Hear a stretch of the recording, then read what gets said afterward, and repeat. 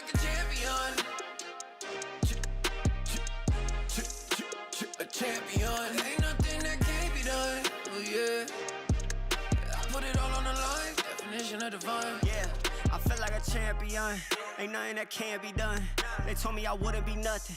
Came on now, second to none. I need me a trophy, I need me a ring. I'm not with the bull, but keep it a beam. You know what it is, you know what I mean.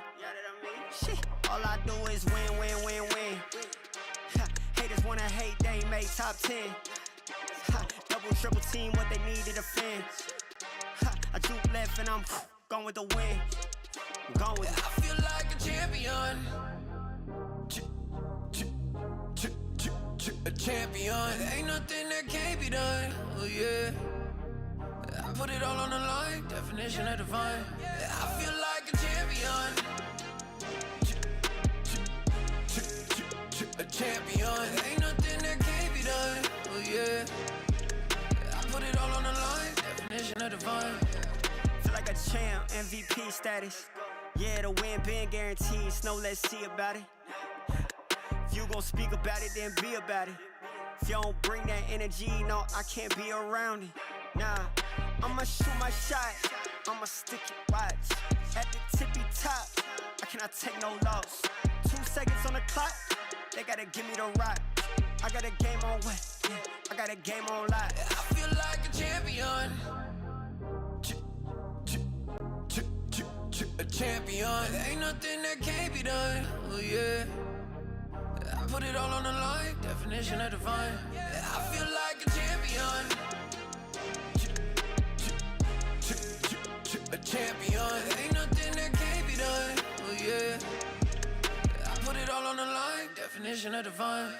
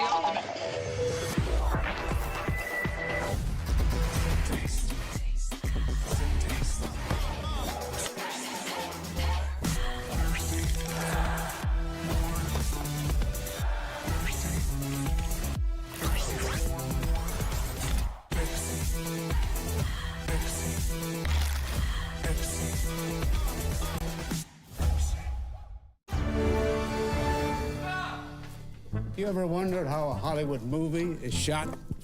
On a Sony. You review it on a Sony. And how do you make that sound epic? You record it on a Sony. Lunch break on a Sony. So why wouldn't you watch it on a Bravia by Sony?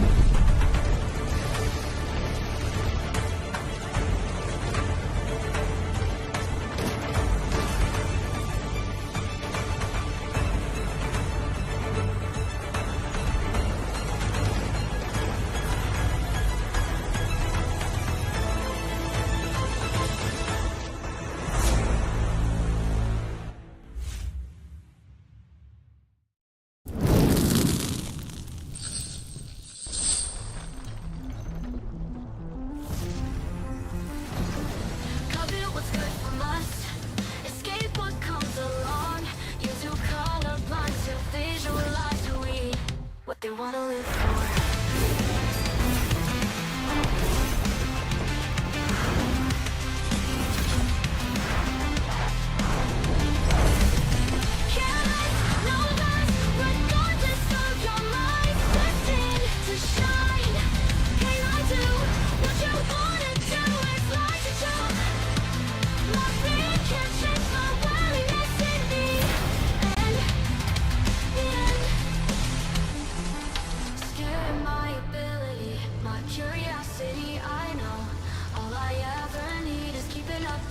Why'd you prison me instead?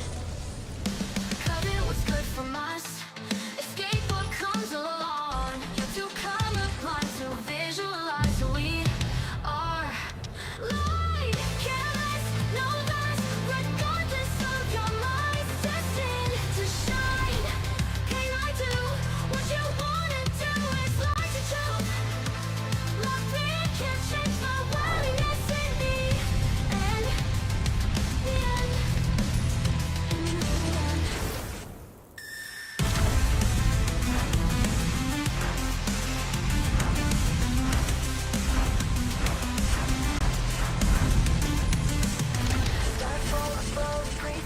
wonder what they wish for, what they wanna live for.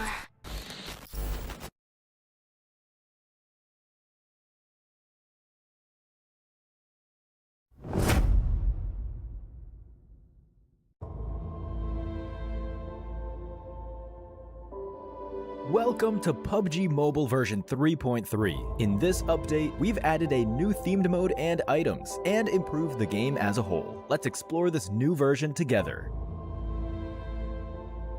A giant kraken, giant underwater statues, a mysterious underwater palace. Welcome to PUBG Mobile's newest themed mode, Ocean Odyssey. In this new version, we've opened up a new kind of terrain and area, the Ocean Palace. Let's explore the new underwater world and combat together. The sea suppressor sustains an air pocket in the underwater Ocean Palace. You can walk around and fight within the air pocket just like on land, but once you cross its boundary, you'll be swimming underwater. To reach the Ocean Palace as quickly as possible, parachute directly to the ocean surface at the start of a match. You'll quickly submerge upon entering the water. Take advantage of the faster swim speed to get ahead in looting the palace. Don't worry if you're not the first to reach the Ocean Palace. There are hidden crates all around that are also full of supplies. Due to the abundant supplies, the Ocean Palace is sure to become a player hotspot rife with competition. Upon first entering the palace, you'll receive a special respawn card, so you can fight without worry in the Ocean Palace. You got this.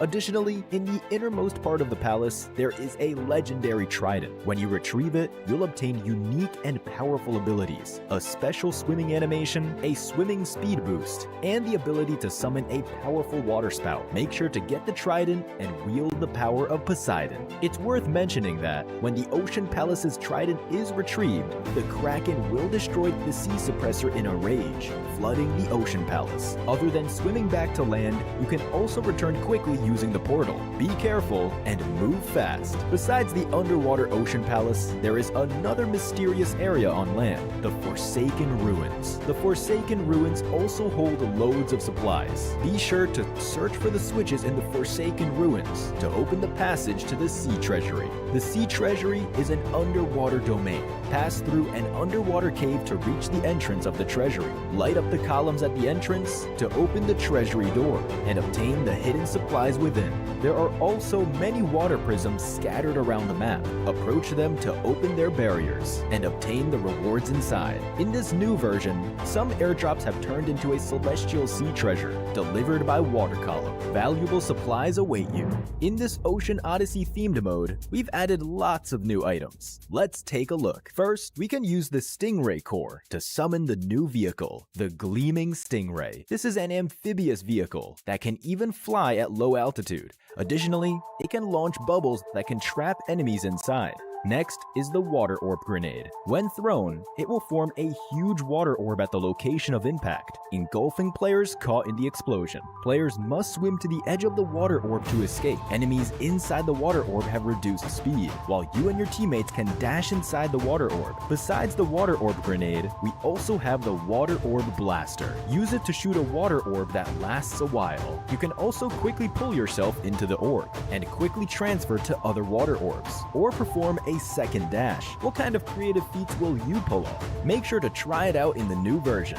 Finally, we have a new relocation item. The Whale Escape Pod can transfer an entire team to the play zone. You can also change its route or get off midway. With these items, you have plenty of tactical options. Following the arrival of the Ocean Odyssey themed mode, World of Wonder has also been updated with related devices. The Environment Control device has new overcast and underwater weather. We have also added the Defensive Tower device, allowing for tower defense gameplay. Use the Tower Defense gameplay template and add defensive tower devices to build your own levels. Additionally, we've updated a bunch of other World of Wonder content. For more details, keep an eye out for World of Wonder update videos. That's it for this overview of the new content available in Ocean Odyssey. The secrets of the ocean await your exploration. Winner, winner, chicken dinner. See you next time.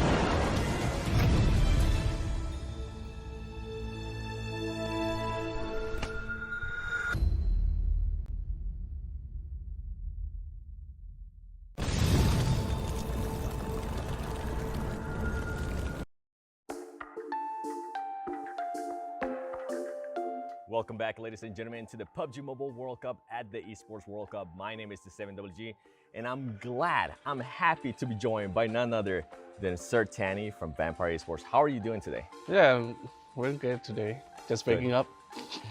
How were you guys feeling coming into the PMWC?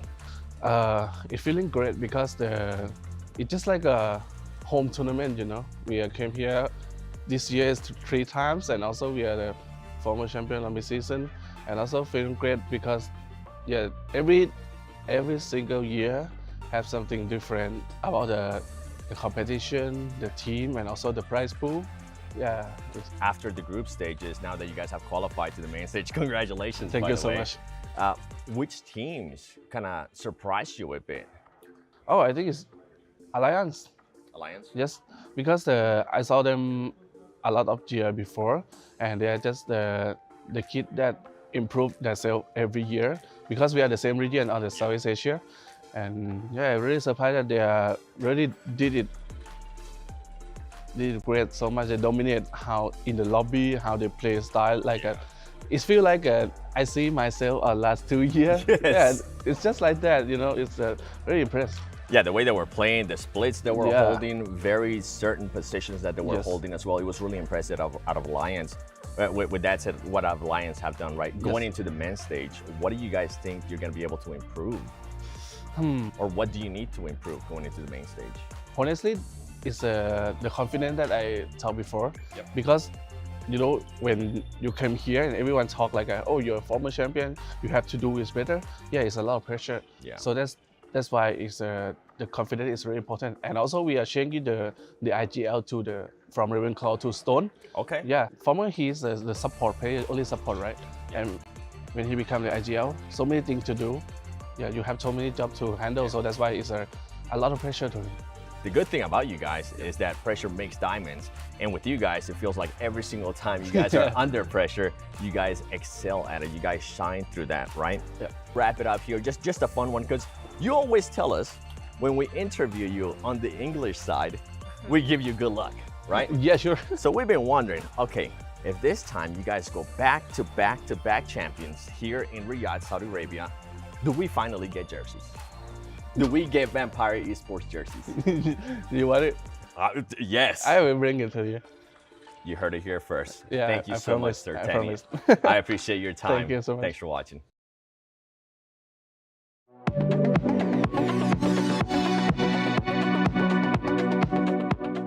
Welcome back to the rankings. We're going to take a look back at what we did last time. We're going to look at the teams going into the finals, and we're going to be putting them in order. It went pretty well last time, right, guys? I think we may have failed slightly. I think we fumbled the bag, John. Yeah. It's a bit of a bag fumbling I situation. think it was mostly your fault, though. I accept the responsibility for Yeah. this fumble. But let's have a little rank, shall we? Let's have a little rank. I think Yeah. you should start. Okay, we're starting from the bottom. I think you should go first. Let's. What do you think? Twisted Minds, I think. 16th. I think I would take that back. I think. He regrets it. He He's regrets I panicking. do. I tell you what. Panicking. What do you mean? No, I think Twisted Mind's a little bit higher than 16th. So maybe, are we ranking them from bottom to top? Is that what we're doing? Down to up. So we're going to have to, I will reserve Twisted Minds for a little bit later on Okay. because they did show some oomph over towards those stages. I think Maybe we could start reject in 16th. You What don't is want wrong reject with in you 16th. today? I don't think that they're going to be able to. You're make out it of to- control. You are out of control. I don't. Pick like a good them. one. But do a good one. Do a good Jesus, pick. What, Come on. what are you going to be? You do one. No, no. All right, I'll give you one. I'd put, probably, in my opinion, DRX in 16th place. Okay. I think that they got fairly lucky. If you look back, because I did my research, 'cause Okay. after we had that horrific approach to our first rankings, To last I time. decided that I would go back. I'm going to put DRX in a 16th place. It could change. Okay. All right. Caveat. Jackie. Following on from that, this is when I would say actually Twisted Minds. As much as I bully John, and I think they did have a good survival state, I give them that. They came back massively. Yeah. I actually felt like they really fixed a lot of the issues they did have. Like Ratto Boy was playing sick, the splits were nice. Oh, and I right. think they could do better than this, which I know defeats the point of a ranking. Yeah. Power Esports. It's either Power Esports or Reject comes in next. No, wait. I've just spotted Talon on the list. I think Talon comes in next. I think Talon comes in next at 14th place. You think and so? I think that the other two I mentioned, Power and Reject, would be my 13 and 12. Vampire Esports, more likely to be in a 13th place position because Power, you're talking about them, but they had a big roster switch, right? You know, they decided that they would bring out one of the players, put back in Kante, and I think that's what they were playing with for the majority of their Super League. And it looked really good. And it felt like they just got back in the swing of things. And you know what? I like that dynamic a lot more. And once they were in that dynamic, they were killing it. Now this might be out of left field. You might be out of line. It might be. As a left fielder. I don't know, man. I'm feeling like for Miracle vibes are going to be towards the lower end. And I know I told you that's out of left field. That is out of line. That's the left I know I told you that's out of left field. Yeah. But I really do feel like there's going to be some upsets. I think I can accept this. This will be a really, really risky out of line pick. You want this out of line This pick? is the out of line pick. That's Yeah. what I go for, John. It's definitely out of line. But you know what? So are we. So are we. So are we. Out of line 4 right now. and B, 12th place. Unhinged. I'm Yeah. putting DXavier next. It's difficult because a lot of these teams are really good. Yeah. That's the issue. So I think Yeah. that the rankings could really shift up. I do think for DXavier, maybe not here though. I would rather You think they're put, higher up? I'd rather put Alula X IHC. You're fighting for DXavier, not fighting for Full Miracle Vibes. I'd probably put Alula X IHC, just because they're not playing with Alex, and that really frustrates me. Yeah. I think he's such a great player, and I think he was like one of the linchpins to their aggressive success last year. And the fact that they're not fielding him feels weird. So I feel like he didn't play badly with the team. Like he played very well to get through PMGC, take that title. So yeah, IHC, 11th place. Next up. Let's get to the main. I still want to put Reject in there. I mean, I said their name earlier. I think put them in at 10, potentially, at least to start with. There's always room for him to move up. Yeah, leave him at 10. Leave him at 10. I think that's actually kind I of think fair 10's this fair. time around. Yeah. I would actually no. I would put Reject to 9th. Okay. Reject to 9th, TJB in 10th. TJB. Yeah. Okay. No, I mean, that is probably Do you like fair, that? actually. You like that, don't you? I mean, so as much as You enjoy TJB that looked one? really good. I had a roller coaster in my mind. That's fair enough, but I was kind of debating where we put TJB. Because I feel like I was very impressed with them during survival stage. I don't know if they're going to be making everyone bow down in the next Maybe. stage, It's not but going to be a Tongia bow down. No, it's not going to be as easy as it was. I don't know if they'll wear the crown or not, but we'll see. We'll see. This is where I put probably Boom Esports. I probably put Boom Esports around about an 8th. Now it's DXavier in 7th. Yeah, DXavier's up next. I've fought for them for as long as possible. Okay. I But must now give up the fight. I must give up the fight now. The quest has ended. Yeah. Your shield. I have gone on a mighty little crusade on this little rankings here. So This is the blank power ranking. This is. This is- I'm going to have to stop. Yeah. All right. It's your turn now. Okay, I think IWNRX and Power, these are the two I'm looking at next. Yeah. I do think you said that Alpha 7, Team Liquid didn't really have the greatest of performance so far. It doesn't look like they found their feet. I think Power comes in next for me. Yeah, I like that. That's fair. You've impressed me. Even with the Al-Haji You mean buff I've and how impressed they're you? playing. You've impressed me there. Okay, all right. You've impressed me too. Man, I think this is where it really does get kind of tough, right? Because we're right up struggle street now. You've got teams that should be doing well. I think we've actually got quite a good top 4 left there in terms of the mix. I would say so. I think out of the mix that we have left, Team Liquid for me would be in 5th compared to the rest of them. Yeah. So yeah, I'd say Team Liquid in 5th place. I mean, the fact that they're consistently playing with a man down in these games, there's definitely some miscommunication, and the scouting seems wrong. right now. But you're right, I do think that the break would have helped them quite a lot. And I think it was very lucky that they got themselves into the main tournament from the top 12 in group stage. Not in terms of the strength, just to be, as in to have that opportunity. To have the opportunity just to reset, because they need the big reset. I think I would put, this is where I would start to put Alliance. You said you wanted them in first place earlier on. I think they're a sick team. I think that it's going to be really hard to carry that through against these other teams who have obviously picked up the pace, as was evidenced by EWC. Well, you say that, but I think Alliance played in the hardest group in the group stage. And they're going to be playing with most of them again in the finals. Exactly, and they absolutely demolished all of them. That's a good point. Yeah, so your argument does not stand, sir. Look, it's either Alliance or IWNRX in this spot for me. Okay. I would put Alliance. So you choose out of those two. For this spot? For the fourth place spot, IWNRX or Alliance? No, IWNRX is top 3. My name's blank and my rankings are correct. I would have said IWNRX. I think they had a really sick survival stage, but I don't know, bud. I feel like out of what we've got left, if Alpha 7 plays, they should. I would have said IWNRX, John. I think so too. All right, okay. Now you can have your Tiamba. Put my Tiamba there, yeah. Put your Tiamba down. Yeah. Tiamba So now, man. you think Alliance first over Alpha 7? No, I think for the storyline, I would like Alliance to just pop up. All right, okay. Alliance up in first then. Yes. I'll be overruled happily. And Alpha 7 slotting in second, which I think is probably quite a maverick pick. I mean, storyline-wise, Alpha 7's always second, so... That's true. Yeah. They need to be second. Maybe this is how they come first. All right, so there's our rankings. Reject in first, as always. I'm going to be... In our hearts. In the heart of PUBG Mobile. Cooler minds, hopefully that'll prevail. We'll see you guys on the show. The world was waiting for a champion. There were others like me. 1 billion PUBG Mobile players all hoping to be the one.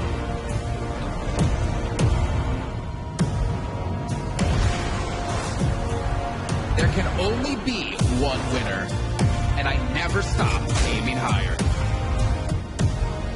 Aiming to become a pro, the best in my country. Aiming to win a world championship and be the best in the region.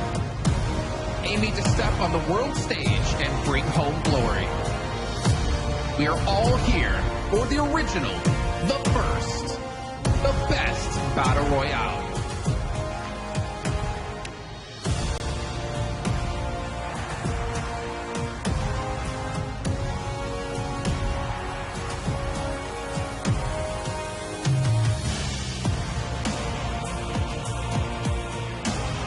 Here to witness a champion in the making. Anyone can be the one. Now is the time to aim high and shine bright.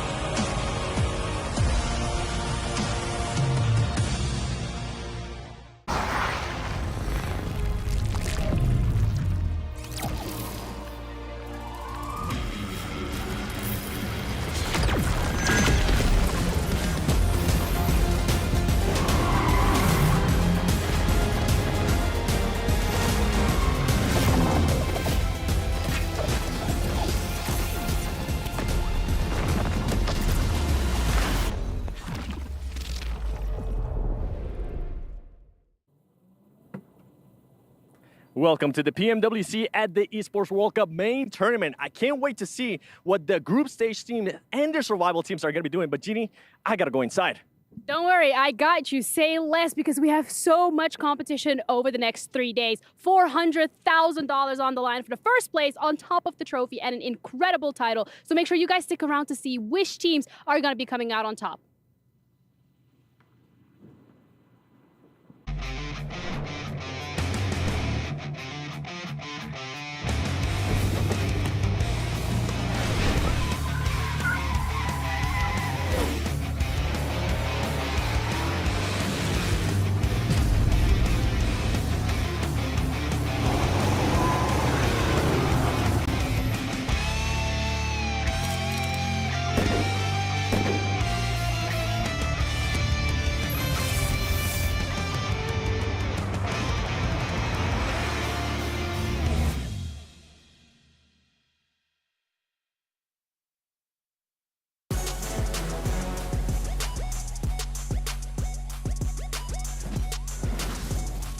time to kick off what we've been here for over a week waiting for. It's the main event here at the PUBG Mobile World Cup. You can tell we practiced this hands down. I'm your host, Jason Kaplan. We got Max Man, Summer Rules Gaming, and Kolaris, the Bicep Master, which also is his birthday today. Congratulations and happy birthday, Kolaris. And what a wonderful way to spend your birthday watching some awesome PUBG Mobile action. That's right, I get to watch the very best go head-to-head to figure out who's going to be our PMWC champion here in the main event. I'm happy for it. Don't reference it anymore. Happy birthday? It's my birthday today. Wait a minute. It's birthday, Feliz Lawrence. cumpleaños. Go away. Okay, that's the last If you, one. No okay, more. you know what, James? We'll reference it one more time. For your birthday, what would you like to see today in the show? I'd like to see my prediction win. They're not here. No, the new prediction win. My new prediction win. We've Good had old first Tiamba. predictions. I don't think he ever What about picked second Falcon. What about second predictions? I think Throw he me an picked apple. Tiamba before the tournament started, actually. Ah. I did like Tiamba. Yeah, he did like Jamba. He gets a mulligan. He gets a mulligan. Like, for real, he did pick, like, he did like Jamba before. So. Yeah. He's looking out for me. That's Lies. nice. Absolute lies. Just got your beta by I Max did prep Ben with with him. the Falcons pick. But for you guys at home who missed out, of course, on our group stage and our survival stage. What are you doing? Quickly recap. Well, yeah, what are you doing? What? I'm That was going Max. to be nice for now. I was sick. This is This how is the a great format's segment, been going guys. so far. You can see we have our 16 teams who have been able to make it through the group stage and survival, all competing now here today over the course of the next 3 days.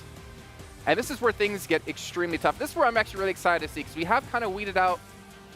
It's weird to say the weak teams, because honestly, we have such a stacked event here, but now it's truly the best of the best all going head-to-head for that $1.5 million. Yeah, I don't know if we can call them weak teams, the ones that left already. It's like, I do believe this has been Falcons. stacked. What are the weak teams? Like, what? Who would have ever Okay. expected that? Are we just going to rip on Falcons? This doesn't have to be a whole bit, okay? We don't have to keep referencing it every 2 seconds, okay? Yes? Max They got cursed him. cursed a little bit.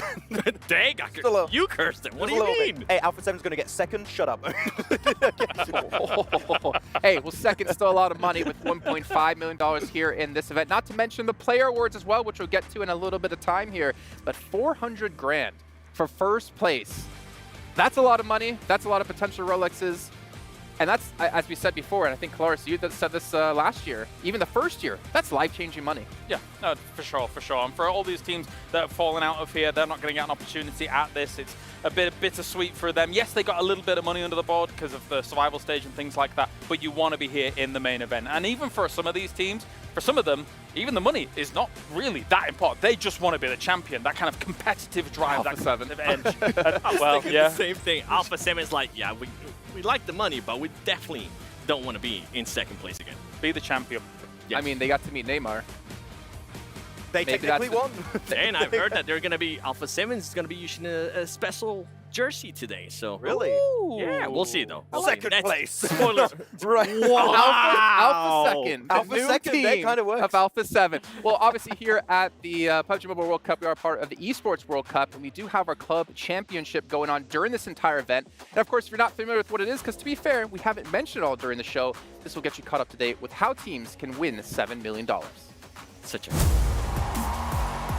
Introducing the Club Championship. Here's how it works. Each club will have the opportunity to field its rosters across multiple titles. The clubs finishing in the top 8 across each of the 21 titles will receive points based on their placement.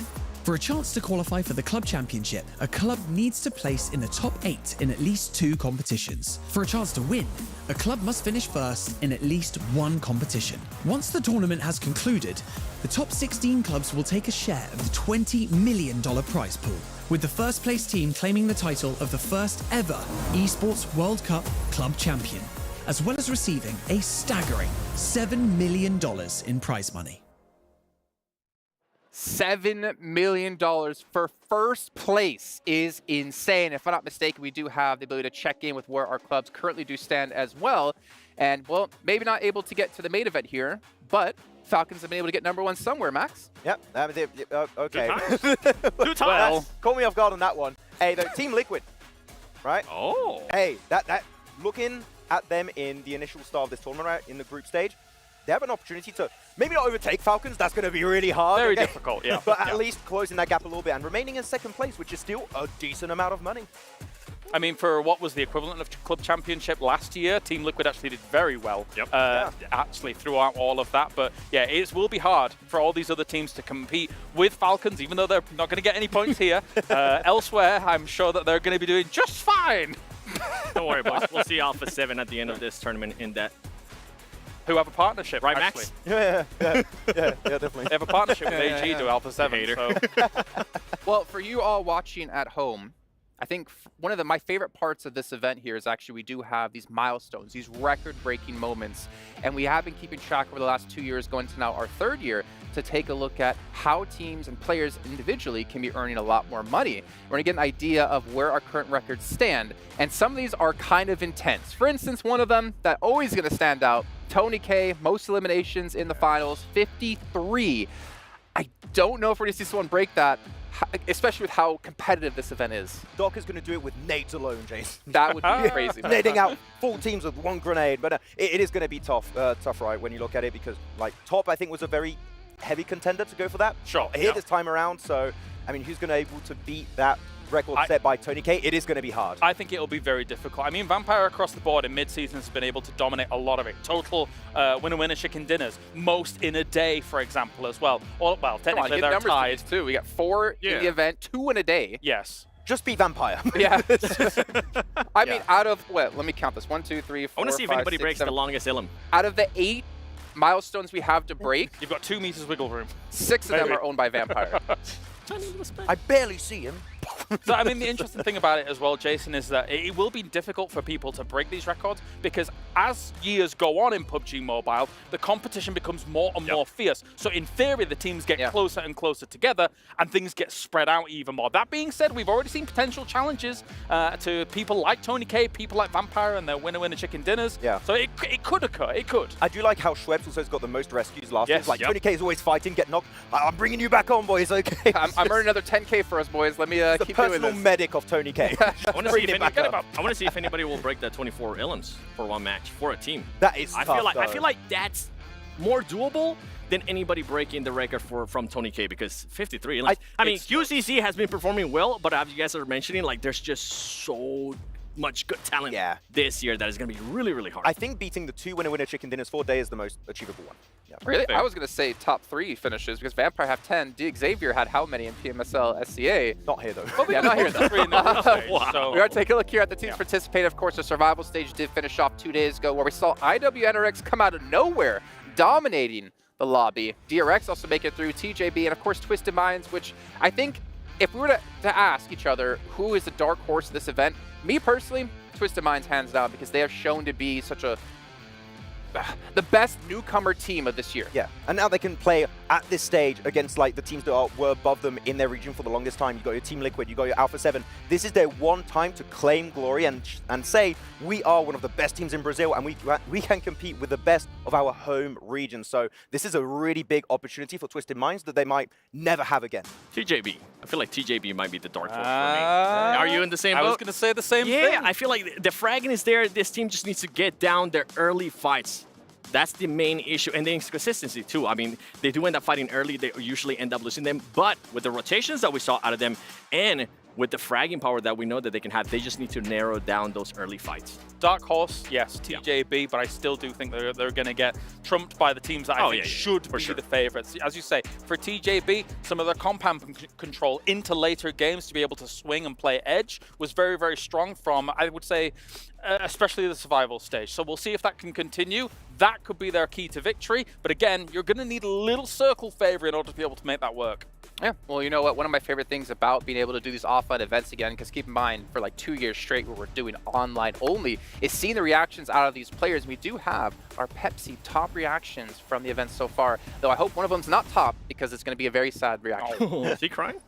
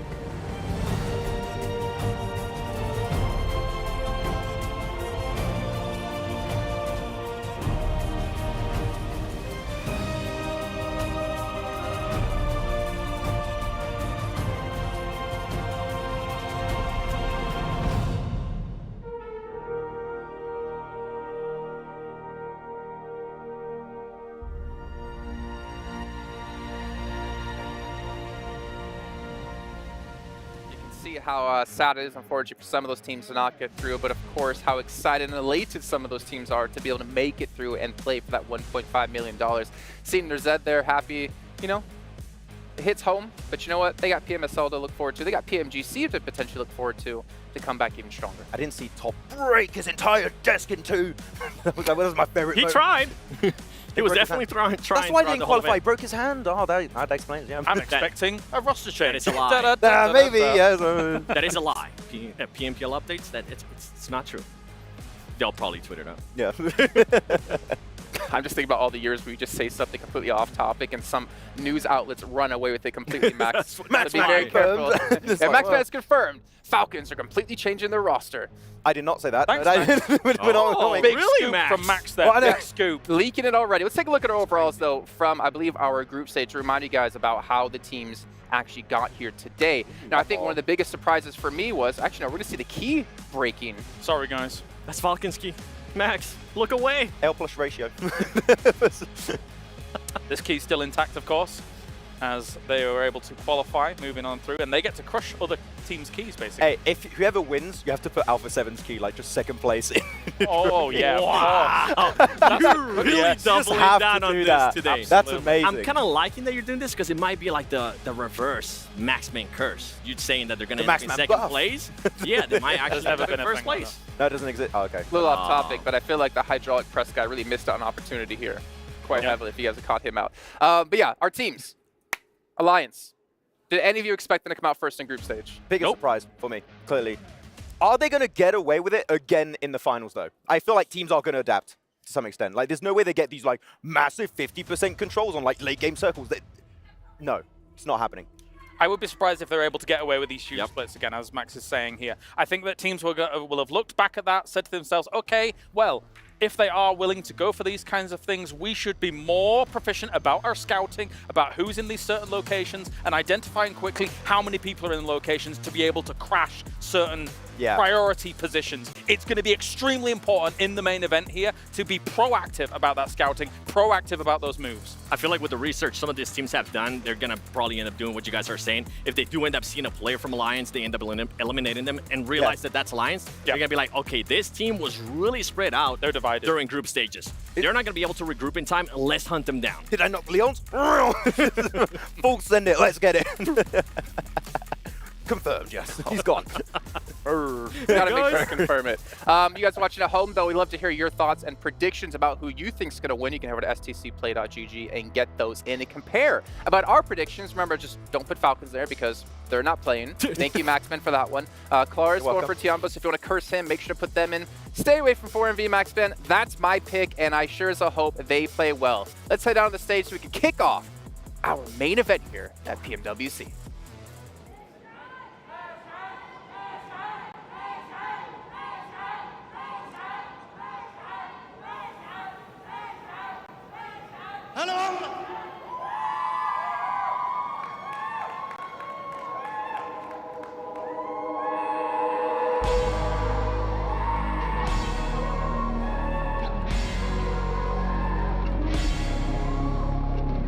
I've said a million things and I swear I didn't mean it. Maybe I'm scratching at the surface of some empathy. If I live 1,000 lives and each one I always die in, I guess my mind arrives that I stay right here right by your side.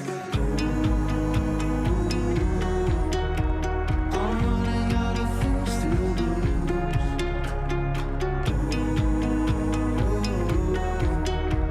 don't wanna run away from you. I'm running out in the open. You've always been where I belong. This door will never be closing, taking me home with open arms.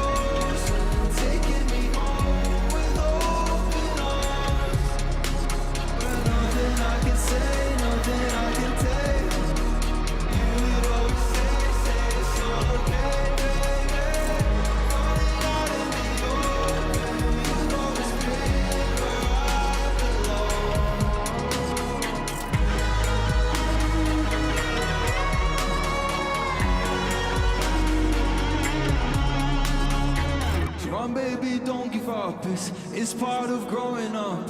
Each day I'm someone different. Allah show me where to run. I'm running out in the open. You've always been where I belong. Store will never be closed. Taking me home with open arms. Nothing I can say, nothing I can take. You would always say it's all okay, baby. Running out in the open. You've always been where I belong.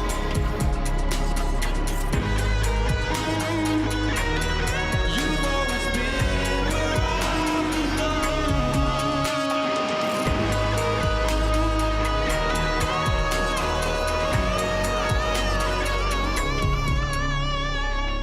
Shukran.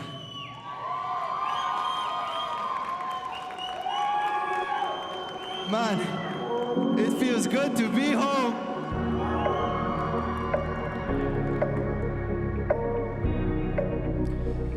You know, as a Saudi artist, and this I'd like to say to the world, things are changing back home. Everything's changing. And I wonder, wonderful guy, I don't need you for nothing, won't please you for nothing. I wear my armor, a champion ignite. I don't need you for nothing, won't please you for nothing. Garden for a lighter judgment, tell me that you've done your best. Crushing all my favorite ice, I crush it on your cigarette. Garden for a thing more punching, give me all that you can get. Rushing all my sacred moments, rushing with my cigarette.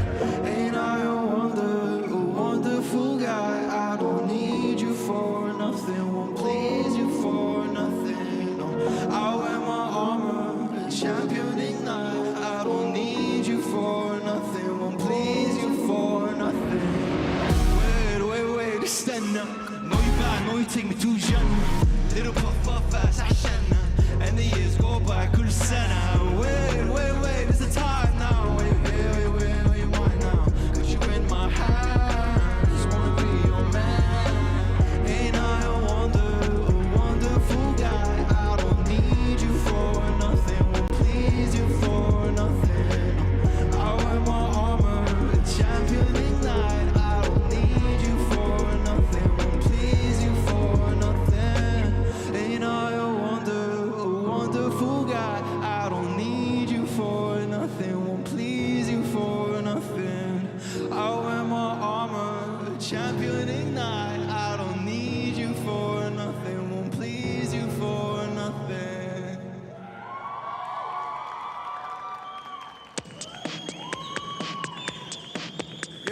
Yeah. So home is changing, everything is changing. And Saudis, we have art now. We have amazing things happening here now. We don't need the outside thing for nothing. We have everything right here. We do, yeah.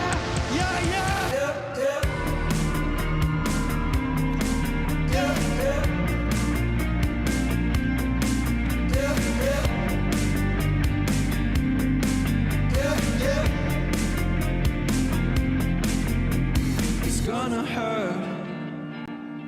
Diving in head first. Don't close your eyes. We're heading for a painful paradise. I wanna know, how deep does the deep go? Will the air chokes out, your stomach fills, it hurts sometimes. Remember still, feel it now, but feelings go. You'll be just right, it's rain and snow. Keep your head high like snow here. Oh, the pain will go before you know. Yeah.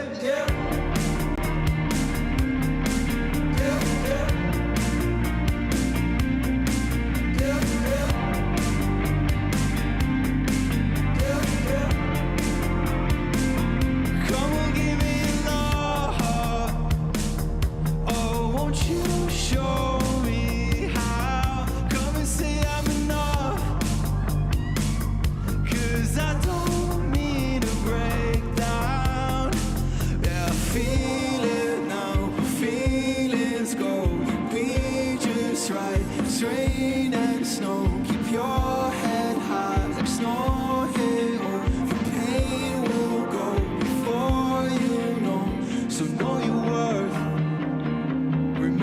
remember that you come first.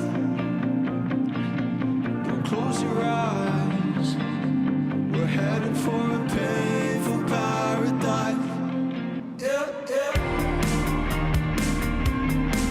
Yeah, yeah. Yeah, yeah. Oh, yeah, yeah. Yeah, yeah. Oh, won't you show me how? Gonna say I'm enough. 'Cause I don't mean to break down. Just wanna know, how deep does the deep go? Don't close your eyes. We're heading for a painful paradise. I love you too.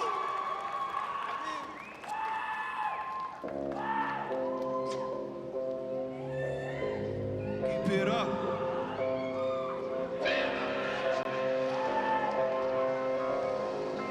You know this one?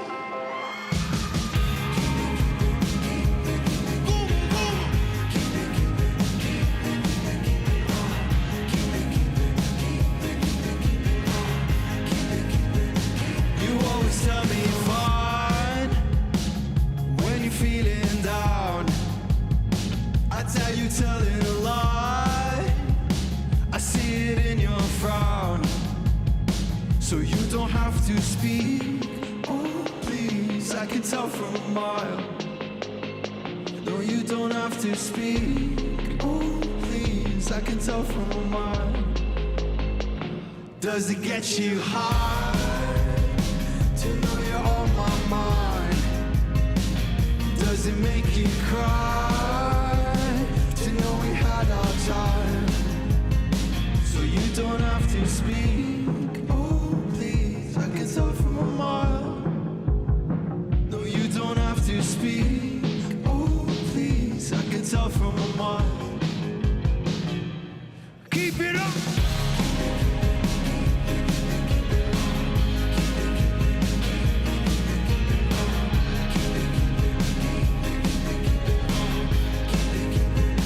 I'll be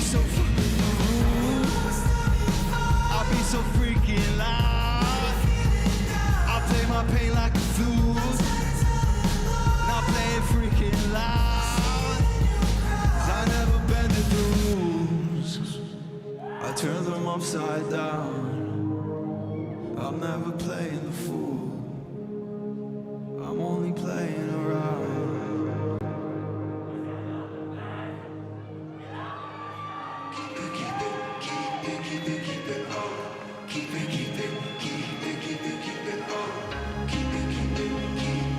Sing it with me.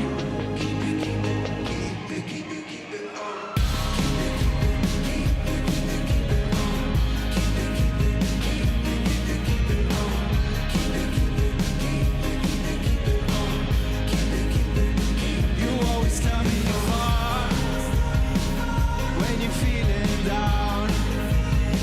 I tell you telling a lie.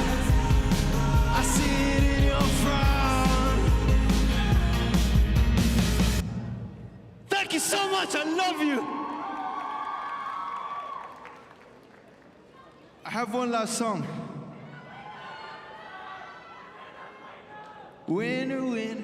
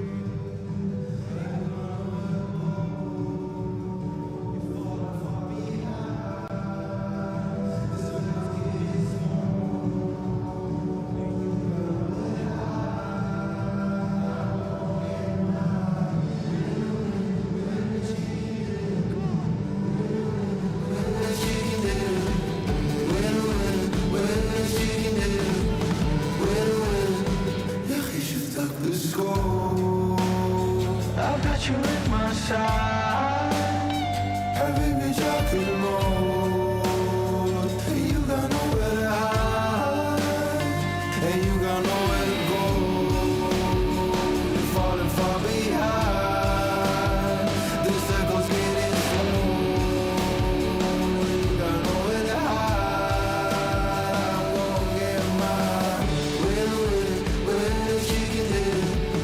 Where she can live. Where she can live.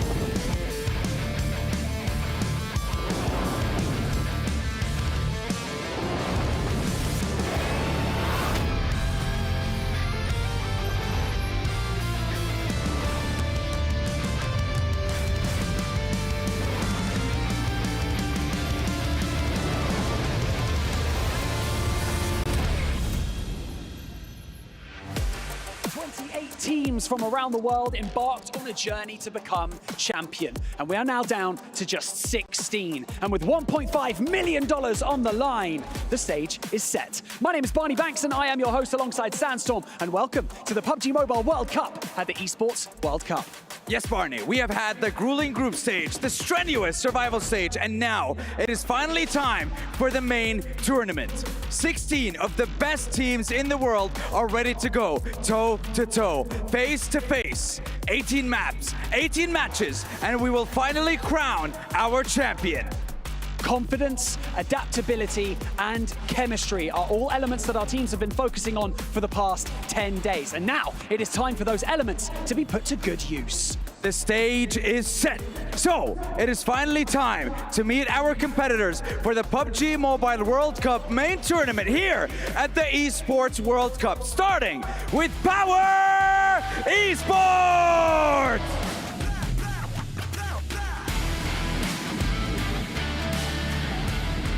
Talon Esports!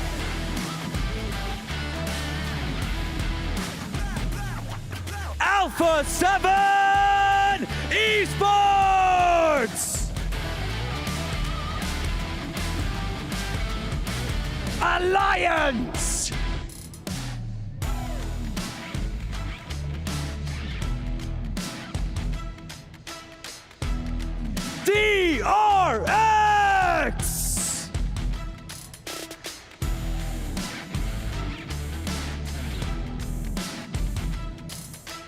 Mamba.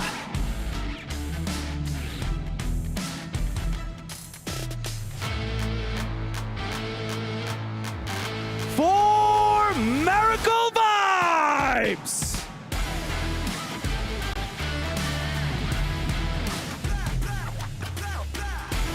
D. Xavier.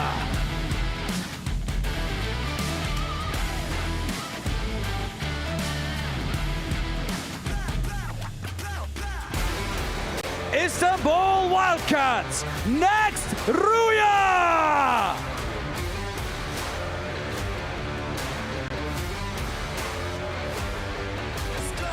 Twisted Minds.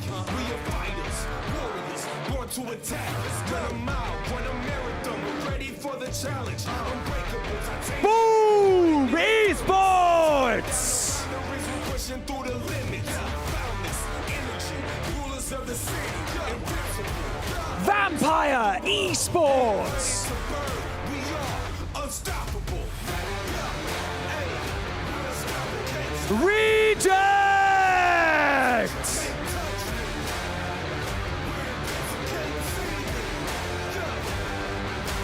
Starting up a riot, we are starting a fire. Shooting up a rocket, this one goes to the wire. TJB Esports! Riding up the shockwaves in the eye of the cyclone. We are vanguards, rebels, walking on the edge. We are renegades, insurgents taking over the world. Team Liquid! We are taking the crown. We are unstoppable.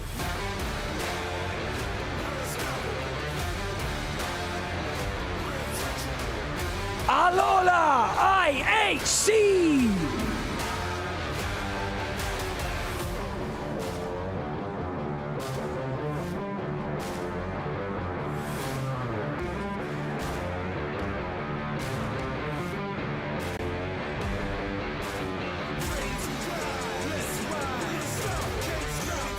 Whether you're watching at home or right here in the STC Arena, this is going to be a showdown like you've never seen before. Every elimination, every placement point, and every decision matters. Keep your eyes peeled for your favorite players. Grab your popcorn because it's time to pop off. Ladies and gentlemen, let's get the show on the road. The PUBG Mobile World Cup main tournament begins now!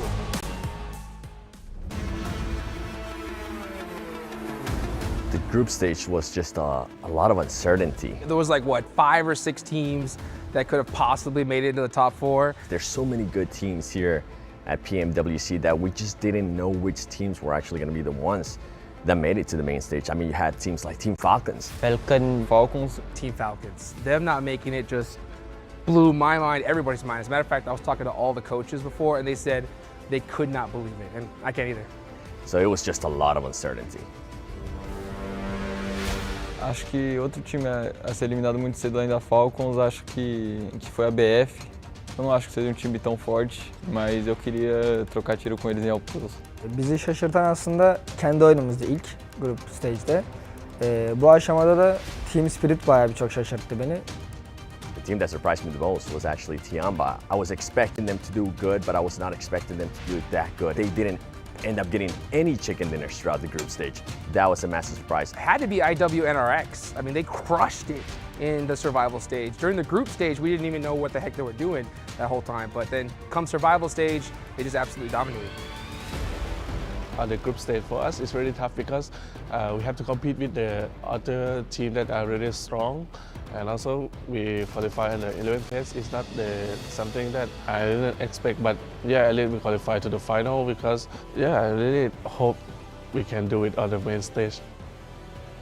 The survival stage and the finals are totally different levels of competition. So everybody needs to go back to the drawing board and change their strategies. Edge style play, I don't think is going to work at all because these teams are all insane. So find a central position and hope for the best. Acho que eles têm que ter medo da gente porque a gente é um time muito consistente, um time muito agressivo. Ben Türkiye'nin en yetenekli 3 oyuncusuyla oynadığımı düşünüyorum. Ve ben bu takımla PMGC'de dünya şampiyonu olmak istiyorum. The stakes are very high in this tournament. I mean, you have so many teams trying to fight for that championship. trying to be the first PMWC champion. You don't know if it's going to be Alpha 7, you don't know if it's going to be Team Liquid, or if it's going to be Al Ula IHC, a team that is a previous PMGC champion. On top of that, you have Alliance, you have Vampire Esports. There's just so many teams that can take the championship.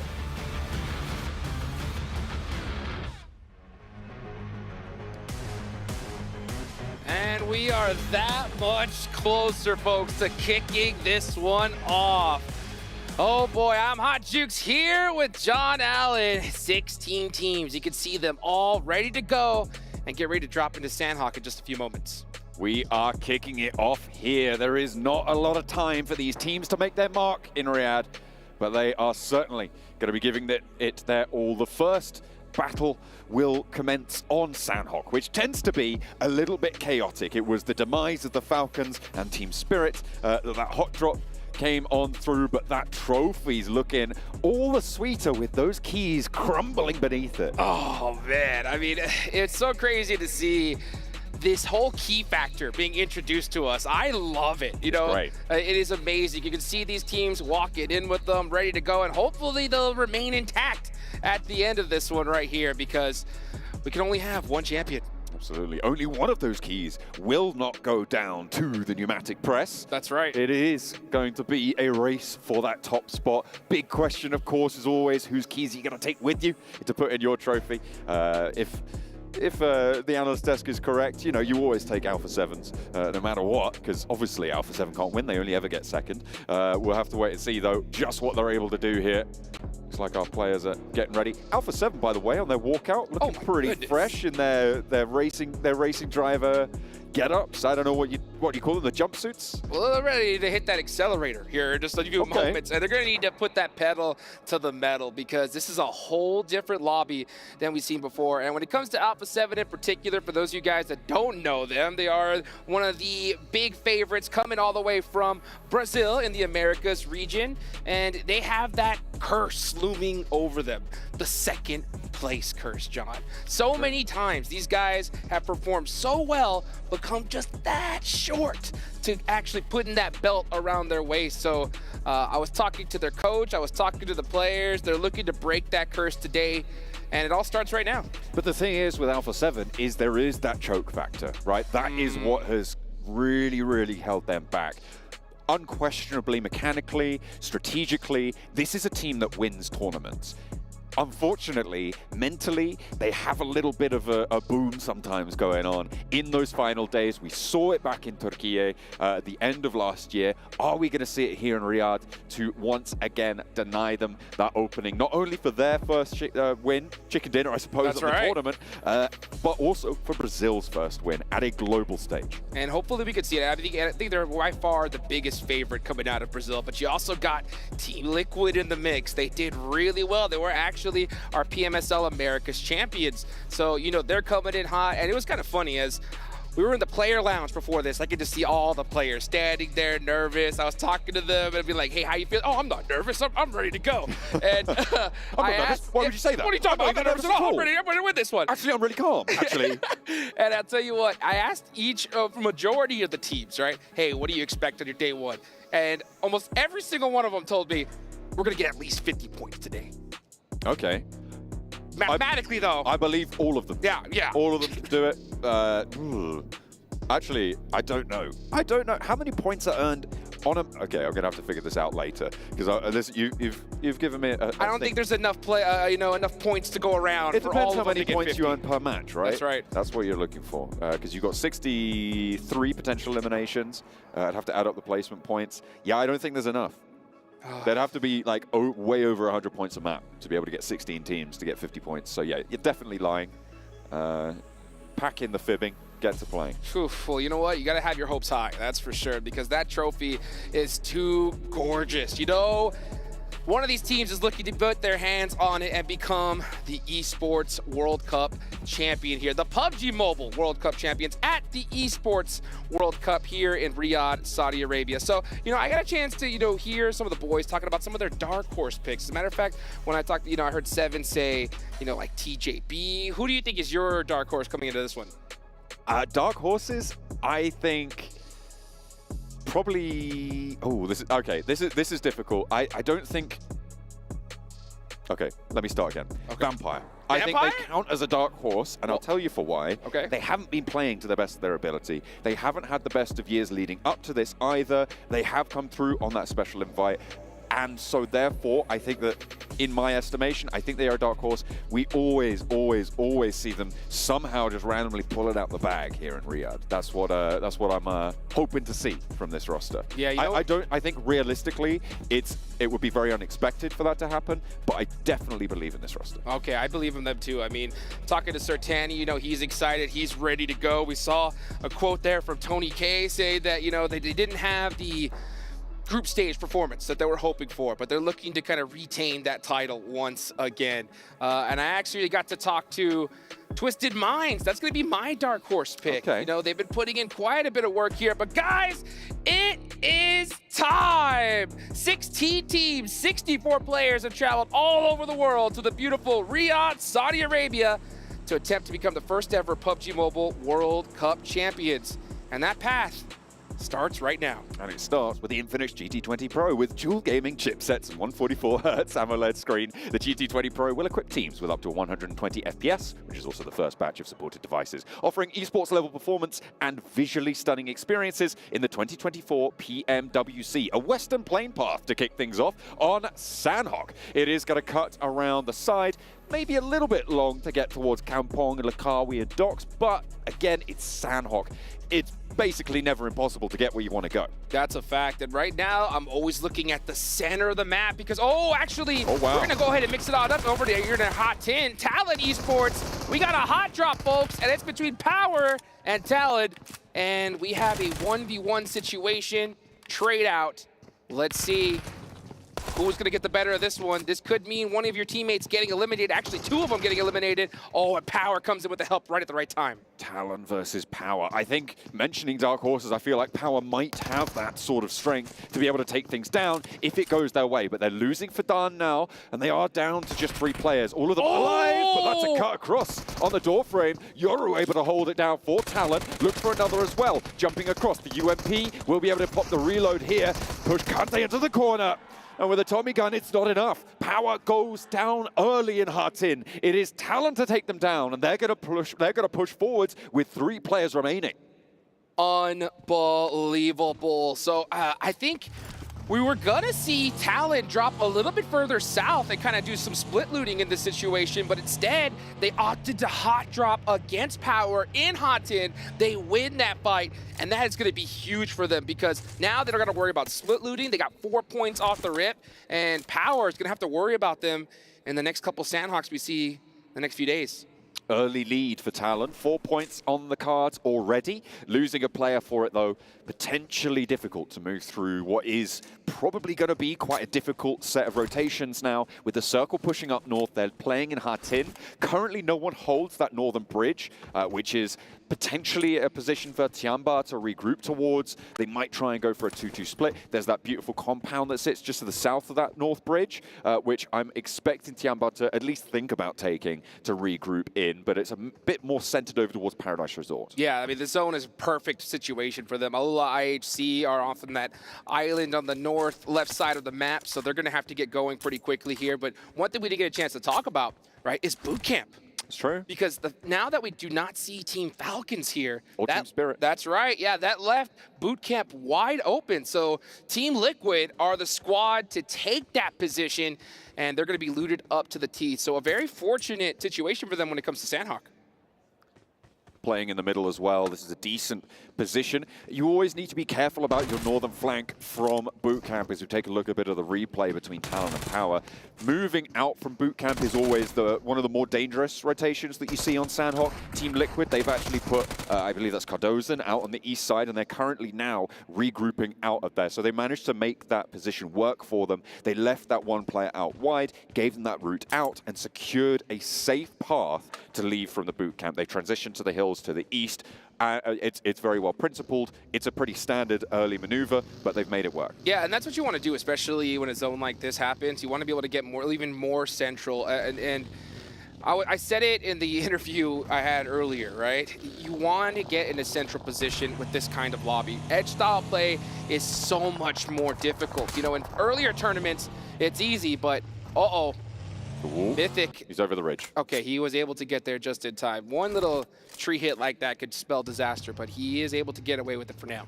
Yeah, no one close enough just yet to be able to take them down. And this is that rotation now that Team Liquid have gone for. Olex IHC have got oversight onto the Talon position, and actually Tianba are currently watching out on the northern point of the east coast, which means that this crossing for Talon and Olex IHC is going to be a little bit tricky, right? Especially if they want to go on his north side.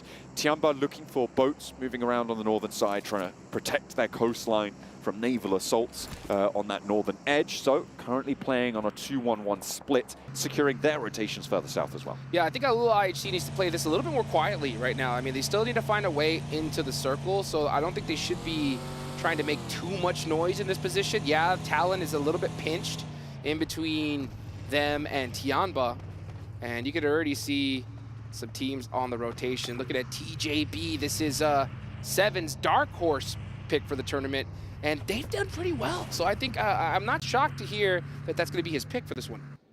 I mean, they had a pretty decent time back in the group stages, finishing up in second, 106 points. I'm on the fence as to whether or not they are a dark horse, as to whether they would sort of count in that category. But I think that, you know, they may be not in the conversation of a lot of people talking about first place teams, but we have had to chuck most of those conversations out the windows, with Falcons going down, with Spirit going down, with some of the favorite teams not really picking up the pace in the group stages like Alpha 7. Yeah, and Alpha 7 in particular is definitely going to be a huge favorite for this one. And you can just see them on the move right now, moving just a little bit away from Bond, trying to find that solid position here. Almost every single squad is going to be in this spot.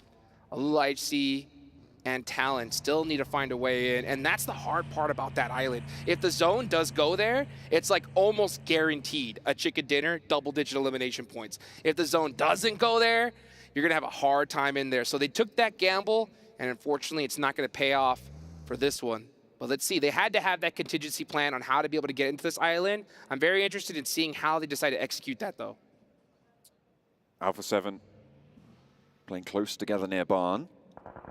Looking for a little peek over those ridge lines. Twisted Minds find Alliance. This is on the northeast side of the main pack. Twisted Minds trying to hold out their ground. Alliance take a knock. They haven't been flushed just yet, and I think they've got a player close enough to just go for this res if they've got the cover. Yeah, you can see they are going to be able to manage that. Twisted Minds playing across that valley with the shots, not really going to send on it, not going to confirm that flush. Now the Northwest Island is still occupied. Alola XIHC and Talon still over there. They're going to need to cross fairly soon. For those of you guys that have been watching from the beginning of this tournament, you could already tell that the level of play here has increased dramatically. You know, no crazy fights off the rip. Everybody's just moving inch by inch, trying to get a good position, and then you're going to hear those shots ring out a little bit further. Of course, excluding the hot drop we saw from Power, actually not Power, but from Talon, right? Talon did hot drop on a Power, and we're able to take full advantage of it. You can see Revel putting some shots onto Alliance across the way. And we're going to see some of these pop shots here and there, but all these teams, for the most part, are avoiding a fight at all costs. Because if a fight does ring out now, your chances of getting third party are practically 100%. Yeah, it's going to be very, very quick as a response. Although from the teams in the middle, it's less likely they leave those locations to go for a third party, right? Currently, we have IWNRX slap bang middle of this next circle. And if they push out, they're going to leave a vacuum. Someone else is going to fill that. So they're going to be left, unless they win that fight that they go for, it's basically, they're basically done for. And in general, that ring that sits around them is also going to be pretty difficult to leave. The first person to make a move has a little bit of a mark placed above them. I will say, though, there is one team in particular who is not afraid to do that, to leave a central position, to go off to the edge and try to take you out.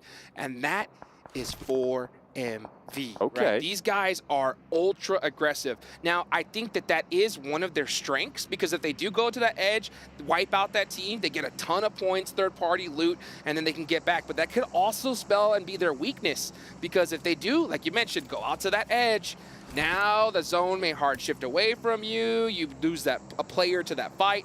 It could really spell disaster. So I'm interested to see if 4MV will take those risks in a lobby like this, because it's really difficult, especially when you're in a nice central position. Sometimes you're like, hey, let's just win this game from here.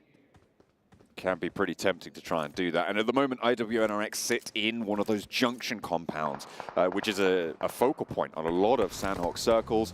You get those compounds that just sort of sit in this valley where the roads join, a couple of buildings, some nice hard cover, some decent sight lines. Difficult to leave, though. Difficult to approach and difficult to leave. I'll say this. If the position's right for it. But I'll there say are it's some even hills difficult to around some. defend sometimes. Okay. Yeah, because right now they're in that central position. I hope they have some vehicles, though, just positioned. Because if we see a hard shift to the north or south, they may have to use them because it's very, very difficult to walk away from those houses. But we'll see if it ends up paying off for them. If the zone centers up multiple times, they're going to be solid.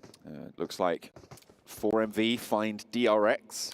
DRX, by the way, blanks assertion that they're going to be 16th place. And to be honest, I can't disagree too much with it. I think that this is a team that they just found something completely different in the survival stage, right? They did place second there, but they were dead last in the group stages. They're going to be coming back into the fight with those top 12 teams that they just couldn't do anything against. And it looks like 4Miracle Vibes are going to remind them just what it's like to be playing in this lobby.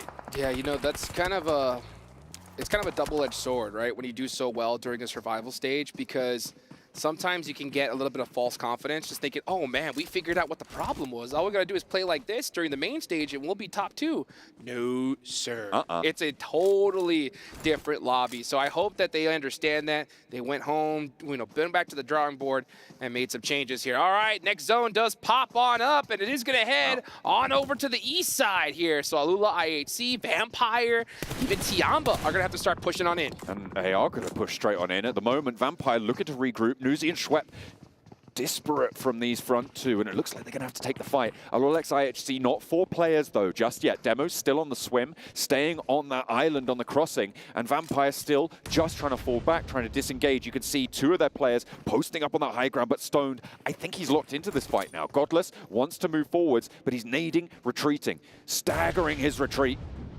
Keeping it under control. Tony K gets a little bit of high ground. Nice and shot. goes down. Goes for the spray with the M4. Gets the flush almost immediately. A 1-2 punch from the players on the inside. Vampire still playing 2-2. Tony K back behind the rock, but Godless has to slow things down as damage goes his way. Alex moving forwards and Stones holding nerve. Oh, she should have known that there was going to be a player coming from that angle. It's a super common position to play, but they got circumvented and taken out. So now they're going to have to make it happen. Godless especially is going to have to try and find a shot on a Tony K, but there's not going to be a really angle from there. I think at this point, they're just going to have to try and brute force their way through. Something the Vampire were doing previously, and it's something that you said you don't think is going to work, is that edge style. Oh, there's Demo. It comes in, the third-party angle. I think they're going to know where it's from. Does Tony K have cover? That's the question. Nuzi is looking for it as well. In the meantime, Talon are moving in behind this, and Demo is vulnerable to it. Stoned is taking a 1 versus 2. He's already struck first blow and will take down Alex. Godless now with a nade as he puts one to the back of the warehouse. Tries to find the second player from Alolex IHC on the angle, and there's the Talon third party I was talking about on the northern side. That's the off-angle removed. Dispatched and flushed. Stone with Godless stepping out. He's got the DBS, and Vampire hold strong. Tony K is down. Can they get the res? No. There's the flush. Let's see what happens. Here comes that third party real quick. Team Liquid, they knew this fight was here. They know this area so well. They did drop into boot camp in the first place, so you can see them run over here, and I like this. They get a quick elimination, and they leave. They don't stay in the blue zone any longer than they need to. Take the money and run. Getting on out of there, but they got to push through reject. They are in the way right now of Team Liquid's approach from the western edge. I'm surprised we're not seeing more fights popping off now because the north side is starting to get very, very crowded. Tiamba are going to be looking for their way in on the eastern edge. They rotate around the top, past Camp Bravo, and pushing on the east near Twisted Minds, but Reject still holding out Team Liquid. An opening, though, found by Cardozin as he nails the headshot. You can see Team Liquid, they are under pressure now. This is zone 3. You can see they sent 2 players out in a vehicle to try and get a good angle onto Team Reject. They are starting to crowd on them. Team Reject's gonna have to hit a brutal nade. Oh, and he just misses it. You can see him go up with the up, though. Gonna get that quick thirst, secure that point. Team Liquid is now in trouble. They've already taken casualties. Sara is down for reject, but they still stand stalwart in the way. Chief, though, has other ideas. The SK-12 able to find first strike on the engagement, but the off angle, it's Talon. They're still pushing it behind, and this is disaster for Team Liquid, and apparently disaster for reject, as Talon just start to sweep on through. 7 eliminations now on the match. They lost one early to the hot drop, and they want more. They want the rest of reject. Talon, so fortunate, timing being perfect for them. 7 eliminations, that is a great start no matter how they end this game. And in Sandhawk, if you can get away with 7 points, you'll be more than happy. Make that 8 points just like that. And they're looking to soak up some more. Right now, they're just playing cleanup duty. Just, hey, waiting for a fight to happen on the edge, come in right at the right time, steal some elimination points. That's huge. They were able to get that 4 points off the rip on the hot drop, that third party over towards the boot camp fight against Vampires, now sweeping through Liquid and the rest of Reject, who have, by the way, managed to res up to 3 players alive. It looked a lot shakier than it did, but the Reject team can start to strike in towards the IWNRX compound, which is going to be tough. Sara, though, wants to clear out the back, wants to try and get rid of Talon as an annoyance. And there's the spray down, but the off angle is there and able to take care of Sara. Reject not going to go down without a fight, but a second knock sent their way makes it all the harder. One player now to stand in the way, but Talon are down to 2. A sliver of HP on one of their players, and Yoru and Axel need to try and make it work. That nade barely missing. Here comes Dwella running up front close and personal. Yoru with the M4. Oh, he's gonna go down just like that, but Dwella gets caught from IWNRX. It's third party after third party, and that's Team Reject out. 12 teams remaining, and we're gonna see a whole lot more get dominated as we look at Tianba putting some pressure on the Twisted Minds. That Molly looks good. Over the top of the rock, and there's the knock you're looking for. Will be able to find one. Tianba have suffered casualties, but so have Twisted Minds. 2 versus 3 as Tianba try and crawl their way forwards. Another knock found, and Twisted Minds holding as much as they can on the east with the 2 players. 4 MV, they're moving around that barn basin over on the east side, and they want to try and take control of this. Go for a third-party flex out. And Talon get another couple of eliminations. They've been hanging out in the blue so far deep that they're watching these fights happen, and they've been stealing point after point after point. That's 10 already for them. And they might be able to sneak one more away, but they only have 1 player alive, and he's getting chunked down by the blue zone. Now we see Alpha 7, 2 players down, 2 remaining. Let's see if they're going to be able to get these reses off, because all the pressure's on them. Everybody wants their position. Yeah, with that western shift on the circle, it gives them a massive slice of things. And that hilltop is going to be all important. That vantage point it will afford them, if they can hold on to it, will be invaluable. But so many teams, you're right, just going to put pressure on, not least of which is TJB on the southwest side. This timing is so perfect for Alpha 7 because they're able to get these reses off. They need to be able to do it so quickly, and it's going to work out for them. They're going to have all 4 up in this zone, so I don't think these teams that were right close to them realized just how hurt Alpha 7 was. And that one little mistake could wreak disaster for their squads. You can see Boom Esports starting to produce some shenanigans, driving around. Now going to be able to apply some pressure to Xavier. Let's see if Rezi's able to get that crucial first knock. Lamborghini trying to hold the off angle. Eraser gets the shot. Actually, no, it's a spray down from the off angle. The 2 players moving on forwards. They've split Xavier on their hold, and now Boom look to open the door. Paragin on the inside looks to hold with the spray down, but it's not there. And now Lamborghini, last hope for Xavier, has a challenge from a DPS, and he is not up to the task. Yummy able to put him in the dirt. A Xavier fall to Boom. Boom Esports with a critical finish right there. That's 4 points for them. Now they're starting to get warmed up here. We still see a couple squads that need to get moving. I'm looking at you, 4MV, Tianba as well. Twisted Minds with a beautiful couple knocks right there, but he's gonna go out just like that. Still, points being spread pretty much across the majority of these teams. Boom with 4 players. They're now starting to extend their presence against Alliance on the northern side. Not too much to worry about. I'll take that back actually as Bombit goes down. Gets flushed as well for Boom. Playing on as 3. Alpha 7 and TJB currently, the 2 teams with 4 players alive. Take that back. 4 Miracle Vibes still have 4 on the eastern side. But 4MV, only the 1 elimination. Taking a knock as well. Trying to carry themselves forwards. Move up from the cover of barn. Here goes Rebel. Now it's just play keep away. I mean, they are gifted this circle. This is Alpha 7 at their best right here, where they don't got to worry about a single thing, just shoot at everything that moves, and they do it better than anybody else. Now you look at TJB on this edge here, trying to get some points on the boom. They are hurting. Only one player up left, and they need to finish this rather quickly because this zone is gonna hurt. Alpha 7 holding still in the buildings, but they've only got one elimination so far. Actually, no, they've got two now. Trying to take care of a couple more if they can to get those chicken dinners in with a decent elimination count. That's what you're looking for. DRX are alive quite late in this one, but they're trying to push in from the southeast side. They've only got 2 players now standing, and it's going to be difficult. Next to 4MV. TJB just keep things going though. 3 eliminations, and they are going to take a lot of wind out the sails of Alpha 7 if they keep taking these points. They're just trying to soak up as many as they possibly can because they know getting in this next zone is going to be pretty difficult here. So if they can get some of these elimination points just to kind of hedge their bets, that's going to work out perfectly. And right now you see Alliance with a beautiful shot onto 4MV. He's going to go start setting it. 4MV are completely trapped. There's no way they make out of this alive. Apex tries to withstand the nade and will be able to do so. Not going to be falling victim to it just yet. An Alliance are eating lead from the off angle as well. Might just slow things down. That's DRX actually having a shout into it. And Flower with the first over towards Boom. Only one player now remaining. 5 eliminations on Boom's tally. And Frenzy looks for the cross, but he's cut down, cut straight on through. And that is another off angle coming through from TJB. 5 eliminations now towards the top. And it looks like Alpha 7's challengers are going to be them. They've been just circling them for a while. Great teamwork right there from TJB. Not to mention that looked like to be an offensive smoke from Flower. We're going to make all those players on that edge have to just run blindly on in.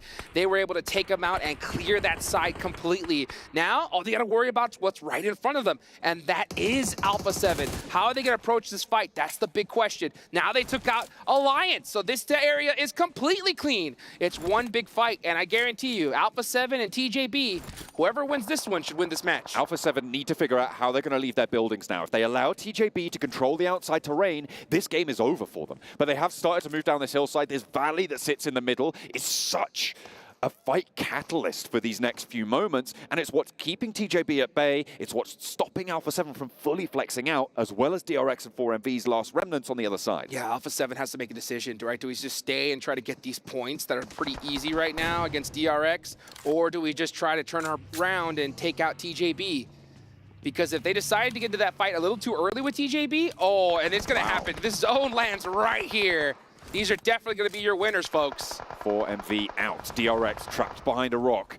It's all waiting for it, but GK first goes down. DRX able to keep suppression going.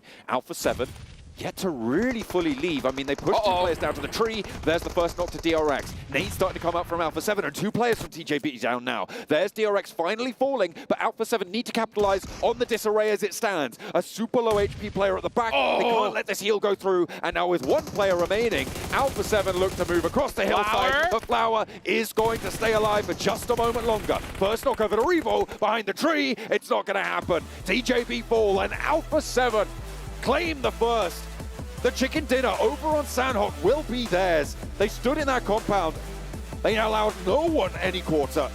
And it will be an Alpha 7 chicken dinner. Who was it that said that Alpha 7 was overrated? That is my question, because if you said that, oh, you got another thing coming, because Alpha 7 started this one off so strong. Now, it's up to see them finish this, right? Consistency is key here. If they're able to play like this and the rest of the matches, they're going to be able to get it done. I will admit, though, this game was handed to them on a silver platter, right? They had that zone. They were supposed to win that game, and they did it with some solid elimination points. You can't take it away from them, though. They held their nerve. They did what they needed to do, and that's the question we've had about Alpha 7, is choking in those important moments. They kick things off well. It looks like they're pretty chill about it, too. They are not taking it for granted. Those racing suits tied up around the waist, keeping cool, making sure they're not over-perspiring, staying hydrated. You love to see it. That's right. Oh, man, we take a look at this replay right here. Flower was doing so great this match. He had that choke point down, and he did a great job of just defending it with the rest of his squad. Another great performance for TJB, and this was 7's Dark Horse pick. So they really worked this one really well. 8 eliminations in total. definitely not something you should shake your head at, that's for sure. Another big story for me in this match is Talon. 10 eliminations that they were able to get, taking down Power Esports over in Hutton early, then moving through and being a third-party demon on that western side. That was really their legacy within that match. And I think, you know, Talon, I don't really think that they've got too much of a hope of taking the title, but if they keep doing things like that, they could certainly at least ruin other teams' days, if not get up on that podium themselves. Well, Talon was a perfect name because they were like vultures, just cleaning up everything around the edge. They'll take that all day long. Guys, we got a whole lot more coming your way. Don't go anywhere. 4,000 of years, my wrath has burned in the waters of the deep. Its power awakens me. The kingdom will fall once more. The sea will consume all yet again.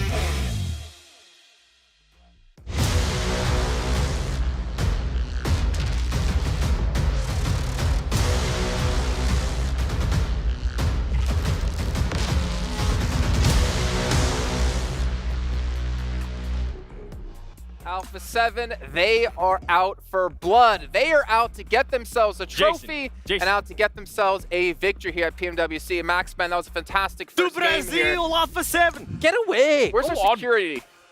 Was that Ratto boy? Ratto boy. I was really hoping he would trip and fall, to be honest. I should have, like, just get him. Yeah, that would have been good. It could have fixed his face. But Alpha 7, they come out really strong here, Maxman. A victory on Sandhawk, get themselves up in first place off the bat. And Afioso, we're pretty satisfied with our first day. We know that we could have finished at the top. We fixed our mistakes and we're confident that we can be #1. Well, right now, they are #1. That's a weird way to say second place. Yeah, I'm doing that too much, I feel like. Well, currently not the case. They've got themselves a good compound. You just want to get haters from everyone. I got so much already. I'm like, oh, what's a few more DMs? Lean into it. I mean, look, Alpha 7, this position, you get the good compound on the good mountain. Ooh, what's going to happen? I wonder. Yeah, it was going to be difficult for any team to really dislodge them from that position, right? The one team that could have potentially done it would have been TJB. They seized the high ground above that compound, which is technically the biggest vulnerability of that compound, but they weren't keen on trying to push against it. And I understand why, because teams over in the east side, southeast side, etc., would have had line of sight on them if you're going to push. So you've got to be very careful. A lot of smokes are required to make that kind of push if you're going to do it. So looking at the stats right now, I mean, you were talking about it during the game, right, Jason? Like, elimination heavy towards the top. There's a very big discrepancy between the top teams and the bottom teams in this match. And man, Talon, what the hell is going on? 0 placement points, 10 eliminations on one of the worst rotations. And I think the mindset for them is like, we're not winning this game. We're just going to shoot everything that moves in this game. And it actually worked out. 10 points for like a 0 placement game is a big win. Well, especially since they started out with the hot drop against Power, right? Sure. Up in Heart in. And then from there, yeah, you win the hot drop, but you lose one. Normally, that does cause problems. And as you say, Max, I think that even from there, if you're just 3, maybe there is that mind shift from just then on and just shoot at everything. And actually, it was very successful. So I got to say, that's a big success from a Sandhawk game where you lose one early on. That's really, really big. Yeah, something they should be very proud of, but also another team that should be proud a little bit here is Vampire taking on Alula IHC, taking them down, get 4 elimination points for themselves, but unfortunately that's all they do get from this game because there's a lot of questions around Vampire. How are they going to perform in this event considering they're the back-to-back champions? But this event is the most stacked event they've had to compete in these mid-season competitions. But, I mean, it is Sandhawk to start things off with, right? We're not really going to judge teams too heavily about that. However, with 3 Erangels coming up, that's where we're really going to start to get them under the microscope. Yeah, I mean, we had that hot drop, right? So I'm like, oh, maybe we're going to see something on Erangel. Hopefully not, because that is going to become a real major issue for teams that are involved in those. I mean, we were talking about Military Islands in particular. Are we going to have something happening there? It should just be Team Liquid and 4MV. They should be fine. Sure. But otherwise, looking at this game, right, Kalaris, I think that despite this being a really tough game in terms of circle and, like, the terrain that was at play, we saw a lot of great plays, and especially Tiamba, the team that you're looking at, that wide wrap. Sure, they don't win the game, but I think it's one of the best plays based on a really tough scenario that was ahead of them. Yeah, they were waiting until Circle 2 really popped to see how they were going to approach what would be the later stages of the mid-game. I thought maybe they were going to try and camp out Talon for quite a while. They decided to sit there for a little bit too long and then managed to go for that wide wrap. Now, I do think Twisted Minds was slightly caught off guard by them coming in from that angle because by the time it comes to, what, end of 3rd circle, you're like, okay, surely people shouldn't be coming in from here. But Tiamba has shown these tendencies in the past of going for that wide wrap onto the east side with a circle like this. So, I mean, Twisted Minds lose out on that fight, but Tiamba takes a lot of casualties. It's difficult to make that work when you've left it so late. Yeah, for sure. And looking at also Alpha 7, we were talking about their position. So, sure, TJB did play it really well at like playing the high ground position on their spot. I feel like if they did go for the 2-2 split you mentioned, they could have got way more eliminations this game. I really feel like all the teams that are trying to scramble away from Paradise Resort, from all the terrain around that spot, they're trying to cross the road, make it back uphill. I think they could have got maybe double-digit elimination game for Alpha 7, but they were just, we have a good spot. We're going to be a little bit more relaxed this match. And I get it. I get it. If you've got a compound like that and the circle's coming your way, why not? But you're right. I mean, in terms of what is the vulnerability of that compound, like I was mentioning before, usually it's the high ground. So having a 2-2 split above there to be able to see elsewhere, because if you're just in the compound, all you can see is towards the east, southeast, east, and things like that. But hey, I mean, TJB overall, going for the wide wrap north to try and, because they did not want to push onto Alpha 7. I get why they did that, especially with some of those last circle shifts here. I feel like we're just, if you let us keep going, we're going to talk for ages. Hey, we got time. Keep going. Okay. I don't get paid by the word, okay? Yeah, you should that. But the fact that TJB went for that, I get it, but it's not the winning play. It's like almost a consolation play of like, okay, we know we're not going to push onto Alpha 7. It's difficult to make this work with the circle the way. I also really like the idea of like they're trying to avoid Alpha 7, but they got themselves in the position where they can see Apex from 4MV, they can see DRX. So even if they don't go for the win, they get 2nd place, like pretty much 100% of the time because they're just clearing the little like solos that are just remaining in the grass. Maybe if we were at a different stage of this event, maybe if we're into the last day, maybe they're a bit and Alpha 7 or TJB need the points, maybe we'll see more of an aggressive play. Yeah, Yeah, no, I would agree with that, and that's a fair assessment of it, because for the start, and again, it's Sandhawk, you've only got 3 of them out of the 18 matches that you're going to be playing. What better to do than to just guarantee yourself double digits? I mean, that's what we saw from Talon, right? Okay, with the frag potential from them on the west side. Guarantee yourself double digits on, I would say, the most difficult to navigate battleground that we play. Because it's very volatile as Sandhawk. Especially Paradise Resort terrain. Yeah, It's like you have nothing all around it. It's just like uphill, downhill, roads across, and teams are already in position. If you were over to the western side this game, you had a horrible time making those moves, except for Chamba that went for that wide wrap, right? But otherwise, this was a bad Sandhawk for these guys. Going into Wrangle, we might see like some different teams be at the top this time around. Well, one thing I'm curious about, I mean, noticed in this last match is we did have a couple of roster changes in the match, right? Yeah, For instance, IHC putting Alex in over Rogue, which Rogue played the entire group stage. Alex didn't play a single match until now. And also Shadows in over Chua for the Xavier, which again, same situation. Didn't play in group stage and now is playing in finals. I don't understand it. They just do rock, paper, scissors, who plays, and like whoever wins, like, you're on this game, I guess. Like, there's no logic to it, right? There's none. I feel like there's a little bit of logic to the 4v1 with a Baron and Arrow. Like, they would do a rotation every few days, and like, if you were a little bit tired, just like go to bed and just don't play on that day. Like, here's just super random. And Alex in particular, I feel like he's one of the better players on the team. Shadow, also known as Levi's in the past, he was just incredible when playing for his team back in PMGC. So like, why are you putting that player on the bench until the finals? Did you want to give him a break when you could have maybe not qualified? It's weird. I don't get the logic. Experience, man. Like, the best way to learn how these lobbies are playing is literally firsthand. So I don't know. That's my answer. I have no idea. Yeah. Okay, well, as we do get into Erangel, what are your expectations going into Erangel in particular? I know we saw a lot of Alliance, like, spread positions, like, spread out. We did see a little bit of it here in Sandhawk on the northeast side, but they eventually did get punished. Is there anything particular you're keeping an eye out on, Maxman? Oof, I don't know on this one. I mean, Erangel, I think, is going to be... We're going to have faster rotations, hopefully, from teams, right? And not giving the space to the True Alliance like we saw in the group stage. So that's what I'm expecting. Team's not getting away with these big splits, but the last game was very weird, so like I'm not using as a real expectation for the rest of the day. No, as we say, usually Sandhawk plays very differently to Erangel and Miramar. I think one thing I was almost like, oh, teacher, me, because we'd only gone to talk really about 1 or 2 teams in the pre-show, but I do still want to talk about Tiamba and kind of why I picked them as a whole, because let's look at their group stage, right? Tiamba, obviously China has a lineage of excellence, and in the group stage, no chicken dinners. Some think, like, why are you picking them if they got no chicken dinners? 5 podium finishes. If there is just a slight tweak in some of those games, they get wins. They could have been #1 in group stage. I think they get wins here in the main event, and I think they take #1 spot eventually.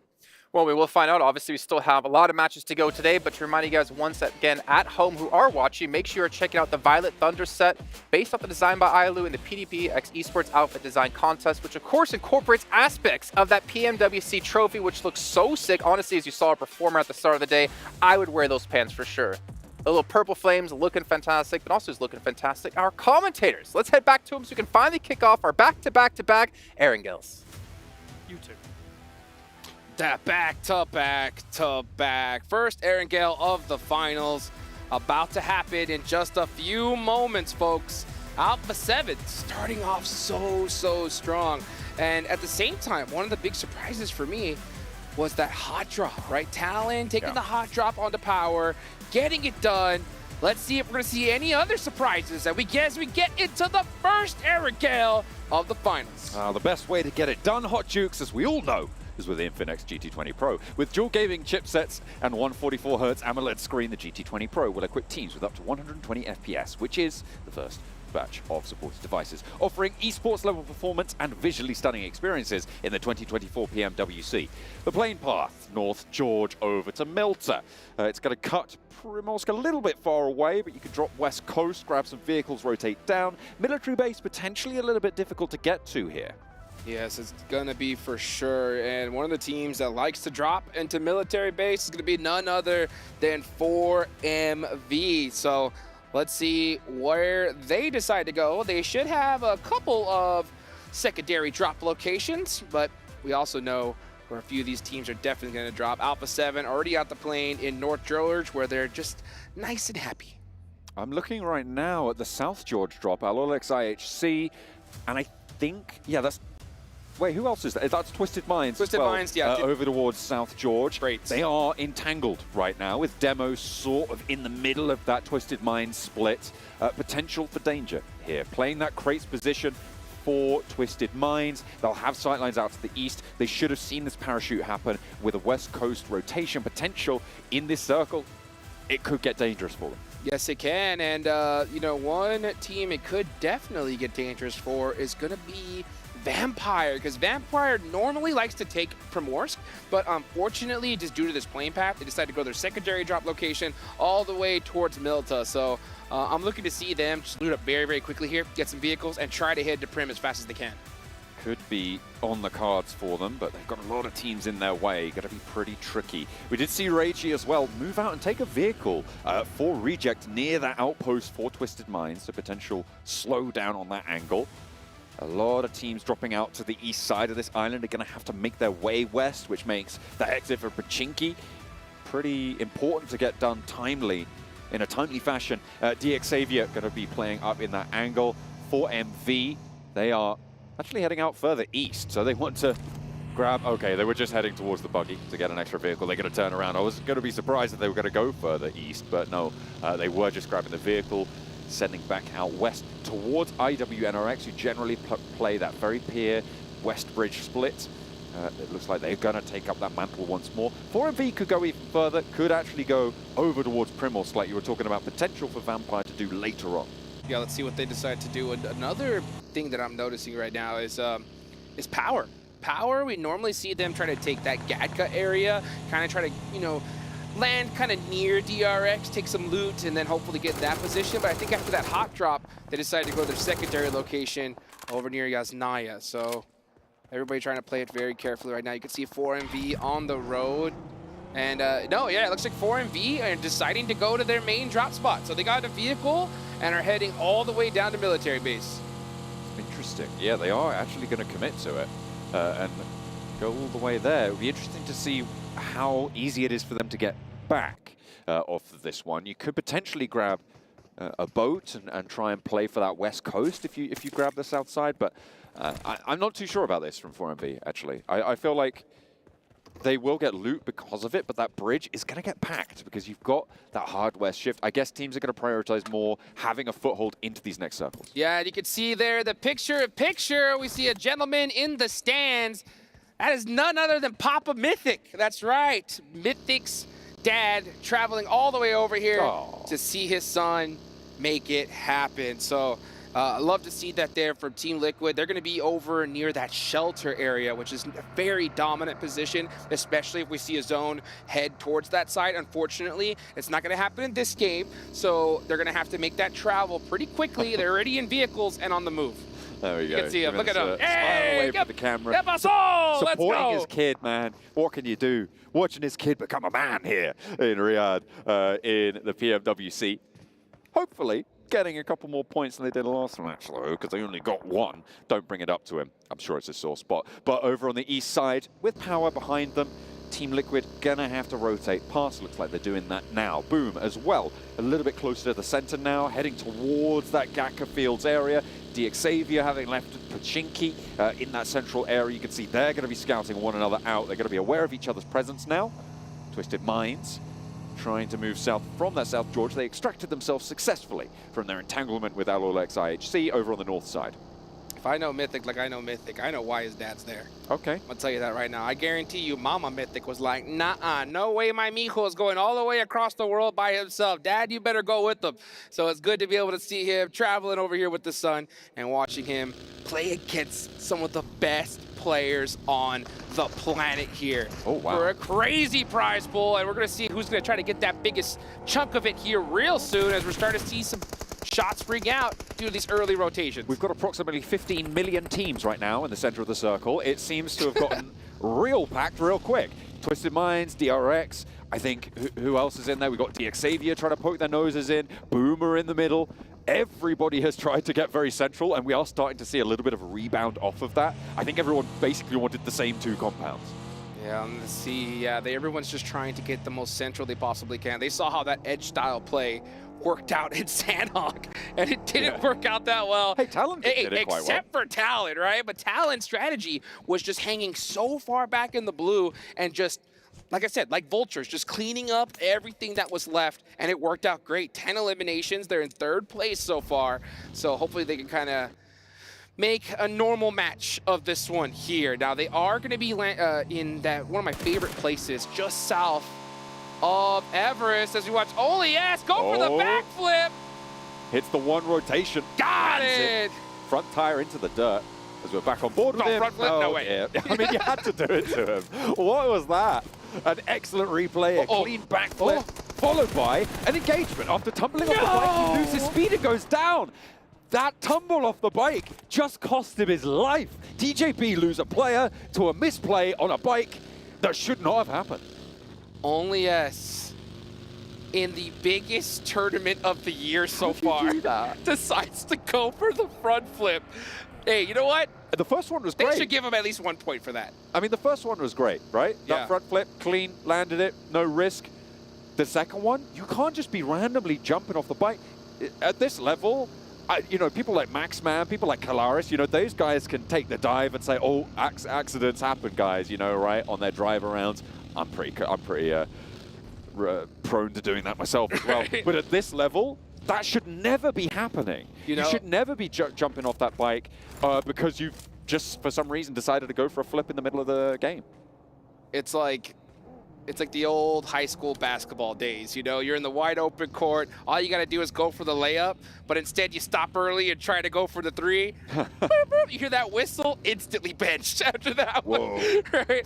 Well, we'll see how TJP is going to deal with that one. I'm sure OLES is going to get an earful after that because that's a critical one, especially considering that, you know, they were in 2nd place going to this match. Hopefully the remaining 3 make it up for him, right? Just to have a great game regardless to kind of help mitigate some of that damage. Yeah, it's pretty bad. Bad news. TJP, 15 points right now, playing on his 3. We've seen what 3 players can do from Talon, but on this circle, it's going to get hairy. Next circle, just about to come through, Jukes. It's a hard southwest shift. That puts Primorsk in play, that puts Quarry in play.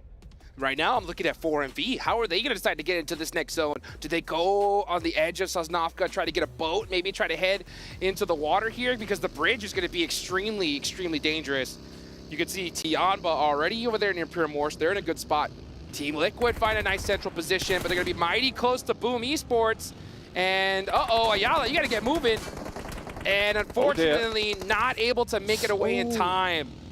Goes down. Boom able to extract what is most likely going to be a point from Team Liquid on this rotation. As they try and punch through the middle. Actually run down by Razy there, so that is going to sting. Team Liquid, 3 players. Little hesitation there from Team Liquid, if I'll be honest right there. I mean, they could have just taken that position and committed to it, but you could just see, I think they got a little bit too greedy, tried to head a little bit more central, or maybe they were worried that there was some players hiding in that building, so they kind of just waited it out a little longer, either or. Fortunately, not working out for the best. They do end up losing 1, but they do have a good solid spot, so we'll give that to them. I'm looking at the West Coast Road right now. Alpha 7 are leading the charge down south, but Alolex IHC very, very close behind them. Probably Alpha 7 going to be able to swing in a little bit quicker than Alolex IHC. I wouldn't expect them to clash immediately, but potential for it to get a little bit hotter on that western edge. Not too much contestation, but Power is swinging in on that north side as well. So it could be pretty spicy in the time being. Twisted Minds holding a compound that's surrounded by hilltops. A lot of teams are going to be looking to take up position on those hilltops. Mythic. Reject goes down, and Mythic able to take a scalp for himself. Taking out one of the MVPs that we saw last year, Reiji from Team Reject. The beautiful knock from Mythic. You can see that focus, trying to be able to soak up some more points for his team and make up for that loss that they had on that rotation. That'll help for sure. You can see 4MV, they do make their way through the bridge and onto the pier side of things, but they are on the edge, and you can see they have their eyes on IWNRX. A trade back and forth. The 2 players are down, 1 on each side. 4MV's player a little bit lower. Zebwolf should be pick-upable, but they have to get there first. Swain needs to establish a perimeter. Doc going to be suppressed by the nades coming on through. Potential for this to get a little bit nasty. As Doc has another nade in hand. 3 more in the pocket as well. Pops it out. Wary behind the building. The healing come through. Both teams have got their reses on. They're mighty close, mighty close. You see they got that Molotov. The mollies do break down doors.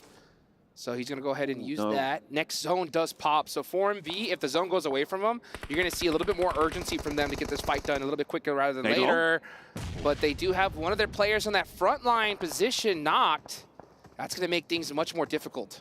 Yeah, Doc went down on that forward position. Look at frozen side angle. That's what we're going to be looking at for the remaining parts of this fight. The circle popped as well, and it's over towards Primorsk. A hard south shift on this one. We're going to that southwest point, and as time goes on, Vampire are more and more unhappy that they didn't drop there. That is right, and unfortunately 4MV do lose that player, and with this zone being further towards Primorsk, they're going to be out of it. So yeah, 4MV has to take that fight sooner rather than later, but the Istanbul Wildcats next Ruya said, nah, you know what? You guys can go ahead and we'll fight a little bit later on. Let's get into zone first. Frozen's off angle for them was so impactful on IWNRX. Alliance trying to make their way through. They have lost a player. I think DX Xavier was the team to pick that one up. And on that south side, it's getting more and more close range. That ridgeline that sits populated mostly by trees just to the north and northeast of Primorsk. It runs along the north side of this circle. Just south of Quarry is such a difficult part of terrain to navigate when teams start to take up residency here. You could see Alula x IHC on that western edge right now trying to push on in. And they've had a lot of contestation, but I'm more interested in Alpha 7. They've sent all the way into Primorsk now. Yeah, they decided to go very hard central. Normally we see them very comfortable on the edge, but I think you could tell that they have had a different change of heart when it comes to this stage. They've been putting in that homework, and it is paying off. It paid off already inside of Sandhawk as we watch the replay of that beautiful shot from Mythic, busting out Reggie out the vehicle and taking him down. Now we're watching Demo with the knock on the Mafioso, catches him slipping, and he's gonna get the thirst. Yeah, that was that replay on the approach for Alula x IHC. I said they were both on that western road. Alpha 7 managed to get into Primorsk, but at the cost of one of their players, right? Mafioso going down.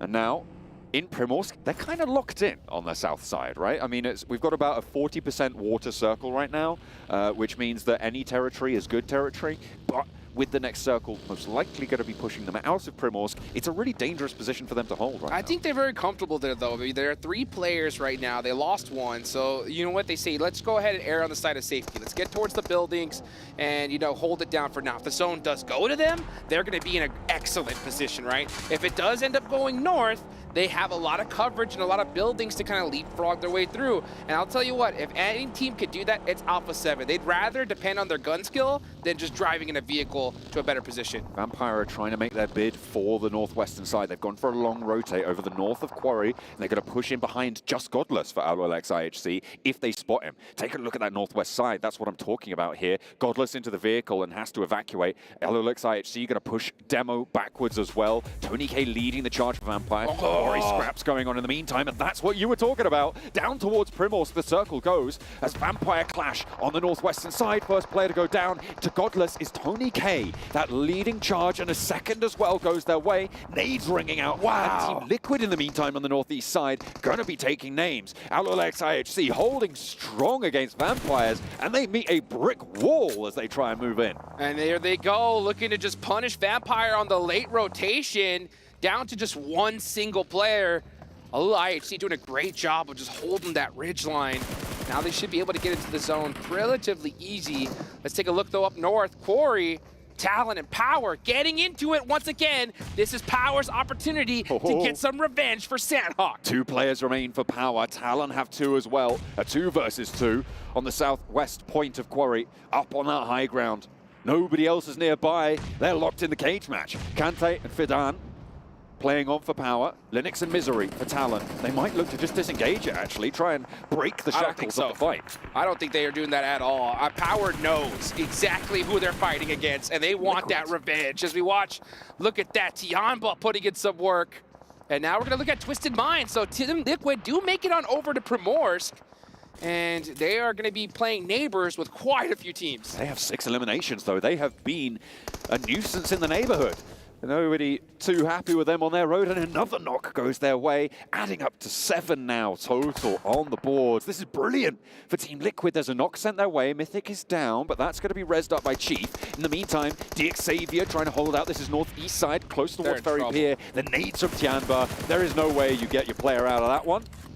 And now the remnants of Xavier, 2 players down to the right-hand side of Sean, maybe actually caught unawares as IWNRX back up on the beach side. Yeah, IWNRX, they heard those shots. They said, let's try to third-party this action, but they know they're in a very, very bad position right now, so they just can't push needlessly. They need a good opportunity in order to make that push.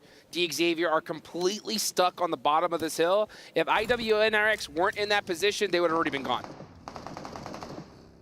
Power finally loses another. Easy is there, by the way, for Power, but only 2 of them really in this scrap, and a knock over towards a Power player. Kante is down. Misery trying to descend now. They didn't go for the full-out brawl. They have just been on distance. Oh! Misery wedges the buggy, steps out into the blue, and a hail of bullets from Fidan. That's going to take him down. There's no 2 ways about it. Can Linux get anything done? I don't think so. He's just going to turn tail straight into the fire. He is out of there. And meanwhile, IWNRX now, man, on the push, punishing Tianba. That's 5 eliminations for them so far. Frozen throwing some smokes up there. That's going to eliminate their sight lines and allow them to push. And here comes Swain, looking to punish him at the vehicle. Popped out just a little too early. Shad was able to get some miraculous plays under his belt during those group stages, but he's under fire from Swain now, and there's a bit of pressure on the back. A lot of smoke billowing from under the hood of XC's vehicle, and they're going to have to draw up short. They have to take control here and try and see what they can do. 3 players alive. Shan needs to heal. They've not got a lot of time to play with. Last player for Talon in the meantime as Easy bears down upon him. Easy's got that nade locked and loaded. He's cooking it. He's cooking it. And it's good! Oh. Goodbye, Talon. Power getting a little taste of that sweet Sandhawk revenge. Look at the circle. And again, Alpha 7 get blessed on this south shift. TJB as well with a brilliant position. These are our top 2 teams in the top 2 positions in this circle. That's right now. This could be a really fast opening for these guys. Alpha 7 making that gamble towards Primorse, paying off great. The zone just went to them, and they are holding it down there. They have plenty of coverage with those buildings, and it's going to be very difficult for any team to just push up on them for free. And you can see Carrillo is doing exactly what he's supposed to. Just play keep away. You don't want a team just to be able to push up on you. So Alpha 7 are in a great spot here, and I'll be honest, Alula IHC, beautiful rotation. Yeah, going along that beach side, trying to use that terrain cover against Alpha 7. Only 1 player was stepping out towards them as Power finally lose their final member. Tianba pick up the point. Yeah, Alula IHC able to find that south point of Primorsk under the watchful eyes of Alpha 7. And that probably mostly comes down to the fact that Demo was able to get that pick on Mafioso, right? If you have 4 players of Alpha 7, you make that rotation under so much more pressure. That's right, and Alpha 7 picked the right buildings to hold, because if they were holding that edge where Alula IHC landed, then they could have just cut in corner, and now they would have been circumvented by them. So a great decision for them right now. I'm looking at IWNRX, though. They're still north of the zone, and they're going to have to find their way down pretty quickly as Twisted Minds finally are out of this match. Only 1 elimination, unfortunately, for them. Boom, looking for the res. 2 players left on the north side as Alolex IHC actually trying to wend their way through the streets here towards TJB, who have taken a knock over towards the beach warehouses. Team Liquid a little bit beyond them. TJB really have been suffering here. And I mean, it's all thanks to Alolex IHC, right? That rotation in, that strip up the east side, they have managed to take ground. I love this from them, though. They are playing this very aggressive. They could have been happy to just play there in the south and just wait out for the next zone, but they do realize if the zone goes away from them, then all eyes are going to be on them. So they said, let's not waste time. Let's start pushing up little by little right now, apply some pressure, and put ourselves in a better position for this next circle. Big heads-up play from Alula IHC. You can see the angles that are currently held by IWNRX. That third-party information comes down. They try and descend. The high ground suppression as they try and stop the knocks going through. But Kine is found, Swain is low, and there's another torn out of the vehicles on the descent. TJB catch IWNRX sleeping. Oh, I mean, IWNRX, I think, just pushed a little too early. They happened to push when it was completely silent. So the second they go, all eyes are on them and like, ooh, free points over here. Let's take some of that. So they got punished. Just unfortunate timing on that rotation. Tianpa pushing it on the northwest side. DRX trying to slow them down, and they'll do just that. Drawn back, and DRX keeping up the points tally now. 6 eliminations on the northwestern side. Not too many neighbors either. And they're going to push towards the central glut. Next circle comes in now. Let's see where it goes. Who's going to have the advantage in this one? Is it going to center up? No, it doesn't. It does go a little bit to that eastern side. So now Alpha 7 have to make a decision here. Do we just try to push up a little bit early, try to get a more central spot? I don't think so. I think they're just going to hold it now, forced to play, clear out their backs, and then deal what's up front a little bit later on. Team Liquid as well with a decent position on this, but they are going to be having to be the break point for the waves of teams coming in from the western side. Alpha 7 potentially turning their attention there, but DRX is the main threat to Alpha 7 right now. You cannot move if you're Alpha 7 until they're gone, or until they make their move first. And yeah, I think even bigger threat's going to be Alula IHC. They were so smart to push up more central a little earlier on, especially with this rotation, and you can see them putting pressure onto teams all over the place. Boom Esports down to their final player, gets another confirmation there. And let's see, actually, I don't even think he's going to be able to get this res off. Nope, he goes to heal himself first. And his teammate goes down. See what you can do as a solo. Alpha 7, they are making their push. They're trying to hold DRX out. They're staying where they are.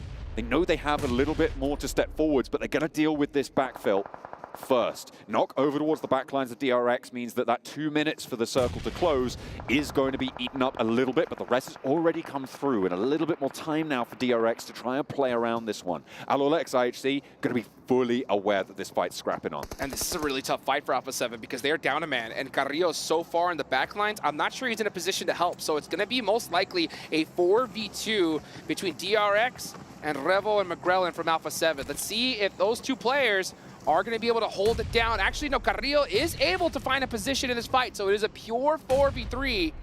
One nade from DRX on the Alpha 7 could be so punishing, though. Same both ways, though.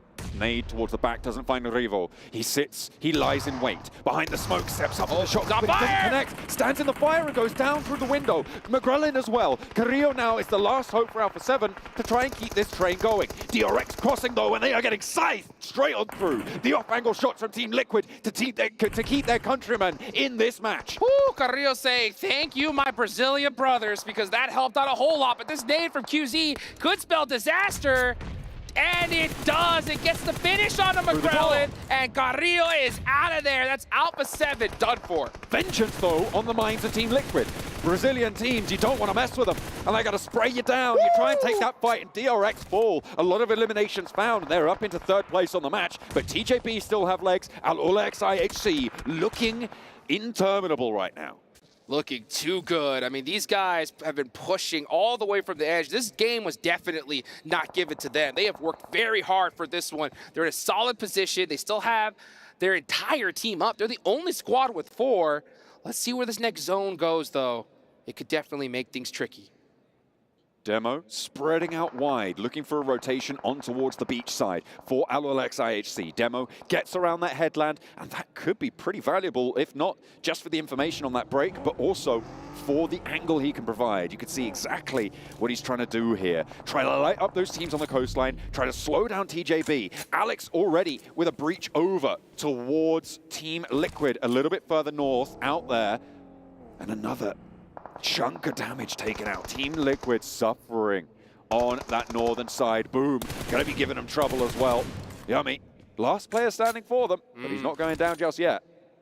Alula IHC just putting in work, just causing chaos on everybody else. As you see everybody just holding their position, trying to defend. Alula IHC is on the move right now. Mythic making a nice shot onto Alex. That's gonna slow him down a little bit. And you can see him up close and personal. Tries to throw that nade to get that confirmation. Does he get it? In the meanwhile, his teammate Chief gets knocked. But Alula IHC are focusing on so many different squads. They definitely need to start narrowing that focus on one team at a time. They're not going for a full push just yet, which is why they haven't regrouped and gone as a full fist, because they are the only team with 4 players alive right now. Everybody else on 2 players or less. Yummy moving in to try and handle Team Liquid, but around the door frame. The shot connects just in time. Can Chief get this res onto Mythic? Woo!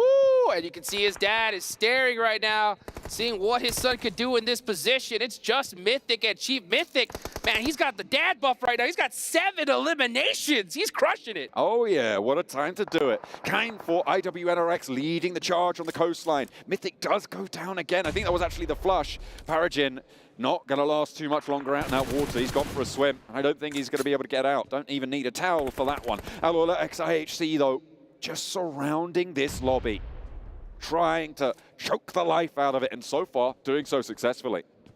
Xiol, a legend in PUBG Mobile Esports. 8 eliminations for the squad. Godless crushing it right now for the team with a whole bunch of those. Make that 6, as a matter of fact. You can see Demo doing a great job. Trying to apply pressure to IWNRX. That knock, though, couldn't have been at a worse time. This 2-2 split right now seems to be working out. They are able to just find this cover, hold these positions, and go for the 1-2 rezzing. You only need one player to get knocked to make that outpost really difficult to play. But because no other teams have more than 2 players alive, you can hold this for a lot longer than otherwise you would be able to. Yeah, and IWNRX are just stuck regardless, right? Because there's still so many other players that are looking right at them. You got TJB looking in this direction. You got Paragin down to like half an HP, still hanging out in the water right now. Gonna have to make sure he breathes for air, though. I think he's got that boat as cover from the north side and the terrain as cover from the buildings. Perfect position for him. Now you can see how IHC started to throw out some smokes. They're trying to be able to group up together. If they're able to get that group, they're going to be practically unstoppable here. They need to get back across that road. That smoke train needs to be cut through by Longs. Waiting for that crossing. It's all that's going to matter. If you can take 1 or 2 players down, it is huge news for TJB. Alex making the dash. Goes over for Alolex IHC. Godless holding the angle, waiting to regroup. Now he makes his move, and Alolex IHC moving those vehicles around, repositioning. The smoke trains has allowed Godless to get through, but one phase just at the end. It's not going to matter, though. Nobody's peeking the angle, and they are as one unit. They've been split for a while, but back together. Are they going to have the success they're looking for? Let's see. Right now, the only thing that's going against them is Pop-Up Blue, the blue zone. Ooh. If that blue zone decides to go north, they're going to be in big trouble. Other than that, they're looking pretty unstoppable right here. 8 eliminations, and they have just been non-stop pushing here. Let's see what's going to happen here in the next few moments. Because right now, TJB, they are the most central. And honestly, they have the best chance of this game, considering that there are so many fights going on, unless IHC is able to get that knock. Team Liquid finally go down. This is stage 9, folks. The zone's about to go into nothing. IHC needs to start throwing those smokes out. That's exactly what they're doing here, because they need to find a way to be able to get into a fair fight with TJB. That pickup onto the Team Liquid player out in the west is huge. It allows them a clean flank on their position to be able to push up towards TJB. The smokes on the doorframe push TJB out the back and into the sightlines of IWNRX. They need this fight now. IWNRX going to crunch on in as well. Let's see where Alolex IHC go, and Demo straight into the mouth of the fight. Around to the outside of the warehouse now. They've got it surrounded. That was the definition of offensive smokes. And now we're going to watch Alula IHC starting to press onto IWNRX. They're stuck in the water. There's nothing they can do. The only team that can stop them is TJB, but they're on the back foot as well. That nade could be good, though. Oh, just short of the rock. Not going to quite make it. Paragin for DX Xavier as well could potentially have a say in this fight if he's able to find something. Swain goes down, and with it, IWNRX. They fall out of this one, so it is only now Paragin in the water. Alex goes down. Demo as well, moving in to look for the backup here. TJB holds strong for the time being. And Alola XIHC don't know that Paragin's there. Oh, so smart of them, though. They're just going to get that reset. Ah, they caught him, so now there's no worries. They're just going to go for a quick reset here. Oh, that vehicle, if it would have gone a little further, would have knocked him. Nice shots there from Flower. TJB are putting in work. Only 2 more. One player now stands. It's just Ziol. Flower behind the vehicle, trying to step out wide. Ziol behind is on the shoreline. He's closer to the edge, and it's a 1 versus 1. Ziol needs to hold his nerve with a PP Bison. Trying to play off against Longs now for TJB. A nade in hand. It's cooking. Goes Long, steps back in. No damage done. Ziol breaks wide. Doesn't have as much HP as Longs, and he takes it. TJB with a 2 versus 4 hold. Out of nowhere. Are you kidding me? I mean, it looked like Alula IHC were unstoppable, but TJB said, nah, not today. Some critical knocks were able to finish that out. A massive game for TJB Esports. And then yet again, it is Seven's Dark Horse who started to step up. That survival stage has hardened this team into carbon steel. And they are scything through these first 2 matches. Man, I got to give it to Alula IHC. They had those beautiful offensive smokes onto that warehouse. It allowed them to be able to push up relatively for free. And I think at a certain point, you could tell they wanted just to commit to the warehouse, kind of go for that 4v2. But with how powerful shotguns are, they say, you know what, let's just wait it out. We should be able to get these knocks and win the game no matter what. And TJB said, we're going to get some critical knocks right back to back at the perfect time. I mean, you couldn't have played it any better. I feel like right up until the last moment, though, Alula IHC just had this lobby completely red. They downloaded everything, right? Right. And they pushed around. They managed to get a sneaky little rotation down on that south side, and then they just spread out from that south edge. I do think they fumbled pretty hard here. Oh, I mean, real hard. Not really able to do too much. I don't know if they had too many nades in the back pocket, but that could have changed things. Bringing it into a 1 versus 1 is absolutely crazy for TJB. They did so much work. So, I mean, all credit to them. They definitely deserved that chicken dinner off that fight. But I think Alula IHC still really impressive for the majority of that game. And I think what happened was they were just so stuck in that split vision because they were split fighting for so long. We saw them kind of try to go 2v1. Huge play from Flower, said, hey, you know what? We're going to take this chicken dinner for now. Guys, one more match from us. 4 more left to go. We'll be right back.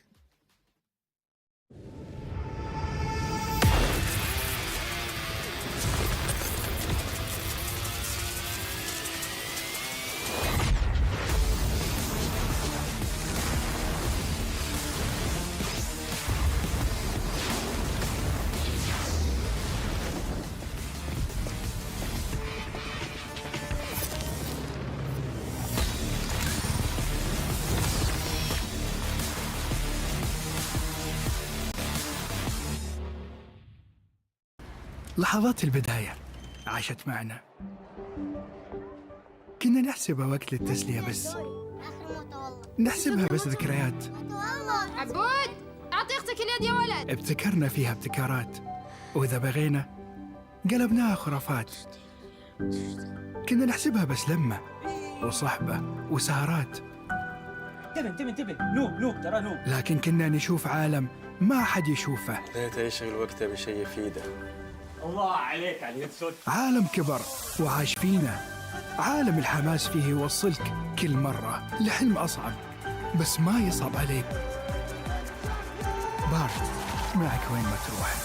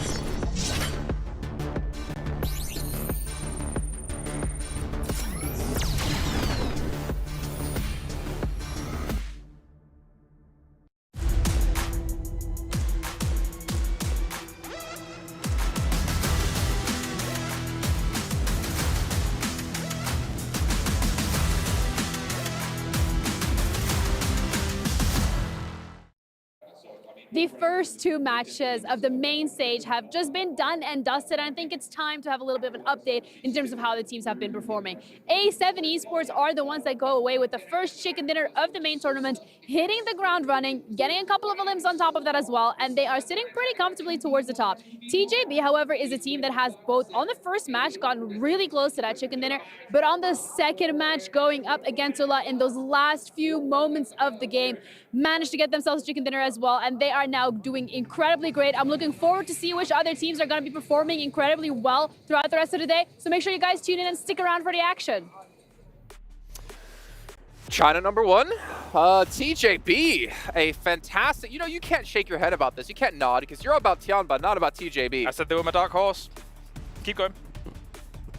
I don't want to. Just go to PEL at this point. Yeah, what are you doing? But China's TJB, back. The Indians would love to cover that. I know that. I would love you would love that. Yeah, that'd be a great. fantastic 2 games. You heard Genie talk about there, placing extremely high in match 1, doing extremely well here in match 2. And that was a phenomenal finish. I am honestly surprised that they were able to peek both sides of that warehouse onto IHC and not get punished and be able to pick up that many knocks from it. Yeah, to be honest, man, these finals are great. Like 2 matches in, like, oh, there's so much happening. Gameplay-wise, it's fantastic. But TJB went for a very quick move here, right? Kalaris talking about their rotation. They were holding a compound, a few buildings you really liked in this game. But I was like, you can just reach the late game with very minimal effort, going for those warehouses and just stay in put. And that's what they do. I didn't think it was going to result in a win. That was like went way further than beyond the night initially expected, but a bunch of eliminations off the back of that. They are looking great for the start of this main tournament. Depends what you want, right? If Yeah. you're taking, so the corner that they were initially in that eventually Team Liquid went to is a great staging point to be able to take eliminations, maybe not the chicken dinner. It really depends on how that circle ends up faring for them. And Team Liquid was okay for that. 3 players alive, they have the 3-story, they have the building next to it, which gives them a great opportunity to fire at every team coming in here, does Team Liquid. So 10 elims on the board for them. They might not take the #1 spot in this game, but it's enough points and enough of a strong position to give them a good claim on this game. Yeah, I thought like to win the game, this is going to be a tough position for them to play, but to pick up eliminations, all the teams that are rotating late to enter into Primorsk from the northern side, that you're just having a field day at that point. It's like point, all over the place, having a good time. I mean, the fact is, even Kalaris was saying he's not really ever seen a zone on warehouses in Primorsk that far south. Like, that was really hard to predict, but it seems like one team in particular did have a decent time predicting it. IHC able to actually sweep in from that west-hand side and immediately go straight towards the south side, seeing the zone constantly shift in that direction, knowing no one was going to be there. And they kind of set themselves up for the second place that they got. They read the script. They knew what was going to happen there. I mean, their hold, especially once they go for that wide rotation over to the southern western side of Primorsk, they have this like The Line, which is a very original name. The Line. The Line formation. It's like the spot. The spot. They're building something here called The Line, I think. Anyway, continue. and all of the teams are trying to enter from the western side, like you had DRX, you had Alpha 7, were going to hit that wall that was IHC at that point in time. And then even sending Demo on the beaches was a really good angle to get some early information to initiate later rotations. So, like, IHC were really on point in gathering information and making what I think were the most optimal moves in a tough circle ready for these teams. They saw that a TJB was at least 2 in this warehouse that we're just seeing kind of play out here. Now, what they needed to do was gain information as to what was going on the other warehouse. Sometimes teams would take both warehouses, 2-2 split across them, but so they needed to identify quickly what was going on, and that was what that beach rotation was for. That being said, smokes. Pivotal in late games. Yeah. Not only for the cross across the road. If you do not have 7 smokes to do that, you're not going to get across without being shot.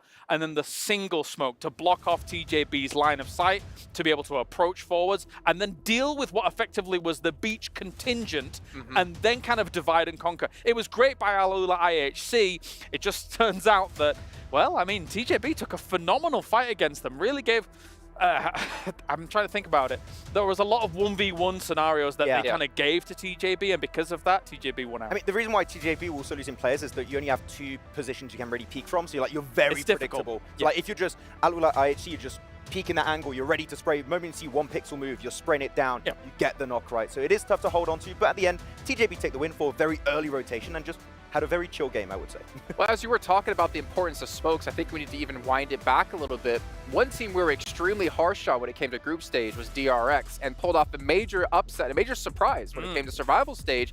But we saw them use smokes to their advantage to take on a team of Alpha 7's caliber, which kind of, for me, gives some hope to the team. You've been astute there, Jason, because I think one thing that was important was not only the smokes on the low ground of this one story, but also a smoke on top of the one story to block off Carrillo's vision.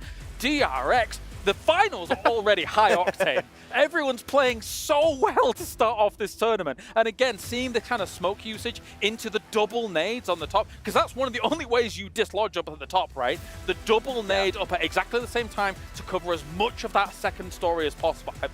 I love it. Kalaris, I feel like we're vindicated. We've said it for like years now. Hold on to your utility for the late game. It's very important. It wins you games. And now DRX able to get himself some really good fights onto Alpha 7 thanks to that utility you just mentioned. But until Team Liquid had the angle, then it got a bit tricky. The really impressive part that Seven brought up while we're watching is the fact that we heavily criticize this team as being super passive and losing advantageous positions. But we saw in survival stage, and we're seeing here that they can be aggressive, and they can be aggressive successfully, which is important. They have a handle on how to play Primorsk, that's for sure. We saw them that being able to take a victory in Primorsk in this tournament itself, and then transitioning from building to building. It's very clear that they know how they're going to do it and when they're going to do it. I'm very excited for this finals because already we're nerding out about way too many cool players. Way too many cool players. Already having some games of the year already happen here at PMWC, but also PUBG Mobile's been nominated for the Mobile Esports Game of the Year, which you guys can go vote for yourself with the sweet little QR code down that way. I'm going to actually point to the correct position here. But also, while you're there voting, don't forget, you can vote for the Esports Analyst of the Year. Seven Worlds Gaming laying back in his chair with his blankie on, waiting for all those votes to come through. In the meantime, we're going to be heading down to the stage where the Banks was an interview with the team we've been talking about a ton of today, Alula IHC. From Alula IHC, what an amazing performance so far. Really nice and strong. But talk us through those final moments in that first Erangel map, map 2. That was a pretty tough pill to swallow. What happened? За тэгэхээр саяын тэмцээн болвол маш сэтгэл хөдлөсөн тэмцээн байлаа. Тэгэхээр яг энэ Erangel газрын зураг дээр яг эцсийн мөчүүдэд юу болоод өнгөрвөө? За саяны матч хувьд гэвэл яг сүүлийн зоонд бид жоохон communication-ийн алдаа гаргаад чекний алдчихлаа. Тэрнээс биш багаараа сайн тоглосон. So regarding this game and the last moments, we made some mistakes in regards to communication. So that's led us to lose some chicken. Okay, losing that chicken dinner. Unfortunate, but you know what? Let's talk about when you came into this tournament. You've come in here as world champions. Do you feel like that brings some additional pressure? Do you feel pressure up here on the main stage? Тэгэхээр энэ тэмцээнд бол одоо аваргын төлөө тэмцээн байгаа шүү дээ. Тэгэхээр яг энэ тэмцээнд бэлтгэлийн хувьд одоо мэдээж тодорхой хэмжээнд бас одоо сэтгэлзэн бас дарамт байсан байж магадгүй. Тэрэн дээр одоо давж гарахын тулд ямар одоо бэлтгэл дээр анхаарал хандуулж ирсэн бэ? За одоогоор бол тийм дарамт ерөөсөө мэдэгдэхгүй байгаа. So far I haven't been feeling any pressure. Okay, well, that's good to know because you need to stay composed here on the main stage. Finally, I just want to ask, what's the focus been of your training as a team leading into this tournament specifically? Тэгвэл маш тогтвортой сэтгэл санаа тайван байгаа гэдгийг сонсоход таатай байна. Тэгэхээр яг багийн хувьд бол яг энэ тэмцээний хувьд бол ямар зүйл дээр та бүхэн анхаарч байна? За манай багийн хувьд бол communication дээр маш сайн анхаарч тоглож байгаа. Тэгээд Our main focus is communication. Communication seems to be key. Everyone's up here trying to get that consistency, that communication and adaptability. Remember, there's a lot of regions competing here at PMWC, but thank you so much for joining me in your post-match interview. Best of luck in the rest of the day. And with that, we're going to throw it back to the studio so that we can carry on day 1 of the main tournament. Okay, if he's not feeling pressure right now, when does he ever feel pressure?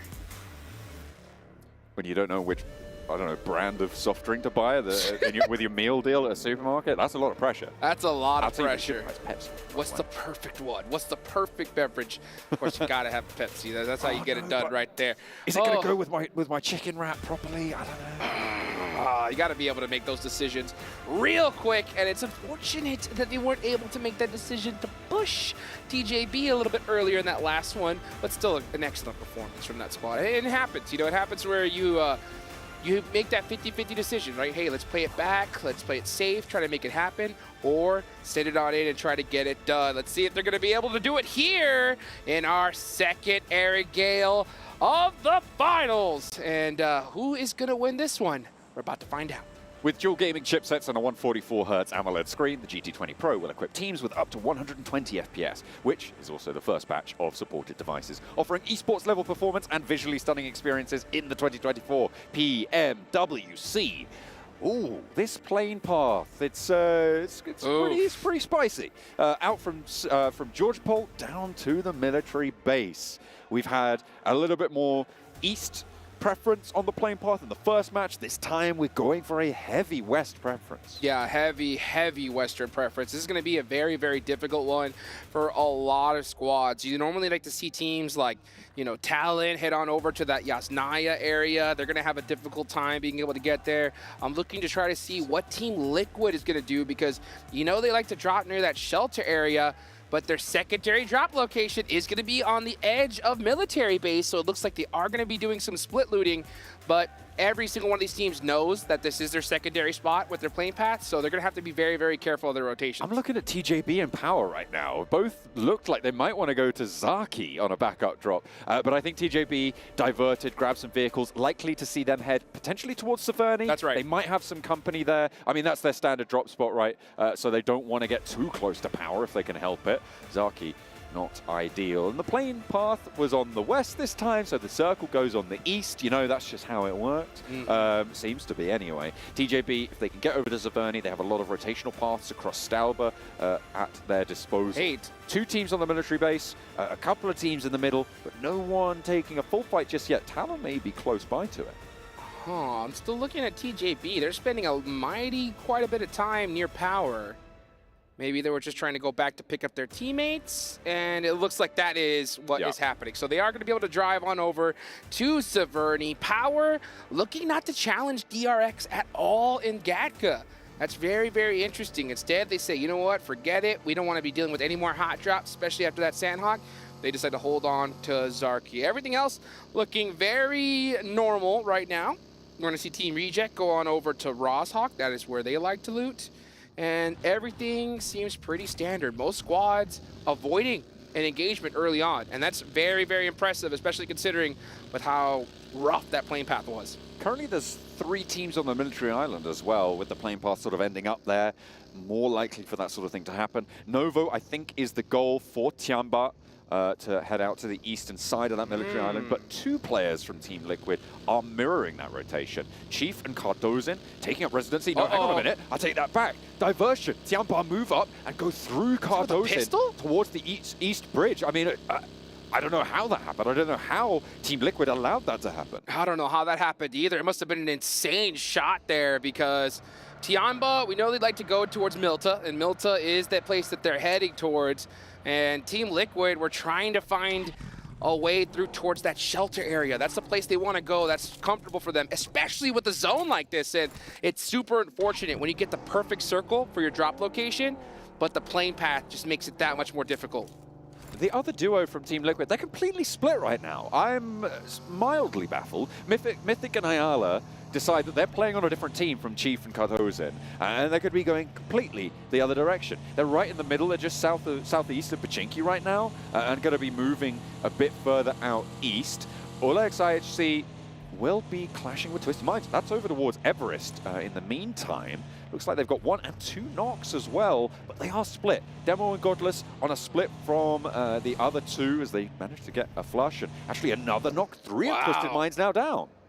Igor going down. That's their IGL hurt there, and we like to know that, you know, LIHC goes towards that South George drop. They know Twisted Minds are hanging out in crates, and it looks like they decided to take that fight a little bit early on, or at least try to punish them, and they punished them big time. Demo did, actually. He got all 3 of those eliminations, so Twisted Minds are going to have a rough one here, as a little IHC are happy to just take those 3 points and start heading into the next zone. The only team they really have to worry about is Alpha 7 if they decide to go and take a path on that bridge right above them.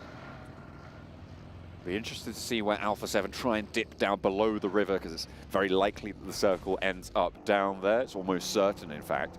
But they are going to have to find a crossing. Reject currently controlling a crossing to the east side of Roshawk. That central island crossing, much more treacherous in general. If you don't know any scouting information towards Sunken City, let's take a look at the replay. That Demo was just lighting them up. Ratto Boy going to be taken down, getting the sprays in, nicely done. Alpha 7 trying to slow Reject down, but they're already across. There is still a presence on their northern side though. Divine might be in danger if Alpha 7 find him. Let's see if they do, though. It's going to be pretty difficult because they're going to have to find a way into this next zone. It looks like they're going to probably try to go through the Yasnaya side of things. Yeah, they're going to try to go extra safe here. And I can't blame them. They have to watch out, though, because TJB is starting to make that path from Severny. They could definitely run into them. I think Alpha 7 trying to play it as safe as possible. They got those gas cans good to go. Uh-oh, now we're going to see Alliance make some pop shots. This is what I'm talking about. It's a great opportunity for teams to try to get some extra points, some extra loot as well, if we can catch a couple of these big players on rotation. IWNRX also trying to make their way in close to Team Liquid on these shelter entrances. They're going to take up residency here. That ridge line to their south side, going to give them a bit of cover, but teams can occupy those hillsides and be a real nuisance to them on that angle. But they've got a lot of sight lines open for them to control the ground around them for the time being. Alpha 7, they managed to go all the way on the north side of Yasnaya now. And you're right, TJB potentially harrying the back foot of their rotation. I think it's Revo potentially bringing up the rear for Alpha 7, but it looks like he's just managed to slip the net of TJB and rejoin with the 3 teammates on the east side. Well, here's a big opportunity for teams to start catching up on the leaderboards. We're already starting to see some good solid leaders. TJB with 30 points right now, sitting pretty. Still a lot of matches left to be played in this finals, but how you start really sets the pace for the rest of the tournament here, because things only get only more difficult every game as we go. So if you could start off with a nice strong lead, maybe you get a bad zone on day 2, it kind of helps mitigate some of that damage. At the moment, first place in both group stage and survival stage has been a 10-point average, Hot Jukes. So the fact that we've currently got only the one team technically on a 10-point average, because this is the 3rd match played, but really what we're looking at is 2 matches played, means that we've got 3 teams up on that record and DRX close by. A lot of early power being displayed, but that's generally quite typical, having only played 2 matches, to have 2 or 3 teams at that sort of level, because you have those chicken dinners being a lot more impactful overall. It unbalances things a little bit. But TJB on 30 means that they've already put the results up for this 3rd match as well to make a statement towards a 3-match 10-point average. And let's see how they're going to do it. So they're going to head towards Yasnaya Fields. This is a very interesting spot. There's actually a lot of areas they could take. Yeah, you can see GK First is going to be holding that ridge line right there. Actually, it's a tree line. It's a beautiful, beautiful location in a zone like this. But it's still very, very early. We're still at stage 1. It just goes to show you how fast these teams rotate, folks. I mean, we haven't even popped stage 2, and pretty much everybody except 2 teams are already all set up. They're looking to try and get in as well. Vampire pushing in from the southwest side. Haven't really had an impact so far. The Sandhawk looked okay. Their first Erangel, not so much. We'll see if they can have a 3rd match resurgence. Central Circle looks like a donut on the screens right now. Hopefully, not too many teams going to be taking the dunk, though. And over on the east side, Alpha 7 looking to push in. TJB actually skirting the south edge of Yasnaya under the view angles of power. So potential danger there. Crossing those Yasnaya fields is always going to be treacherous. Yes, it is. There's not a lot of coverage there. There are plenty of hay bales, but that's not a place you want to get stuck, especially so early in the match. The zone could go anywhere. You want to be able to put yourself in a nice, confident position with your vehicles nice and safe. Ooh. Uh-oh, let's go ahead and see what happens here as Boom Esports trying to catch Reject slipping as 3 of their teammates are driving. Uh-oh. Hello, getting pieced up quite a bit. Hang on a minute. That's actually Obscure from Twisted Minds. From downtown, gets the knock with the Mini 14. Last player alive for Twisted Minds as well. They're only down to 1, remember, with their scrap earlier. That's with right. Alula HC. They are going to be not really going to be able to go for that push, not going to be able to try and get this flush, but that stops Reject from most likely actually getting Duello back up. With Boom's position on the hillside, going for that rescue is going to be deadly. You can see Sarah just punching the air right now, frustrated because they lost that player to a 3rd party that they did not see coming. And that could be an extra point on the board for Twisted Minds. That's what it's looking like for sure. Next zone, of course, it did center on up. So a very, very common position for all of these teams. They all know this side of the map like the back of their hands. Team Liquid were able to get to their shelter area. They're not in the spot where they normally like to hold for the most part. And not to mention, they do end up being there with one player down. So let's see how they're able to continue on here. Meanwhile, we've always got to take a look at where TJB is. They are on top of the leaderboards right now, and they are holding that Yasnaya field position. And more often than not, we see a lot of circles go there. So very kind of smart play for them. Looks like Reject are going to get that res with Boom moving up north to take control of a compound a little bit further away. The door got opened for Reject to make that rotation to pick up their player, and it looks like they're going to take that opportunity on the northern side. Now 2-2 for Reject. Boom a little bit further to the northwest. Alliance, they haven't really done too much so far in these first two matches, but on the south side, there's potential for them to have a pretty heavy scrap. But the same story is true for Vampire. They're starting to poke their noses in.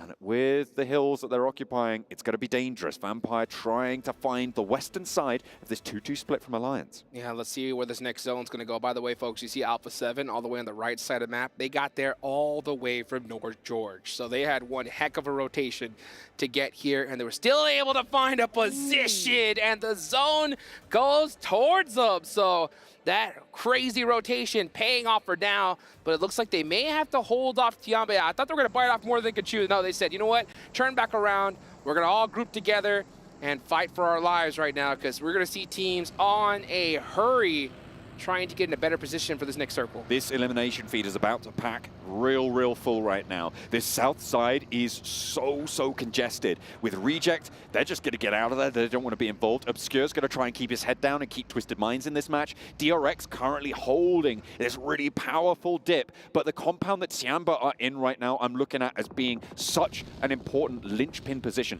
Team Liquid, I think, a little bit closer to it as well. Sorry, they're in the compound I was thinking about. Going to be holding in such an important position to break those waves of teams approaching them from that southwest side. DXavier going to be a little bit short. That IWNRX going to find their way in potentially, and the fights are going to start to pop off. That's Reject in the center, but this south edge just going to get more dangerous. Vampire, Alliance, 4MV, IWNRX all vying for the position to the west of Prison. Oh, and they're going to battle it out right here the next few moments, folks. You can see Vampire Esports vehicle smoking, and they're able to pop out one tire. He'd be done for, but 4MV aren't able to get those shots off in time. Newsy full sending it on in, desperately trying to find a spot into this next zone, and it's going to be a tough one. They're going to have to find just a random shack or building here, or possibly even set up a car wall. And it looks like Tony K is going to just say, hey, this dip is where we're going to have to go. Unfortunately, they do end up making a sacrifice of stone. Tiamba able to take that one down, playing in that central position. Team Liquid that forefront, but Tiamba that backup. Turret just taking shots across the way. Vampire lose a player to it. Boom. They're in their crater. Yo. That just funnels nades towards you, and with Alula IHC right next to you, it is so dangerous to be in this position. On the west side, no one's really close by. This is the south side of Yasnaya Fields. In these craters, and in goes Demo. He's just getting that scouting information. Nearly goes down. That would have been curtains for him, but diverts, gets to safety. Although I see you have to time this perfectly here. You know, if you're going to try to drive up with the car, you have to have some other teammates to help support fire. And unfortunately, that timing was a little off. That nade, though, was way too close for comfort. Francie said, nah, I think I'm good. I'm going to go ahead and head back over here, guys. The smokes are starting to ring out, and I think Boom said, yeah, let's get out of here. This is not a fight we want to take. These South Yaz craters can be treacherous, especially given that they're right on the western side of this circle. Means that you can take the fight, you can defend them, sure. You need to expend so much utility, which is what we saw come back to bite TJB in the last match, right? Sorry, Alula XIHC in the last match. So they don't really want to be spending this much utility to get rid of Boom. Boom are going to give ground. They don't want to spend the utility either, because it's not a prio position in this circle. Next zone goes on up. Center is right down the middle. Talon looking really good. Another great shift for Alpha 7 as well. All they got to do is clear out their backs. Meanwhile, Rejects are going to start popping some shots onto Boom. And yeah, I think he said, you know what? I'll take those shots and run, because we need to find a better position in this circle. But they may already be too late. They should have been in their vehicles already. Is this curtains for Obscure? Yummy's going to roll on over the rear axle, right to the skull. That's dangerous. That's deadly. And Twisted Minds are out. Twisted Minds getting taken out mighty early on this one. The rough start for them. Only 5 of 5 points on the board so far. And that's going to hold on until the next match here. About to reach the second half of day 1. IWNRX on the push. Ooh, here come 1-2. out the shotguns and starting to punish 4MB one by one.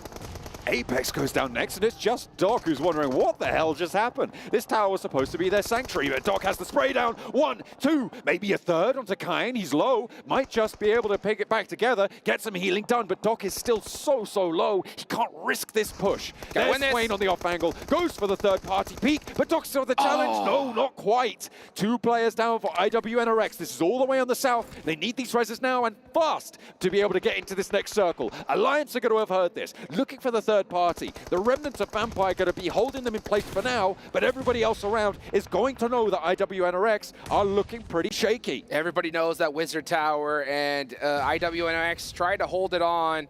Let's see what is going to happen, though, as Alliance are going to have to get in some vehicles here and get moving. They still have their entire team up, but they're in a very tough position. They could either decide to try and hug this and brisk it towards Mansion and head towards Alpha 7, or push right into Vampire, and that's exactly what is happening. They get one finish there, and Vampire are on the run. Vampire keep expending players to get into positions further forward. Schwepp goes down. Tony K's making the dash to these vehicles that they've been able to actually get into a little bit of a ditch. But he's not going to last it out. Vampires go down, the vehicle goes up in flames, and so do they. Knocks over now towards IWNRX as DRX try and flow on through this position, and they might have finally gone down here. Swain is the last to stand. DXavier not having a good time either. DXavier in a terrible spot here. They're just holding that edge, and it's nothing but open field right in front of them. So they're going to have to be able to do it with the M4s on their back. Swain has a great angle, but those smokes completely eliminated his sight lines. And right now, he's just trying to apply pressure, trying to pretend to be a whole squad. And it looks like it works because DRX go in the other direction. I've got so many teammates right now, you don't even understand. I've got probably like 7 or 8. That's right. You can't push through that. DXavier going to be taking shots to try and clear their way through, but they roll up and out to the open. You just can't do that. Tiamba are going to spin you for 7 all the way to the 6 line. And they are going to add up 5 now eliminations. Tiamba holding down this little mini Alamo right here, and it's working well for them. Now we see DRX Soez trying to drive away from this one. Team Reject pushing in little by little. They are in this zone for now, and that is DXavier out of there. Next zone about to pop. Will it center up once again? It does. Talon pretty happy right now. They are chilling right at this moment in such a powerful compound. This Heaven compound currently held by Talon and Power. It's a 2-team compound, one on the high ground, which is currently on the south side for Talon, overlooking so much open terrain. And Power going to be stopping anyone from approaching. It's so difficult. We are probably looking at a top 2 finish for both of these teams. It is going to be so hard to make these moves. It definitely is, because there's just so much open terrain. Then every team is just in a position where they can just hold on to even the slightest bit of cover. And these trees are definitely not big enough to feel comfortable at all. You can see Ayala start to throw some smokes out. The vehicles are starting to ring out, and they're going to have to make a very bold push. Looks like Mythic will lead the charge for his team. I said it might be a top 2 for Power. I might have to eat my words there because TJB are running them through from an approach on the northern side. This western edge getting dangerous now as Team Liquid try and stretch their legs through it, but it's open ground, and again, just sprayed down from every angle. Boom are taking them to task as well, and they are just getting cut through. Ayala and Chief now 2 players remaining. DRX holding on the road, somehow able to keep all 4 players alive, but they're going to have to move. Yeah, I would have liked to see Mythic just kind of leapfrog there. Even though the position was tough, just head up to that little ridge line, get some information, and decide what to go from there. A full send at this zone is almost guaranteed destruction, and that's exactly what happened. You can see Team Reject, Divine, finding some angles on the DRX, and this will be a battle that'll ring out. But DRX has to decide what to do. Do we take this fight or hold on for now? Because the zone is going to start pushing in the next few seconds, and that's exactly what is happening. Tiamba ringing out some nades, trying to punish Boom. Boom need to dig their heels in here. There's one. They are in the zone and one of the very few teams on this western edge to be so. But these nades are going to tear through the health bars very, very quickly. The spray down from Frenzy only finds one, and Tiamba are looking to try and push them back. It seems to be going successfully for now. A nade over the top, can't find it. Into the smoke with a DBS. Now just Pondbit for Boom remains. And in the meantime, DRX are trying to move over the north side, but that's not going well. Everybody over in the Heaven compound with a third party. Yummy goes low. Pondbit gets the heal. Tiamba up into the fight through the smoke. Out wide goes for one. Looks for another as well, but they just have to be worried about his left flank. Can he find it? He's switching it up, but no. QZ handles business. And now it's Tiamba into the ditch. DRX looking to move on through because they've still got 4 players alive. And in for the third party they go. There's the crash. The vehicle goes on in, and it goes huge. They stay alive with 4. And on this western side, they might have just done enough to get to the top 3. Beautiful timing there from DRX. Perfect third-party scenario to take out a monster squad. Now we look on over towards Heaven. You can see Talon holding it down in the middle of this zone, but they have to be careful because all eyes are on them. Alpha 7 have been lurking in the shadows right there near Mansion, waiting to strike. And that time may happen in the next few moments, but they're going to have to do it quickly, especially if that zone shifts towards the center of the map. Mafioso trying to pop some shots onto Alliance, possibly make their rotation a little bit easier, and the zone does center up once again. Tell me you want Talon to win without telling me you want Talon to win this match. Oh my goodness. The position that they hold right now, the fact that they're not third-partying this is interesting though. They don't have too much control over towards Alpha 7, they do, but getting rid of, or at least depowering these 2 teams to their south, or north, sorry, could be huge. TJB has to make a decision here because you know that they wouldn't mind sharing this position, but I think they're just outside of the circle. So they have to make a push onto Power here with not a lot of information. Power has to do a good job of holding down this position because I will give the advantage to TJB. They know every single angle that Power could peek from, and one nade could spell disaster for both of these teams. But I am not sure. Is TJB right on the edge of that zone? If so, they may just be fine holding it out for now. I think they are just outside, unfortunately, so they're going to have to be forced to take the fight or figure something else out. And quite frankly, there really isn't that much else to do for them. It is just a question of go, win, or you don't. It's a coin toss fight for them. Watch this replay as Yummy gets the run over onto Obscure. I'm going to go ahead and get that loot, or he got that loot very, very quickly. Talon Esports just trying to do a good job of holding everybody off. And I think they realize, yep, we have to take this fight. You can see Power trying to throw some of those pre-nades out. Maybe get lucky with a nice land, but it'll have to be perfectly placed and cooked. It's very difficult to hit a nade from their position. Through the windows, Power trying to fend off TJB, current tournament leaders. 5 eliminations already. Talon still not going. Alpha 7 making their move. They're making the cross over the open ground, and they've made it to the ridgeline, and Talon not going to push them back too hard. Do they have nades in the back pocket? Do they still have anything left? Talon couldn't see a thing. There was just nothing they could do. Alpha 7 are able to make it up for free. The only team that could have possibly made it more difficult for them was Alliance, and look at that, Rebel picking up those eliminations. Team Liquid bust them out the vehicle. Alpha 7 cleans them right up. Just the one player from Team Liquid, actually, is Chief.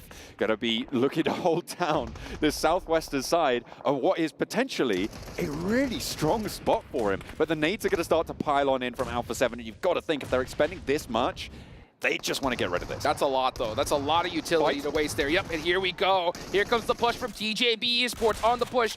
And we do see Team Liquid go down, but we can just see Power trying to hold it down there with the DBS. A beautiful knock. Only one player now remains for TJB, and it is GK first with the SK-12 from the bottom of the stairs, able to cut the ankles out from underneath El Hadji. Now it's a 1 versus 1 as they're both just cleaning up the points either way. Talon, they're just hiding. They're just chilling right now. They haven't had to go for a third party because these 2 teams are dismantling each other. GK first in through the door, or certainly wants to think he can, but Verdan, 3, 2, 1 shell left in the back pocket for the DBS. It's getting a little bit more hairy. He's got to GK reload. First doesn't have the reload. No ammo, what are you doing? You need to get the ammo in the clip. It's just not going to work like that. And GK first goes down. Power, stay alive. Click, click, click, the worst sound that you could hear in a position like that. But who's gonna win this match? That's the question. Talon, only 13 points on the board so far, 10 of those being from Sandhawk, that cleanup crew that we saw earlier. So they're very happy to play it safe, to try to get some points here, but maybe they played it a little too safe because Alpha 7 is trying to hunt them down. But does Alpha 7 decide to take this fight right here, right now? That's very risky. Talon have 0 eliminations from the strongest spot in this entire game. They have just been What is so Axel quiet. doing? What is he looking at? Like, Axel has no position, no business there because he has no sight lines. He cannot get any information from that spot at all. DRX are allowed to move in. This is what happens when you're quiet. You now have 3 teams looking your way. Obviously, Fidan only a solo, DRX only a duo, but you can't move out the back of this building now. Alpha 7 have free fire onto your entire position from this ridgeline on the east side. You're now trapped in what once was a castle, is now a prison. That's exactly right. I mean, when you just lay down and allow teams to push up on you for free, there's a certain time to play ultra passive, and there's a time to play ultra aggressive. And Talon, from their position, you want to play that aggression. They could have decided to hold this site out and hold that ridgeline and not let Alpha 7 drive there at all. But instead, they hold that building, let Alpha 7 push to them for free, and now they're just getting picked apart little by little. DRX, 2 players. Fidan, the only one, but he's got the MG3 in the pocket. Gonna be trying to lay down the law with the LMG, but nades are ringing out. They've heard this rotation. DRX know what's up here as Alpha 7 try and surmount their position. Talon still holding on the inside, and the nade takes down Power. Last player to fall. Here we go. 3 teams remaining, folks. It is Talon. Mighty quiet right now, just hanging in what was the best position in the map. Stop it, Alpha 7. Don't be mean. Talon are trying to sleep. They've been asleep for the last 20 minutes. Hello, anybody in there? Rebels, you can see him leaning side to side. How about over there, guys? Where are you? Where are you? DRX on the other side, very happy to just hang back because they're hoping this fight rings out and they can come and third party it. Yo, Talon have a point? That's crazy, dude. Take it to the bank. Unbelievable. They're going to get some placement points here, but with how this all goes down, it's all about those elimination points. And when you had a position like that, it is risky to leave that nice little comfort safety building, right? But you got to leave it eventually. And now they're completely hard stuck. Like you mentioned, a castle has become a prison for them. This is stage 8. The zone's about to go into nothing. It is just so tight now. DRX as well, though, alive with 2. Able to get into this game late. This is, again, afforded to them by the fact that Talon have been so quiet, right? Because at the moment, they've just been dropping people into the oubliette, not remembering them one bit. DRX have put the pressure on. They played on that western side, and they've made the crossing. Credit to them. Let's see what they decide to do here, because Talon Esports, again, just playing it so quietly, not moving a muscle. You can see Yoru there. He does have a little bit of angles there. And look at this, Linux, he's just staring inside the building. He has no information at all. He's just saying, all right, guys, come and get it, because guess what? I know this zone is about to go into nothing, so I'm just going to hope for that. And if you try to enter this door, I'm taking you out. I'm pretty certain that Alpha 7 have the inside of this circle right now. When it starts to close, it's just going to close and close and close onto the outside. Going to be pretty happy to just hold Talon out in the meantime. And they don't need to move a muscle. They're taking a leaf out of Talon's book. Why would you go for a push when you know that they're going to need to jump into your fire? Hey, and you know what this does? This cools down all the rest of the players in this tournament because they're just sitting, waiting for this match to end. So I think Alpha 7 said, you know what? We're just going to leave it down to the last moment here and wait it out and hope for the best. This is going to be really tough, though, because Alpha 7, no, we cannot push this fight. If we do, DRX is going to come and third party us. So we're just going to wait for it to happen and hope for the best, and that's what's about to happen, folks. This is the last stage. This zone is closing. You can see the smoke start to ring out. Talon is trying to prepare their defenses for this onslaught that's about to come their way. I love this. The smoke's being pushed right up to Talon, forcing them to go for really wide peaks if they want to step out and challenge, because they need to. Linux trying to get those nades up on this high ground. This could be the most important position. But is he exposed to DRX here? A nade over the top. The cook is there. It's right on top of Mafioso, but for some reason, looks like there was some terrain cover there. He's got one more nade. One more nade, he has to throw it. Actually, he should be throwing smokes on that ridge line. Throw some offensive smokes, cut off the sight lines from Alpha 7, make them have to push through the smoke blind. Nade in. But you have to be able to place it just perfectly on the edge. Linux gets that last nade thrown, and it does hit one of the monster players of Alpha 7, being their IGL, Carrillo. Another nade as well, down to the low ground. They're trying to hurt this one.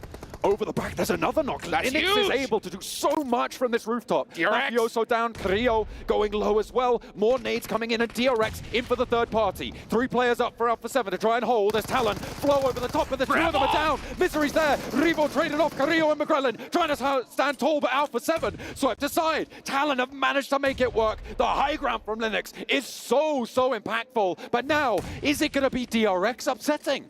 Oh, DRX just a little too late. They were on the move to third party it, but Talon wiped that one real quick. DRX, you have to push. You have no choice. You know they're hurt. Don't let them get these resets. Actually, they can't get up this hill. There's no way up. Put on your climbing shoes. Linux is on his way. Oh, they get the knock. But that is gonna be it. It's gonna be a Talon chicken dinner. That heaven position just proving too powerful for the rest of the lobby. Talon, I mean, they won it. They did. They really win it. Oh, they really won it. I mean, but they really, I feel, okay, they won the fight with Alpha 7. I thought Alpha 7 had that one on lock, right? And it turned out that the circle actually closed on the high ground. I thought it was gonna close a little bit further south, but they were able to shut it down, right? They had the inside track. They were able to win the fight against Alpha 7. But they really won it. I'll say this, I mean, they did literally win it, but I don't know. I understand your feel frustration. like I'm disappointed. Right? Yeah, I understand your frustration because from that position, I think everybody would have wanted to see, you know, a 10, 15 elimination chicken dinner from a squad like Talon. You know, but at the end of the day, they understand their position in the leaderboard. This is very early in the tournament. If it was later and they were in a position where they needed a lot more points, I would have been like, yeah, get outside, soak up those eliminations. But since it is so early, those nerves are so high, sometimes playing it safe does work out. And it's very fortunate that DRX was on the other side to hold off Alpha 7 from pushing in just a little too early. Linux on that roof clutched it up with those first knocks. That was absolutely huge that he was able to get up there. Without him, Alpha 7 win this, I think. They're able to push up to the wall and get that chicken dinner. But massive credit to DRX as well. There were a lot of teams on that western side. They were able to get up, get across with a duo for quite a while, able to get second place, push Alpha 7 down into third as well. That's pretty big news for this roster, right? This is a team that we weren't thinking we're going to do super well. Obviously, the survival stage, so much more impressive than it was in the group stages. They came dead last over there.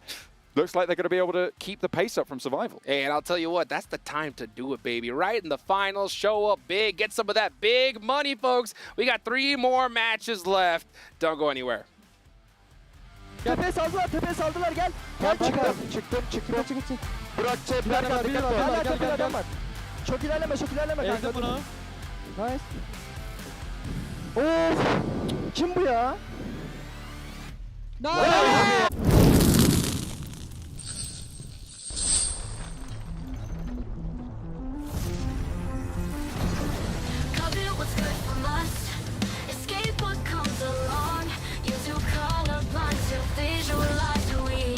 What they wanna live for.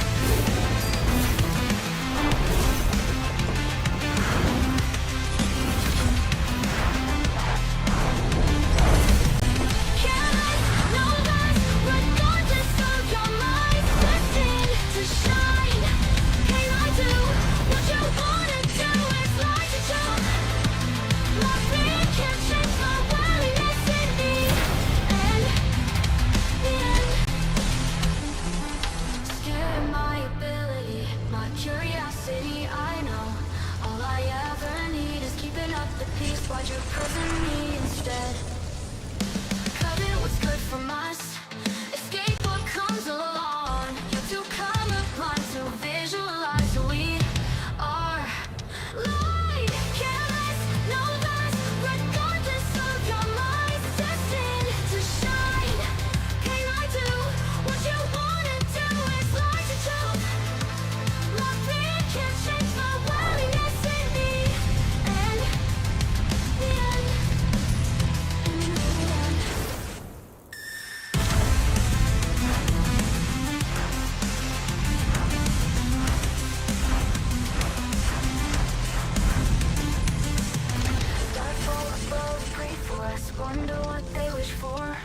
they wanna live for.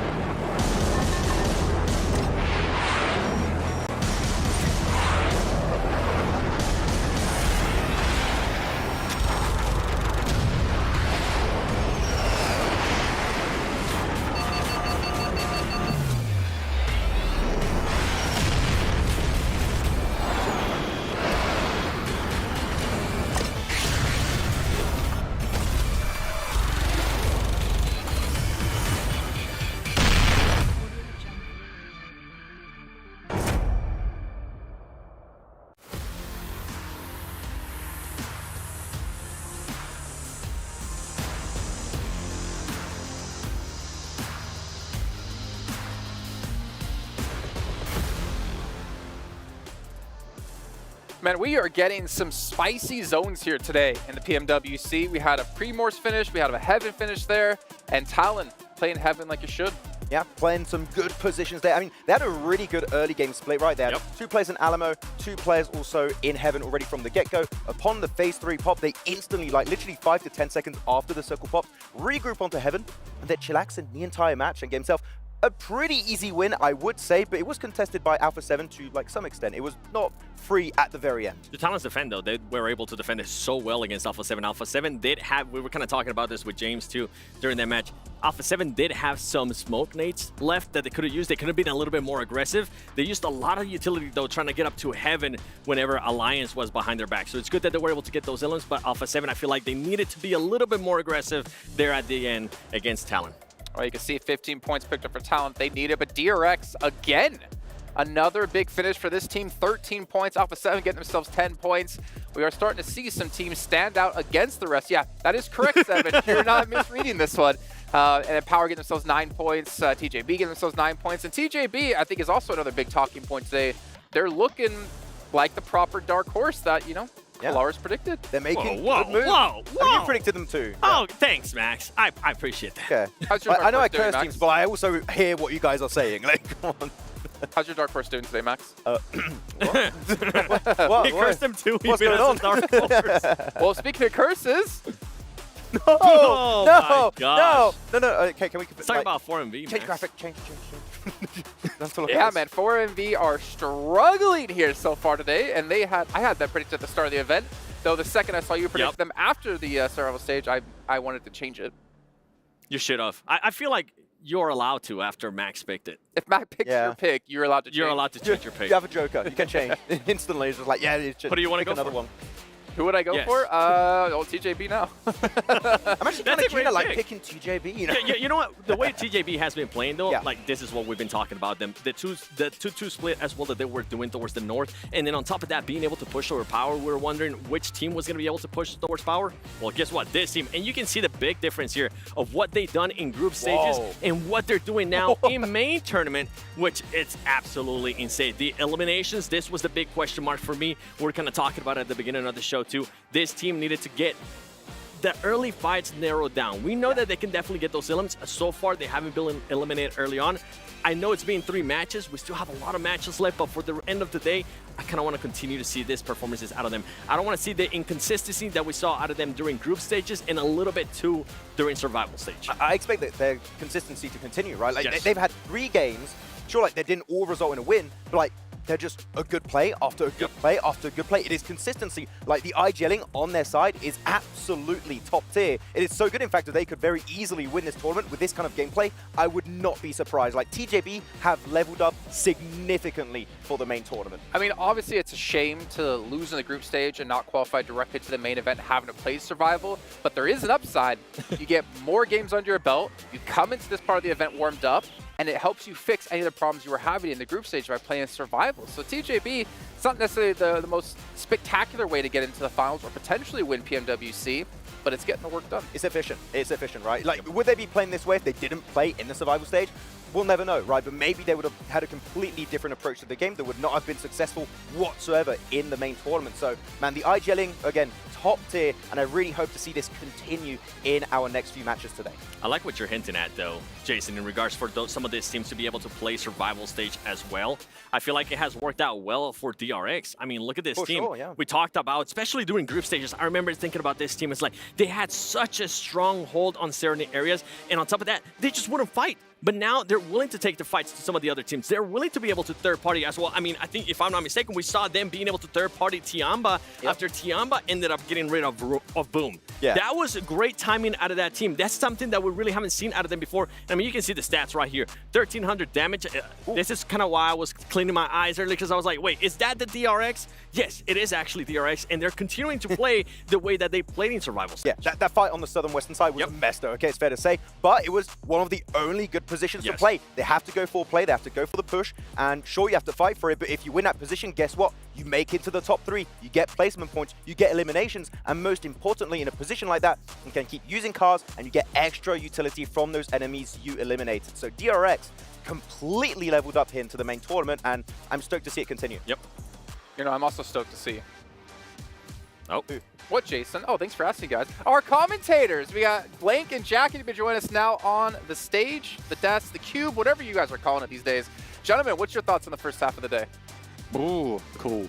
Very awesome. Love it so much so far. It's been some pretty cool games so far. Talon, off the back of that heaven push, the claw came through big time. Some great nades, some great positioning. Alpha 7 just could not handle it. But Alpha 7's also been doing really well, Jackie, haven't they? They have, mate. Yeah. They have. You know, maybe they can keep it going, maybe avoid a second place, gun for the trophy. Who knows? We're only here on day one, Jason. A lot to see. A lot to see indeed, and I think we're all excited to see how the rest of today and of course the next 2 days play out as well. Thank you guys so much for joining us. We'll catch you guys in just a few minutes, but it is time to check in with our overalls, get an idea where our teams do currently stand at the moment after 3 matches played in the day. Ooh. And TJB will be in first place, and of course, as expected, Alpha 7 in second. On brand. The thing for me, TJB, I mean, you kind of have to look at the placement points for that team. That was the big question mark for me. During group stages, I was mentioning earlier, I have to mention it again, that team was either you were going to end up being in the top 3 or you were going to end up being between 10 to 16th place. So it's good to see that that team is currently being able to get those placement points. Out of Alpha 7, what I'm enjoying is their quick rotation, especially in that last match. They rotated so quickly and avoided a lot of fighting. But I feel like at the end, they were just sitting down in Mansion for a little bit too long, that at the end they were just being way too passive. They got to be a little bit more aggressive on those finishes. But looking at the bigger picture here, Seven, I do want to think about it. We've had very specific circles throughout all our matches, especially the truer angles, right? There's a lot of wiggle room right now. I feel like if we get some sense of normalcy, normalcy, is that even a word? I don't know. If it starts to get a little bit more normal, is it normal? Okay, Kalara says it's okay. I feel like we're going to see other teams rise up into the rankings really quickly. Yeah. It's going to get up normality. There. So normality, that's that a better one. Better, yeah. Both are fine, he says. Fine. Don't trust a Brit when it comes to I'll run away with it. Cool. All right, well, you guys at home, you have noticed the players are using the PMWC Violet Thunder set and S12K. We've seen a lot of S12K play. I wonder if it's because of the sweet new skin for you. Guys can pick it up for yourself at home, and this does obviously celebrate the PMWC. What are you doing here? I'm just... It kind of... Yeah, you get the trophy in the back, kind of like the shirt, you know what? Yeah. I don't know. I didn't really want to. I didn't want to see Max's backside today, to be honest. Also, while you guys are watching, make sure you follow PUBG Mobile Esports over on TikTok, and also post a video of you doing your favorite Victor Dance, either in game or out of game, and use the hashtag PMWC Victor Dance to be entered for a chance to win $3,000 in virtual gift cards. Hit us up with your Victor Dance, Max. No. We both pointed at you. Go. Okay. All right, you're lucky. We have to go over to our. Okay. Oh, we're gonna go to our casters instead, but let's head over to them, and maybe they can tell us about their victory dances. Wait, how was it, Max? It's crazy how good Maxman is at those victory dances. Every night after the broadcast, we see him practicing. Back at the hotel, he's always got new moves. Jason never dances, he's too stationary. We need to get Jason dancing, I reckon. I mean, we do, man. He's just still. He's too stationary, he doesn't move. He doesn't have much sparkle, does he? His knees don't have the mineral water. The aggression to it. He's like mineral water. It's still mineral water. Not ideal.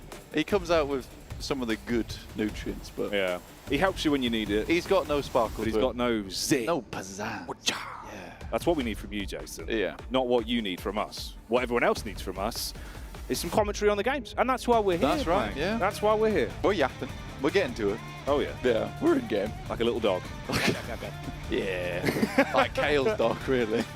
Bloof in the building. Bloof's in the building. But yeah, we're heading into game number 4, guys. We're heading over towards Erangel, our last one of the day, the first day of the main stage here, where we've had some surprising teams get themselves towards the top. Tongji Bao absolutely getting the opposition just crushed, quite frankly, doing very, very well. Flower is blossoming within this environment. It's beautiful. It's his season. It's his season. And it's also the season of the GT20 Pro. Get your hands on it. Improve your gameplay inside of PUBG Mobile. Like we've always said, Blank, you want to be the best, you need the phone. Yeah. That's our catchphrase. That's our catchphrase. It's a good one, right? 120 hertz to put the hurt on the competition. So I think that, honestly, that with GT20 Pro yet, we've been nagging you for a while. All right, if you don't have it by now, you might be new. That's all. That's the only thing I can think of. You've just tuned in. You've just tuned in which case, grab yourself the phone. It's awesome. Cybermecha design, specially made for you guys. Plane path over towards this western side, up towards Severny, and shooting range started over in Primorsk. We had our second game ending over on that region where we saw Tongji Bao get themselves that nasty 2v4, which was lovely to see. It was indeed, mate. It was indeed. I mean, you know what I'm quite glad about, actually, is just the momentum we're seeing from TJB now. Because Tongji Bao looked so good in the survival stage with the calls they're making, the fights they were taking, the nades as well. That's what surprised me. And if that carries on, how effective they were, showing off, we're the big grenadiers on the block. Yeah. I want more of that. Give me more of that nading. That's what we need. At the end of the day, utility usage was on point. They've got the utility belt strapped on every single player there, and they're good to go. But they're dropping up towards Severny to start things off. Not a lot of teams actually challenging them out on this side of the map. No Kameshki splits, which are obviously not the greatest, but it does annoy the rotation from Severny, because a lot of times you want to head around the top of Stalber, deny those sightlines in Yaz. So an interesting start of the game, but a very western plane path for a very eastern circle. This does create that little bit of uncomfortableness in this game. You talk about uncomfortable, things have been a little bit uncomfortable for Alliance today. Not the rip-roaring performance that we were seeing them previously. And it's a shame, bud. It really is a shame. I think they hit a huge stride. Look, they had so much momentum behind them. Comms were clean. Every time we tune into them, like the decision-making they were making on fights was really fun to watch from the way that you could see they were communicating. They're panicking. They are a bit. They are panicking They're a bit. But, you know, one way to stop panic, Blank, wake yourself back up, splash of water on the face, dial in. Yeah. I don't know if they would have had time for the shower. I feel like it was pretty 5 quick minutes, got a lot of time. Yeah, just like power shower. All right, guys. Admin. I did an admin shower break. All right, I'll reset my mental. Everyone's confused. You doing what? What? Sprint off. What? Comes back. I'm ready. I'm ready. Hair's drenched. I've dripped on the screen. I can't see. I've had that a lot though, but the phones are kind of good. You just turn them off and on, reset it. Yeah. The water doesn't even matter. You're fine. Yeah. I stopped shilling that phone. It's all I could You can't help it, bro. I can't help it. It's a good phone, man. But yeah, over towards the eastern side, we do have Team Liquid already in the circle. Average elimination so far for DRX and Erangel, 8 so far. That's on average of 2. So honestly, not that bad. Twisted Minds get themselves a nice start to the game, considering last game they basically stopped playing as soon as they hit the ground, down to 1 player immediately. But Obscure will take down one of the players there from Alula IHC, who are now fielding Alex. A big turnabout, honestly. Yeah, you were I happy like to that. see it. You were beaming from, from side to side of the I was cheeks. real happy. Yeah, you Big were grin. happy with that. And he's still alive, at least. He's there with the rest of the squad. He's not the man that does go down the opening moments. It was Obscure that was up on the hill. Obscure, one of the ways that I think he's really impressed is actually his reliability when he is a solo. Him and Ratto Boy have been so good at playing off angles when they just get stuck into fights based on timing. But Obscure's the one that feels like he has that big gut punch to open fights. Yeah, like a lot of the onus kind of was on Ratto Boy and some of the other players over on Twisted Minds, but you're right, Obscure really does enable that, right? Yeah. He allows that to happen, doesn't take too much credit for it, and that's fine. Talent, here over on their angle stats of an average elim of 4.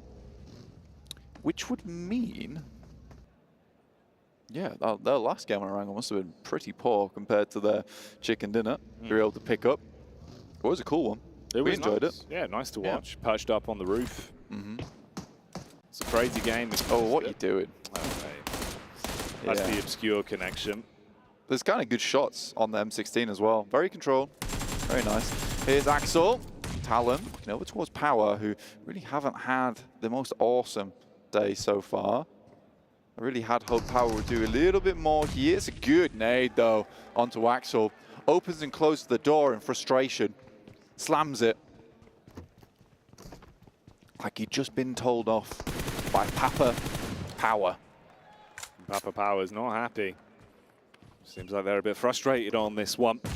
Making some moves to open it up. You're going to be able to get your man back up as well as they play for the revive. Al Hadji, he can be a real mean machine. We've seen how powerful some of his shots have looked. Ooh, that's sad. On the getaway.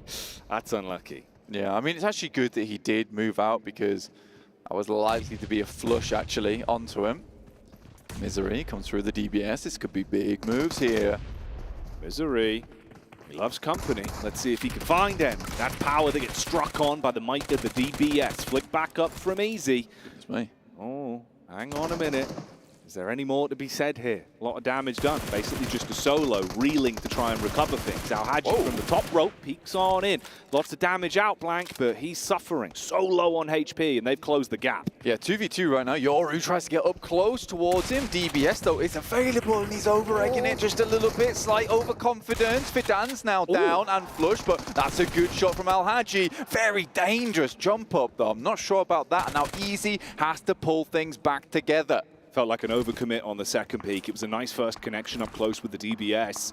And this throws Easy into basically panic stations mode. That's also a backstab. OCO from Reject, all the way in the back line, spots out the down man of Power, unloads the belt, and actually hits onto him. So Easy realizing, I've got to do something soon. I can't let Al Hadji expire. Yeah, he needs to pull him back a bit, and even just a 2. I mean, at this point, 4th game of the day, 14 points accrued. It's not ideal. I mean, they're definitely not bottom of the barrel right now, but still, things could be better for Power. We know that they can play a much smoother game.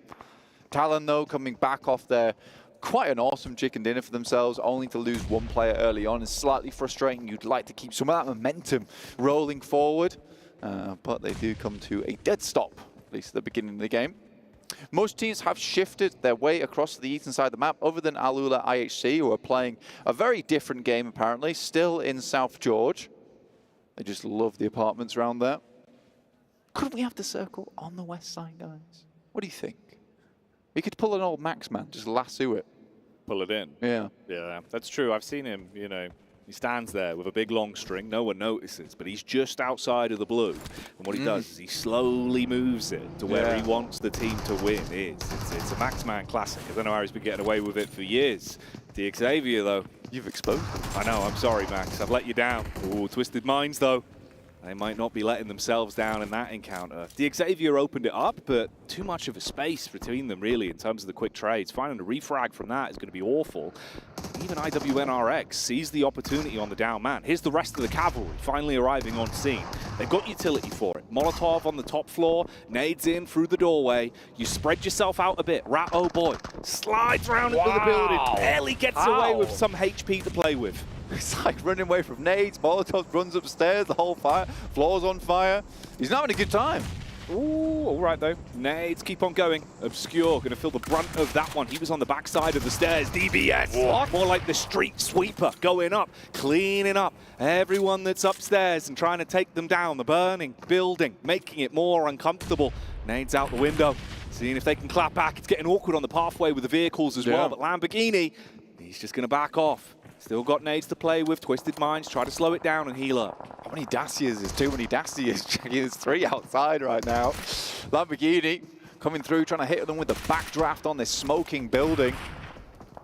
Uh-oh. That explosive power, but Lamborghini's struggling right now. There's so much utility being invested. Everyone is just getting a bit crisped up by the flames. Good old barbecue between TX Xavier and Twisted Minds, who are holding their own.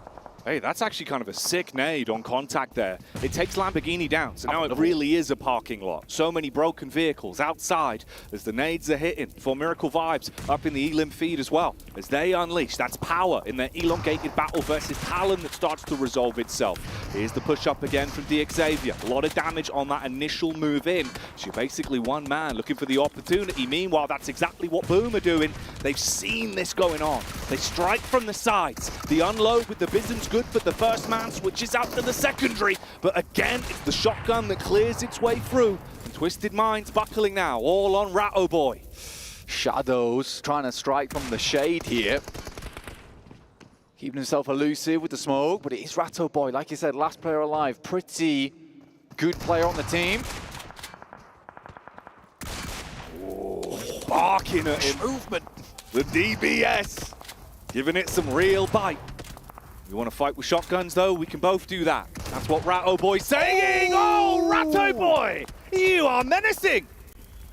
The S12K in the air, flying shot round the corner. Barely saw him. Hello, goodbye. Took the door off his handles. And they just could not handle Twisted Minds when it came down to it. That was a crazy engagement. So many Molotovs, so many nades. I'm surprised the Twisted Minds were able to move from room to room like a paranormal figure and stay alive. That was great. Loved it. Whew. In the meantime, to kick us off, dude. Yeah, in the meantime, half the game's gone by. But yeah, we're heading down towards the southeast, towards Milta Power, Lipovka. Specifically, it is Prison towards the center, and we are locking all of these teams towards the center of this circle and throwing away the key. They'll have to challenge each other out. Team Liquid, very nice little position down towards the low ground, but they'll have to shift positions now as we get IWNRX towards that high ground that does look over towards the eastern side. I think Boom, as well as Vampire Esports, quite happy just to sit over on that western side. Alliance, on the other hand, would like to get a move on, just a little bit. So they need one of these games that has sort of decent eliminations, but there goes Alpha 7. They get stuck into a fight versus Reject. It seems like OCO has been knocked off of his trajectory. Same thing could be said about Talon. They wanted to move up and make a clear shot into the new zone, but they ran into IHC Alula that spotted them from the elevated position. Alex got himself into a good angle. They now go for a wider rotate, hoping they'll have an easier time of actually getting in and repositioning. Could accidentally sandwich themselves between Twisted Minds and Alula IHC that are moving up a bit as well. Something to think about there. Meanwhile, on your screens, Alpha 7 in close proximity to Team Liquid and what remains of Reject. Yeah, pretty difficult push in. I mean, for Alpha 7, they have had a fairly good few games so far. Again, Team Liquid, though, they do have this inside track, but they're sending Cardozin out over towards that southwest side, so he is just skirting along that high ground that sits down towards the south side of Prison. The rest of the team here is called back that, look, it's free. Again, this aggressive scouting as a solo does concern me at times, but I think that Cardozin is pretty confident to do it. They weren't sure of all of the rotations over in that group stage, still made it through. But Alpha 7 will just stop short. I think they know that Reject's coming in from that northeast side around Lipovka, so be able to hold them out, get themselves maybe a decent couple of eliminations. This could be interesting. Number 1 and number 2 in the overall rankings right now. DJB, Tongjiabao, and Talon. They were chasing them down, took a few pot shots from the vehicle on the move, but realized they don't like the look of the fight after taking some damage back. They cascade further away, set themselves up, finding an additional vehicle to work with as well, so they have more ground to cover now.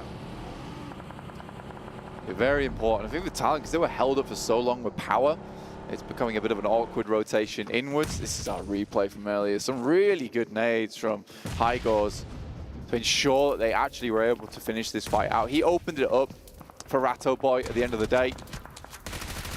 Just this initial engagement where he gets caught off guard whilst he's trying to clean out some of the knocks. Oh, but yeah, that's just a nice little play from Ratto Boy. And they remain as 2. It's pretty decent. But they needed that. They were very low down on points. Here's Team Liquid, 4MV, taking shots over towards Tiamba as Bond hits the ground. So really rough sequence of events for Talon. They instantly began to chase Tongji Bao, go down into the compound, get unloaded upon from the elevated angles with the surrounding squads, take so much damage that it's just a solo that's left alive now for them. So off the back, getting a little bit of momentum and a few points. Quickly, that SIP begins to sink. Oh, for Miracle, vibes back on our screens, though. Not had the best day of it yet. Oh, outside of the blue as well, man goes down. That's the way their story ends. Yeah, I mean, for Talon, it's just tough journey. That elongated fight versus power into running into Alula IHC, who technically were out in the blue for way longer than I think a lot of teams might have expected them to. Talon just can't quite find a comfortable rotate inwards. Next circle sent us up around Shelter. Very interesting ending. In my opinion, a lot of open ground, but technically there's a lot of these little places where you can get into the bunker that's underneath in Shelter, and you can post up around there, block out these stairways with vehicles, and essentially create yourself not the greatest of compounds, but an okay one. An okay is better than not okay. So at least give you something to play with. An okay. Exactly, an okay. Which sounds like you're saying no thanks. Okay. Okay. Would you like that for dinner? Okay. Right then. Looks like Papa Power's going to have to make a whole new meal now, isn't he? Yeah, he's got to throw away the old one and cook something else. Okay. Oh, hey. I couldn't imagine that. A sad look on Al Haji's face. It would be, be rough to see. That'd cripple me. Yeah. Makes me sad. Haji. Yeah. I didn't mean to. I just want Al Haji to succeed, man. That's all I want. I think he's been trying so hard for so long. It would be sad if he doesn't. Boom, Esports here. He's getting a check-in with some of the Arabic casters saying that they think that this team's going to do fairly well. They're a team that plays very well under pressure in the finals. Yumi being an extremely good member and strong fragger for that squad. It's not looking bad for them.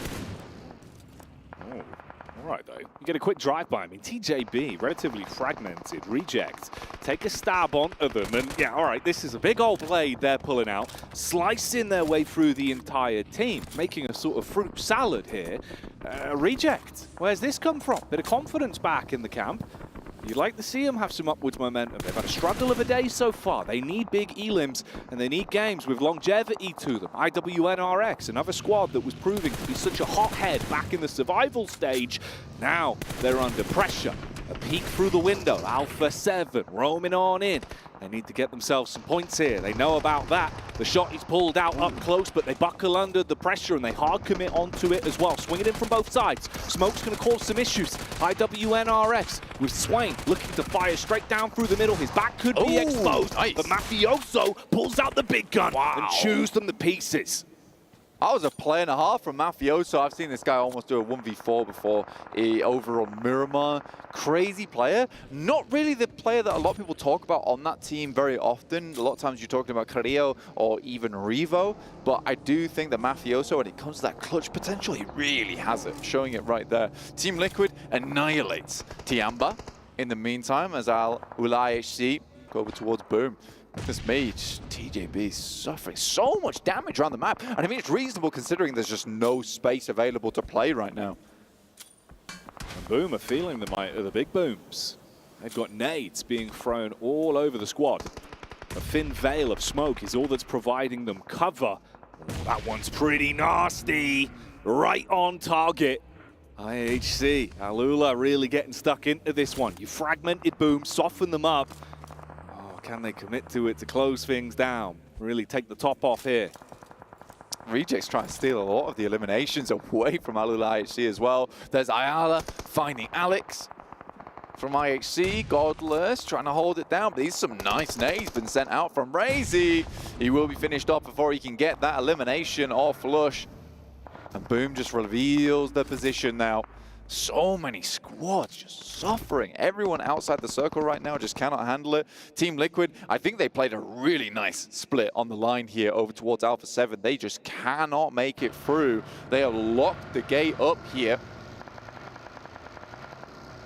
Alpha 7 going around the backside of the hill. Vampire and Reject are the two squads that are on either side of the setup. If they turn towards them, can take a few pot shots on the momentum. They now see each other and begin to exchange a few blows. Get the drop down behind the tree. Uh-oh, first snipe across. It's good from Alpha 7 to get the connection back on the Vampire. Hard commit with the Molotov as well to burn him out of position and keep pressure applied. Uphill battle though, Corallo taking that hit back as Vampire strike once again. Vampire trying to keep Newsy alive here, but Mafioso will finish him off, who's doing the lion's share of the work here for Alpha 7 at the moment. Definitely domination coming through from this guy. He's making it look easy. Yeah. Smooth moves on the transition back to the DP as well. Trying to see if he can feast with the dinner plate. I will say for Vampire, just not having Ravenclaw on the team just feels rough, man. Yeah. So good on the off angles, really set his teammates up all the time. Sort of felt to me like when Zerich left the team, where we had Effect playing. He just set Effect up all the time, and then they split up, split away. Suddenly you just have this situation where you just cannot play the same game that you're used to. It's really tough. It's really, really tough. So I feel a bit bad for Vampire. They've not quite worked out the synergy just yet. But there's Schweppes finding a nice shot over towards Audio from Alliance. It's a nice way to get stuck into things. For Miracle Vibes on screen now. Playing a bit of a slower game, just using the nades to clear the top floor, and that one's on target. Alliance suffering a heavy hit, and once again go down early. Out of the runnings here in our fourth game, Black. Yeah, a very, very tough game so far, and I think it has had one of the most difficult positions to be playing in. And I think I'm okay with that, honestly. I'm okay with really difficult games being played here at the main stage, because it really does bring out the best. We've had some circles so far where it's just favored one team. And it's been very, very difficult to deal with them. You saw that over towards Talon in Heaven. But this is a really good test of who is the best in the lobby. Team Liquid up to 7 elite elims. I'm not telling anyone I told you so, but I kind of told you so. You might they'll tell me off towards when they might have jinxed it just there. Yeah, we'll see. We'll see if the casting curse is going to present itself, mate. I've said it now. It's too late. You've ushered it into existence. They're going to know. I haven't. They're going to know. No, they're like liquid. They're like water. What, they can't hear because they're made of water? Yeah.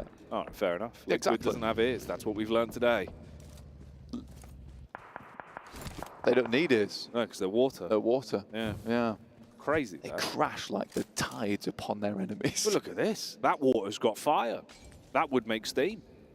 That would make steam. That would make steam. Which would mean they would go up. Honestly, because it rises. Right now, they are kind of steamrolling the competition. That's crazy. That's wild, you said that. That's a nice nade, not quite on target from Cardozan, though. Mythic is down, 2 elims to his name, but 7 elims so far for Team Liquid, now up to a 6th place position, looking to leapfrog over the top of Boom. I think right now they are just equal points. DRX still has 4, though, in a strong central position. Not a lot of elite elims here, but they do like to favor themselves towards a central position where they can. They're able to play both sides of that coin, which is, playing that aggressivity, as Mr. Maxman would call it, as well as a bit more of that passive nature as well, which I do really like. I really like that from DRX. And they're using it to their advantage, because it feels like a lot of the other teams inside this lobby are so mean, so aggressive, looking for fights all the time, baring their teeth. Yeah, there's a lot of big bullies on the battlefield. There is. You got a lot of players that rep themselves, back themselves in a lot of fights, and fair play to them. We know that there's a reason for the utmost confidence going into a game like this on the big stage. You've had long enough now, there's no sort of doubt in your minds really in terms of the environment shook us off. We weren't prepared for it. You've had your time in the sun. You just got to show us that you can blossom. Unfortunately for Reject, they go down and out. It was only one man that remained alive in OCO in a very uncomfortable spot. He's finished off. Alpha 7 and Vampire duking it out for so long. After they take out Alpha 7, you get a reposition from Tony K, but Cardozan's just been waiting for the go signal. That's the flare, and he engages. Yeah, that's a really good shot from Cardozan, but not one I think Tony K should have let him have. He had cover to get to on that tree. He was running across to it, but I think he just panics in the moment, decides to double back. That is definitely the wrong choice there. And Cardozan obviously will just capitalize on top of it. Up to 8 elims now for Team Liquid. Nice game from them. Baron gets a shot over towards DRX. Now Stone starts to move up. Tony K, though, has had a good game. 4 elims. You know, sort of the wonder kid on the block for the last 2 mid-seasons.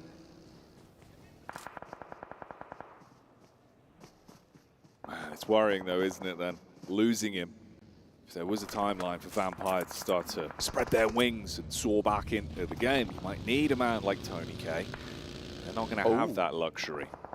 Circle moves over towards that northern side, Jackie, which gives Team Liquid a lot of space to work with. Obviously, a lot of these teams are on the high ground right now. They have to move down. Hyunbin finds Apex with Soez, and Refus will be flushed out here. So although not a lot of elims are found for DRX, they're controlling this space nicely. Now, I don't think 4MV was quite prepared to come toe-to-toe with them. No, I don't think you are at all. You're going to be the Baron to lord over him here. Swing with a mighty scepter.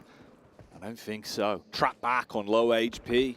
DRX paranoid about anyone starting to move up, a potentially third party onto it as well. So for Miracle Vibes, their hopes and dreams rely on one man being able to play with the right timing. If an opportunity is given to him, he can't make a mistake now or really engage. If you look at just even the utility count on DRX, I'm not sure how much further they can get in this game. They really don't have much of anything. They might be able to get a refresh on the death crates coming through from 4MV, but they're still not flushed out Baron. It becomes a really difficult thorn to have in your side here.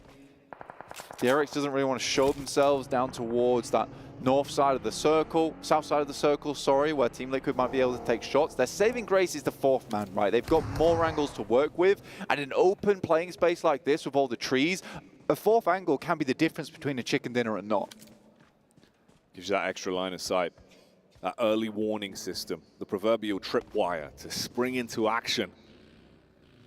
And that duo of Vampire still downhill. Liquid have had them locked, giving them no rotation points for a while. They've got a few nades still to work with. 3 Molotovs, 1 nade here.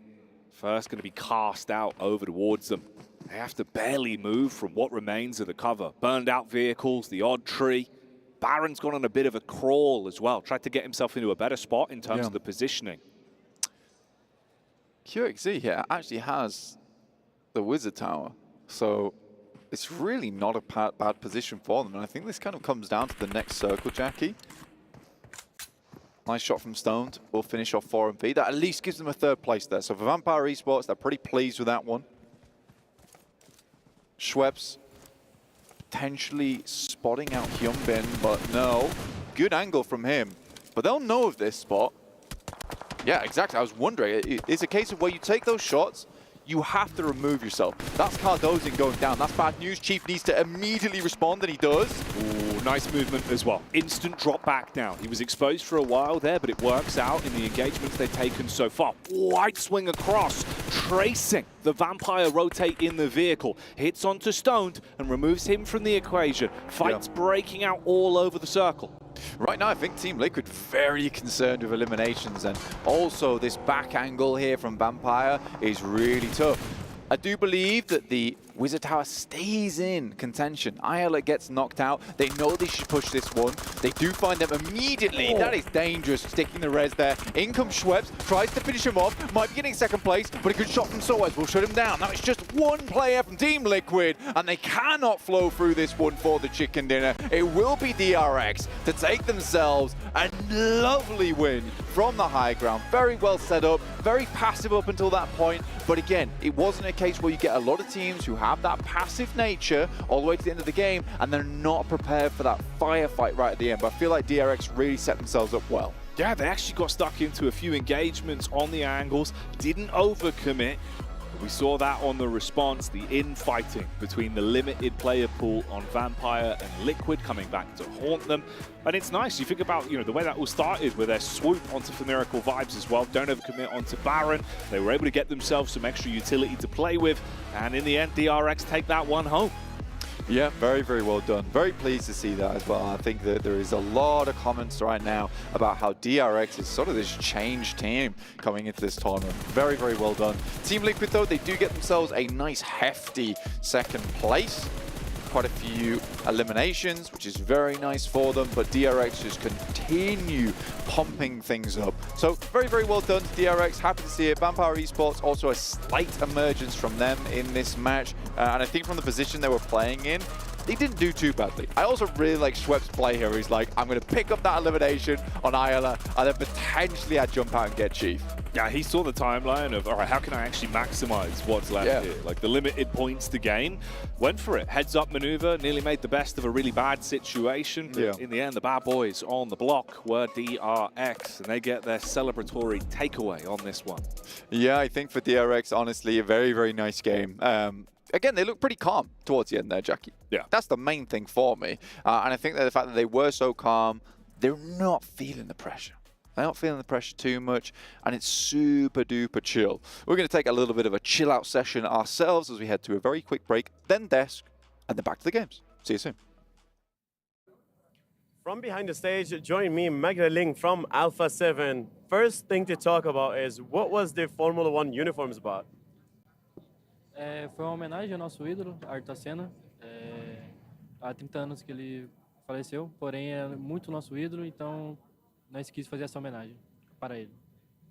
We are celebrating our idol, Ayrton Senna. Unfortunately, it's been 30 years of his death, and we wanted to celebrate him. That's a nice tribute. That's a nice tribute, and what a nice performance also we've seen from the team. What's the secret sauce for such a consistency we've seen from Alpha 7 from the first 3 matches? Que performance maravilhosa que vocês tiveram. Qual é a receita secreta que vocês têm para a performance tão consistente de vocês? Acredito que é muito estudo, muita confiança e trabalhamos muitos dias durante a PMSL, com o campo PMSL, e estamos vindo forte e só entregando o nosso jogo como é feito. There's a lot of hard work. We studied a lot. We worked very hard, and we're delivering it. That's really nice, and we've seen it on the stage, and good luck for the upcoming matches. Thank you very much. That was Magda Ling from Team Alpha 7. طبعا شباب من المينا، هي كانت بدايتهم باليونيفورم تاع الفورمولا 1، وهي فعليا كانت تريبيوت لسائق الفورمولا 1 الشهير من البرازيل، وذكرى ال30 فعليا لوفاته. ومثل ما عم نشوف استمراريه جدا رهيبه، حضروا بشكل جميل وجيد، وعم تطلع الثمار على الستيج، وجولات جدا ممتازه 3 بالنسبه للالفا 7. هل رح يستمر؟ رح نكتشف هذا الشيء سويه.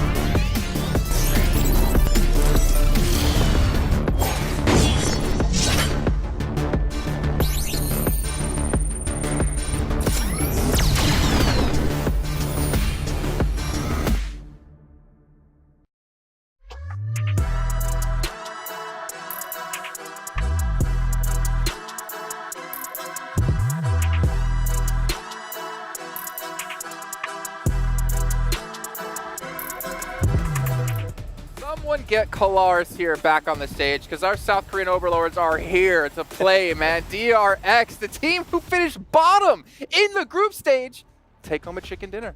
Oh, yeah. It's a good... Wait, gotta imitate me. Actually, that's a good sound effect right there. No, like DRX here, like again, completely different from how they entered in this tournament into PMWC. And I'm sure like this was a little bit of a freer game here, 7, but like the stats speak for themselves. Almost over 1,000 damage average per match here, and almost reaching 6 average eliminations per match. That is a great ratio to have per game. We should say this though, because we looked at TJB earlier on, right? And TJB, their eliminations went from like 1 or was like 2 to like 8, right? And their placing went to 3rd as well. I feel like DRX are maybe not as lethal in terms of getting eliminations, but the positions they're playing are really smart, really well done, and they're avoiding fights long enough to make sure they can get those high placements. Almost 10 minutes extra survival time, by the way. Like that's a lot of extra gameplay you're getting. Extra time to get eliminations. The bigger thing out of them is that they're being able to take advantage more out of those spots that they're being put into, right? Yes. They're not being too passive. I mean, for them to be able to get 15 points total, I guess we want to see a little bit more eliminations out of them. To give them props, though, they were able to hold off 4MB. 4MB not having one of the greatest days so far with what we've been able to do. But, I mean, out of the group stages, that was a team that a lot of the people were fearing until you cursed them. Yeah. Okay, just have to put that at the end. Like, DRX here not getting, like, an insane amount of eliminations off the back of this chicken dinner. I'm fine with it because guess what? You're playing that high ground position. You're playing Lumberyard. You are not able to get too much information and angles on teams around you, so you have to play very passive until you want to start leaving that position, which is what happened. They start leaving, they get 5 eliminations, they wrap up the win in style. So yeah, happy with DRX, and I want to see that hopefully continue. Luckily, I still got the camera. I wasn't on me. I was mocking you the entire I was seeing in the background. I'm trying to not pay attention to you, Jason. I was going to say, luckily for DRX, they kind of have Team Liquid towards the north just taking care of all the teams. Not only was Team Liquid, I mean, early on, you were kind of pointing it out to me when I was wondering how they ended up with so many elims. They were sitting on top of Prison. They were able to get a lot of eliminations, not only on Tiamba, on Alpha 7 as well. And something that worked out very well was seeing Ayala take down the last player of Reject, allowing him to move to that kind of Wizard Tower and provide a little bit more coverage for his team. Yeah, those Wizard Towers are very strong on that mountain if you don't allow teams to get too close, otherwise you might get in a little bit of trouble. You'll be okay. I really do move that much. You're making me very self-conscious. I didn't say anything. I'm laughing at him. I was like, they're just testing me to see if I No, like they do it when you guys can't see us, okay? I'm not crazy, I swear. That's a nice head bump. Jeez. That's going to make our top reaction for tomorrow. I'm going to tell you that right now. But also, like, Team Liquid, a good placement out of them, good points. But also Vampire, to be fair. Vampire were like the very bottom of the leaderboards with like 4MV right above them, able to get themselves propelled up in that last match. But you can see here, 1,600 damage done. And honestly, for Liquid, we have seen like individuals step up, right? It was Mythic in one of our earlier Erangels. I think this one was Ayala 7. So we're seeing Liquid start to like warm up into this this finals. Not only just players, we're kind of seeing the whole team just step up in a way. I mean, they started off the day in Sandhawk not very hot, but ever since then, they've been able to get, what, 11th place finish, then 5th place, 10 eliminations. The one before this one, it was 7 with 2 eliminations, and now with the performance that they were able to put up here, this is kind of what we want to see out of this team, right? And on top of that, we're going to be going into Miramar, which has been one of their strongest maps. I was just about to say, like, during PMSL, Team Liquid on Miramar, it was their bread and butter. They were doing really, really well on that map. They were very consistent, especially when it comes to maybe eliminations, not so much, but like making it to the late game, they would always make it top 5, top 4, top 3 scenarios, right? So Team Liquid, going to this, they could rank up even higher at the end of this first day. I kind of want to talk a little bit about my dark horse, TJB. They went back to what we seen it. Yeah, both of ours, you know, got to give some props to the birthday boy. But this team, once again, just having issues with their early fights. They got eliminated so quickly. That's the one thing that team definitely needs to adjust. Those early fights, every single time it happens, they don't end up being able to. I feel like they're not able to win that fight, and there goes their whole game plan. Yeah, while you're talking about TJB, I want to take the conversation over to Alliance. Man, they are not getting away with their splits, by the way. Like, teams are moving so quickly, there's no room to split in the late game. Yep. If we're talking about early fights, how have neither of you mentioned yet Power and Tower? Yeah. What is happening? I feel like 3 out of the 4 matches they fought extremely early on, or they fight at least some point in the match, and then you're going to be playing handicap the rest of the game. I just took the information and threw it out. And like, I don't really care. Can we take you out and throw you out of the stage and bring Kalaris back in? That's kind of hard. Yeah, well, for you guys who are watching, by the way, at home, make sure you log into the game. Check out the Esports Center, check out the PMWC section, and make sure you guys subscribe to that so you're notified whenever we go live or any news goes out. You're not going to want to miss this one. I know Max already subscribed. I need to actually go do that because you can get some sweet I got that parachute. It's really cool. Parachute, Oh, yeah. of course, Nice. the border. I believe we're going to head back to our casters here. So we get into our first Miramar of the day. 2 matches left to go. Blank and Jackie, take it away. Thank you, Jason. We are in position in the commentary booth, and we're going to be bringing the fire in the booth. So we've got the fire extinguishers on standby, just in case it gets a little bit too crazy in here, because we're hoping for some inferno-level games, Blank. We want these teams to turn up the temperature all the way to, I don't know, at least 40 degrees. I want some volcanic eruptions in this match, honestly. That's what I'd like to see here over on Miramar. The hottest of maps, the hottest of spots. But, ooh, that's a lukewarm playing path. Oh, man. I've seen one. That's nasty. Down towards the south side, very, very far away from anything on the north. So if you're dropping El Pozo, Tierra Bronca, La Cobraria, horrible position. You're not going to be in a horrible spot if you grab yourself a GT20 Pro and outplay the rest, playing on the best. Oh, that's right. You won't even care if you get a horrible playing path, because you'll be so good on the GT20 Pro. So good. Exactly. That you would just embrace it and absolutely pop off in your games of PUBG Mobile. That's why we're always telling you about it. We're not going to stop. We're not going to stop. And neither are the games until it's over. But that's in a while. Yes, it is. They've got 2 days. 2 days. 2 long days. All right, okay, 2 long days of lovely PUBG Mobile action coming right at you here in Riyadh at the PUBG Mobile World Cup, at the Esports World Cup. Oh yeah, that's right. A big old fixture. And some exciting games to get through. All of these teams gunning, of course, now to be in the runnings to actually have an opportunity to lift the trophy. If you haven't seen it, it is gorgeous. A fantastic way to commemorate the fact that you are the team that walks away as the #1 here at the PUBG Mobile World Cup, at the Esports World Cup. I'd love to get my hands on that trophy. Unfortunately, I just do not have the PUBG Mobile chops on me to make it happen. But some of these teams, one of these teams will. A nice playing path for the circle, I would say. I think most teams pretty okay with this one. The unfortunate nature of this is that a lot of teams are going to be bunched up very early on. You're likely going to see some early fights, some early engagements, some late looting in this game, which is always a bit awkward, right? You don't want to be late looting, late shopping. You know, you never get the right things. No, you don't. That's the thing. You can have a shopping list, but usually it's kind of hard because it's like, you know, the shop's closing. You're like, oh, it's nighttime. You're crazy. I'll grab that. I'll grab a leek. I'll take the leek. I don't need the leek. It's kind of an onion. I'll take it home. I guess I'm making a soup. Yeah. But really, you want to make a chicken dinner? No, exactly. Yeah. And that's the problem. You can't make a chicken dinner out of soup. No, you cannot. Tiamba get themselves a glider. Okay, cool. I like it. Pretty quick. Get yourself in a position very nicely. And again, I think that this works out particularly because they can pick themselves with a nice spot over towards the north side of the circle, potentially an El Azahar. Pull up. Thank you. They can pick themselves up a nice, I think they just went for the ramp play. That was kind of cool, actually. I like that. Momentum. Yeah, a bit of momentum. So they went for a early shift up towards that north side, but it does mean the lads behind them might be able to loot one of the buildings closer in El Azahar. Whereas these boys will be able to go a bit further and loot elsewhere. So they're going to distribute the loot between themselves more evenly with that one because those two guys are going to get into El Azahar a little bit earlier. So I like that play. Alpha 7, on the other hand, they get all of El Pozo to themselves. This is a fantastic start for them to loot up the entirety of the stadium as well. Beautiful. I've always found the glider noise incredibly satisfying. It's just kind of like, you know, when you're trying to sleep and you want some kind of like nice hum in the background, like a fan on in a distance. PUBG Mobile glider Imagine that. noise. Like 10 hours of the glider. Yeah. Lo-fi remix through a bathroom door of a party. That'd be good. Yeah. I'd really like that. Someone get on that. Tweet us. Your Let mate us plays know. PUBG Mobile while you're trying to sleep in the other room. Just the ambient PUBG Mobile sound. That'd be good. That's actually kind of genius. I get that one made. It's an untapped market. It is. An untapped market. This is potentially $1 million idea we've just given you. Yeah. So hold on Learn to that PUBG Mobile in your sleep. It's just your voice. And remember, guys, you want to loot as frequently as possible, but not too frequently in the late game. You want to make sure that you're looking for your rotations. Are you asleep yet? Because I'm about to start reading a book.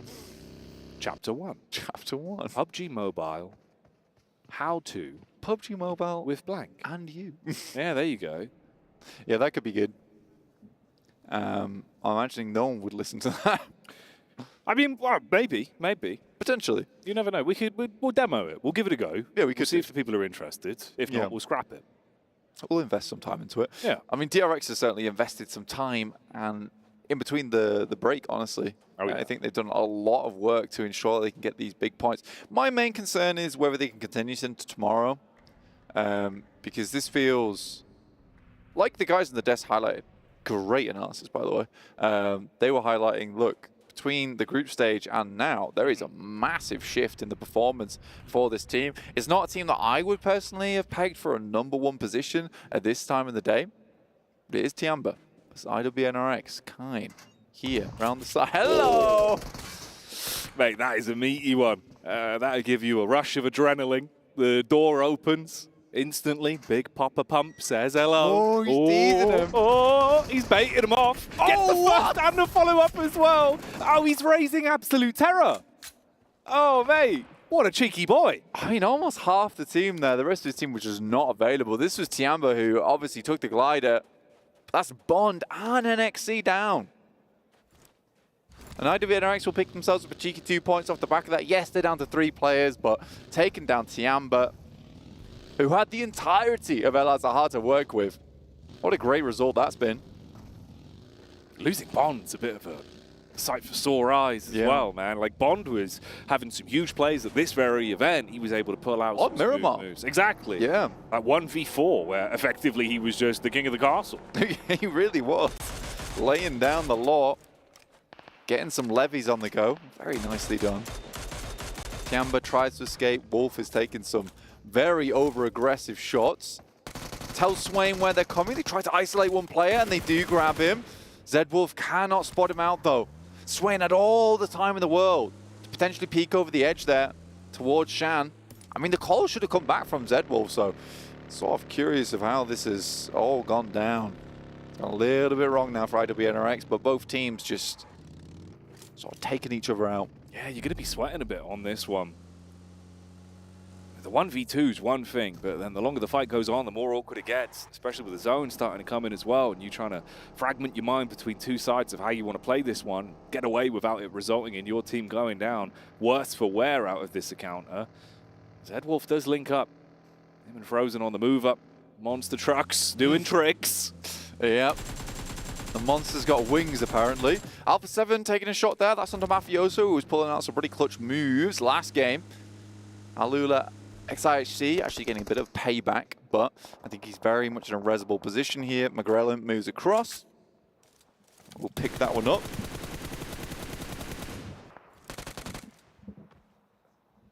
Okay.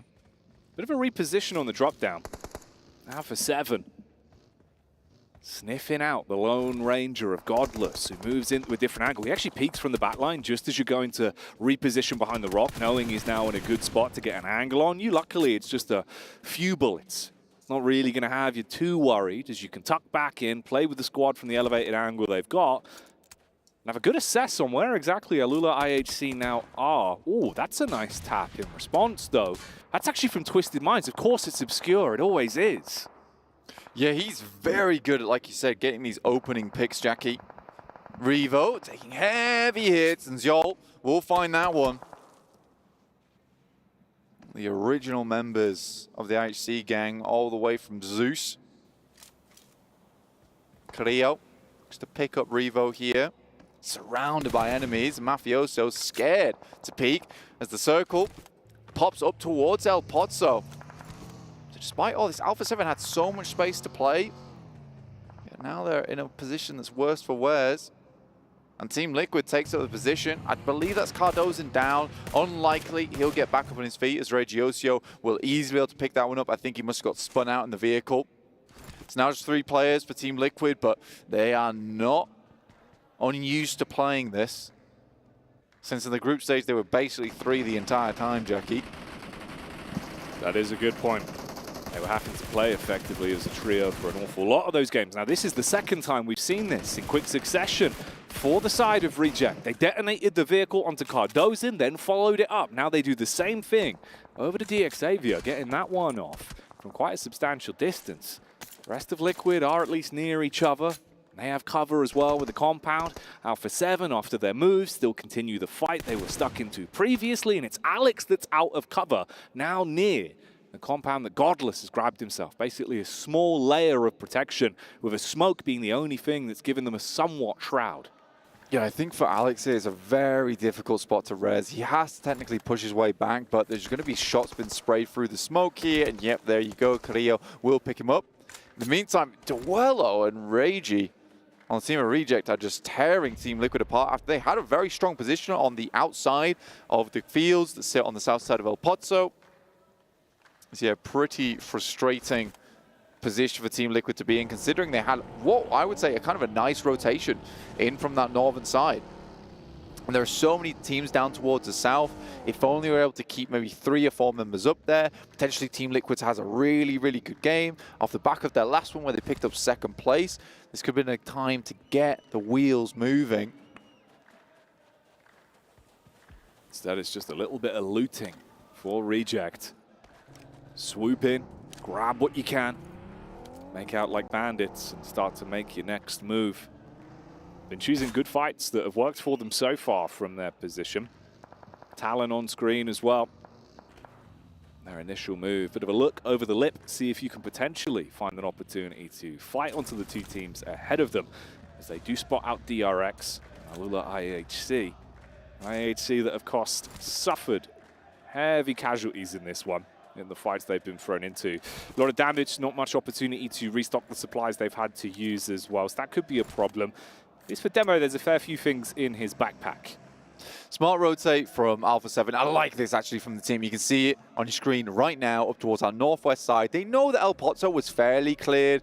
They haven't been up there in a little while, so potentially teams come through, but they understand where the playing path was. It was unlikely there's going to be too dramatic of a rotation up towards that north side, but they can really play off the back of this now. Potentially try and head over towards that slight western bit of the ridge side. I think they've played that many times in the past as well in some of their games, and they get a lot of success from the back of it. And because we do have the backside, that ridge kind of cut off by the circle itself, they can dominate from that position. I'm 100% sure of it. So for Alpha 7, this is a good game in the making. They just need to play smart going forward. Is it something that's going to be able to repeat its way through them? That's the big old question. These were the connections from Reject that we saw popping up in the ELEM feed when there was a response back from Liquid, hoping to make up for the mistakes. But it only further pushed the issue. Yeah. Tongji Bao on screen here as well, and that's Power. They've been a little bit quiet into this one. Maybe we'll get a chance to see if they've got any moves. Flower taking heavy hits from the side as well. A lot of bullets downrange. TJB. They're in a bit of a rough spot here. Yeah. You do have TJB just kind of sort of floating through the air there with Flower, dodging the bullets. A little bit ethereal. I mean, we'll get the heal off. Vehicle's slightly burning, though, and I think it's a difficult decision to take that one onwards. We see this circle a lot, though, don't we, Jackie? And this is the type of circle where most teams know exactly where to go. I mean, IWNRX currently playing up towards that high ground that sits over towards the ridge on the eastern side. Can be a decent spot. You do have to sit up there for a long time, so loot can be a little bit of a problem, but it's Alliance coming up towards Vampire, holding this spot all the way over on this southeast side. Oh, mate, look at these nades. Everyone on Vampire priming them, getting ready to see if they can get that opening knockoff or at least splash damage to make it easier for the actual weapons up close. You got the push on the side from Tony K. It's a vertical angle that he needs to be aware of, and the nades bouncing in deal so much damage to ruin the opening gambit from Vampires, panicking in the corner, stoned, firing out so many shots, but they close the gap by pushing on 2 separate positions. Sandwich him. Find that one for free. Is there any room to reply? It doesn't look like it, as Alliance compound crash pays off. They just cut through them there easily. An Alliance, that looks a lot more like the Alliance we're used to in that group stage. Godless gets the bus back on 4 wheels, but yeah, that was a very nice push from Alliance. Much more what we expect from that team as well, so sort of unfortunate that we don't see that more often here in the main stage. There's still a chance here for Alliance to bring things back at the end of the day. Only 17 points. I mean, first place is DRX with 45, but they are very far ahead of most of the teams. Next circle will be a big one here. Are we going to shift up towards that northwest side, make things very uncomfortable in that fielded area, Jackie? Oh, it's a good question. We're we are. seeing how much damage can be done from Talon as well, mate. Up on the hill. Misery was the one that took the first pot shots when the bus was flipped. Did a nice load of damage. They healed themselves back up, but they're still inside of the zone. They've still got room to play with. Whereas the same cannot be said for Alula IHC. You have to once again play to get your teammate back on his feet. You know you're exposed from such a wide angle. Goodness me. It's a surprise they actually got him back up on his feet. Honestly, Demo close to death there. Yeah. Just comes back from the brink like a revenant. Regiocio, what is Reject doing this game? I don't know, they're just fighting. I like it. I like it a lot. Power now on your screens versus TJB. Nades go over the top to instigate a fight here. Long's looking for some more, but he exposes himself to Alliance up on the top of the hill. Again, all these teams will have to move out. Power currently has that inside track, and we'll be waiting for a lot of these teams to come in, but it's whether they can actually withstand. There you go. With hand and withstand the brunt of the teams that be coming their way on that southeast side. Well, as we've seen, heavy is the hand of Al Haji. He's able to lay the smack down on anyone that gets close to him. Is this going to be a raw fight to be thrown into, though, as they make their move? Alliance put the pedal to the metal and close the gap over towards the zone. Liquid taking pot shots towards them. Power in a close second chasing, and TJB wait it out.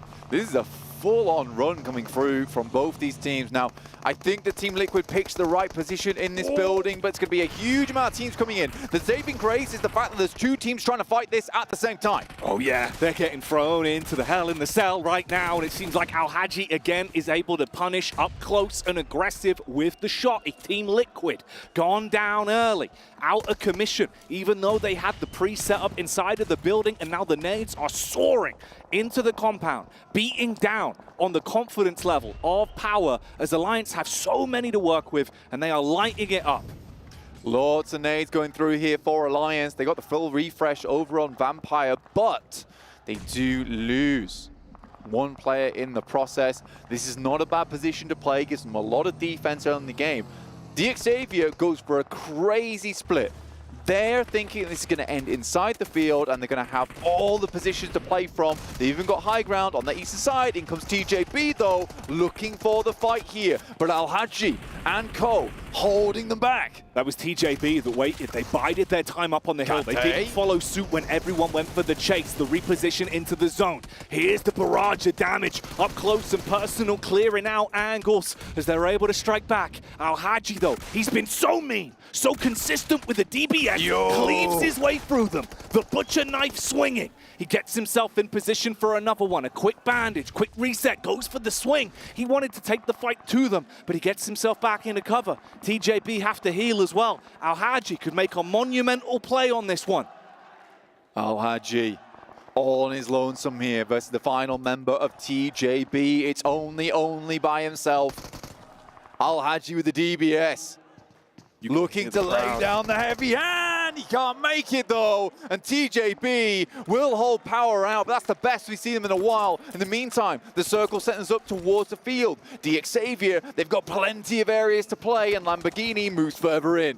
Well, here we go. The crowd going ballistic off the back of the plays, trying to give that man energy in the moment. But the power is gone for now. The fight does not end there, though. That was just a bullet point in this elongated bout that's been continuing for so long. You run into the burning building. The fireman maneuver, but he's not ready for the flames. The first man for Alliance suffers through his own fault on the engagement, and TJB still looking to build back off of this one. Can they win out? It's a 1 versus 2, a duo versus a solo in very uncomfortable territory, and another third party rolls up. Reject. They've been taking fights from a distance, but now they want to show what they can do up close. Regiocio blows onto the scene. Alliance, 2 members. Your Leons, the 1vx champion over in the group stage. Cluck as well, who's hit some nasty nades this tournament. barely lives with his life there. Reject looking to clear them out, pick up this position for themselves. There's absolutely no teams around them, so this could be a Reject flush here. But Regiosio goes down. Cluck extremely low here, Jackie. Cluck's clicking, dealing damage, but the sideline works out well to be able to isolate the fight. He barely pulls back, trying to keep himself alive, but he's now just a bit of bait. Another way for you to reel him in, see if you can shut down versus what remains of Alliance, just the single solo. And TJB, similar scenario. That's nasty. Oh, up in the building, throws it up the stairs. Goodbye, Alliance, as the might of them buckle under the pressure of Reject, and the last man from TJB still alive. 4 players from Reject remain. Tongji Bao just patting only on his back right now. What a defense he's had from inside the building. The Guardian shield up, blocking any kind of approach towards him. Doc takes a Molotov, will back off for 4MV, but almost exposes himself. And once again, it's DRX, our current top dogs in the server right now. Near miss on the nade. Keeping his belly down in the dirt. Taking little peeks for information where they present themselves. It's a rough fight.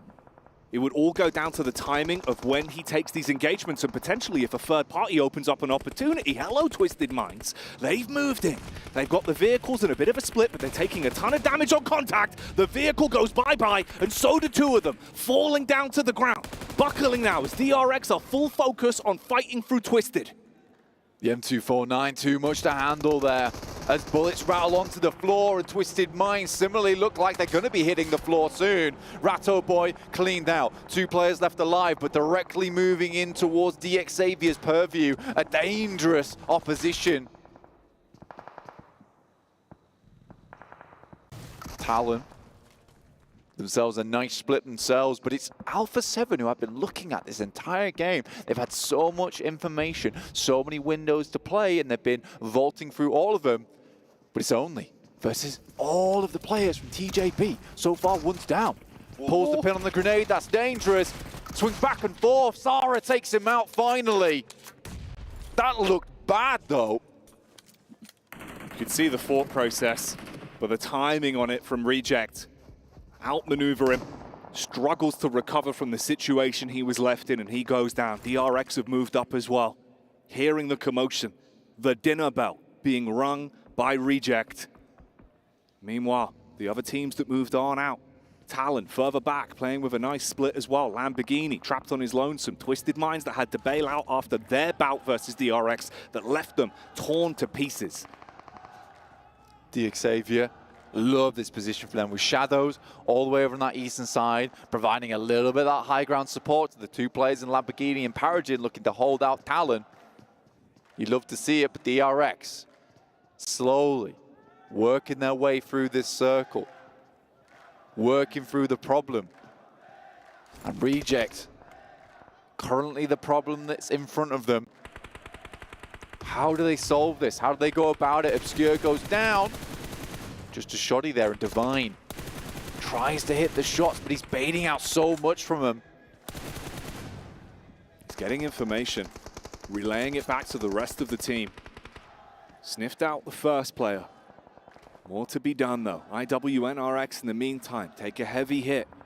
Haven't had to say their name in a while, and we won't for the rest of this one as they go down. Out of the runnings, Talon starting to move up a little bit. They had that info onto Lamborghini so long and low. Oh, wait a minute. That's Osio. He strikes again. They're still finding opportunities even mid-fight to steal elims.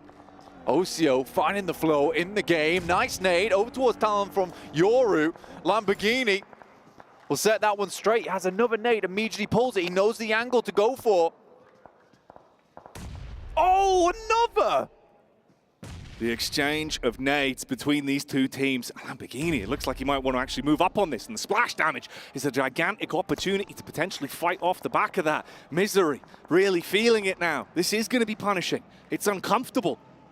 Trying to decide if it's even worth going for a bit of a maneuver to get his teammate back up here. Meanwhile, boom, expired to the might of Alpha 7 that have been out of the fight for so long. Lamborghini does close the distance, but the crosshair honed in, and the hit connects from Misery.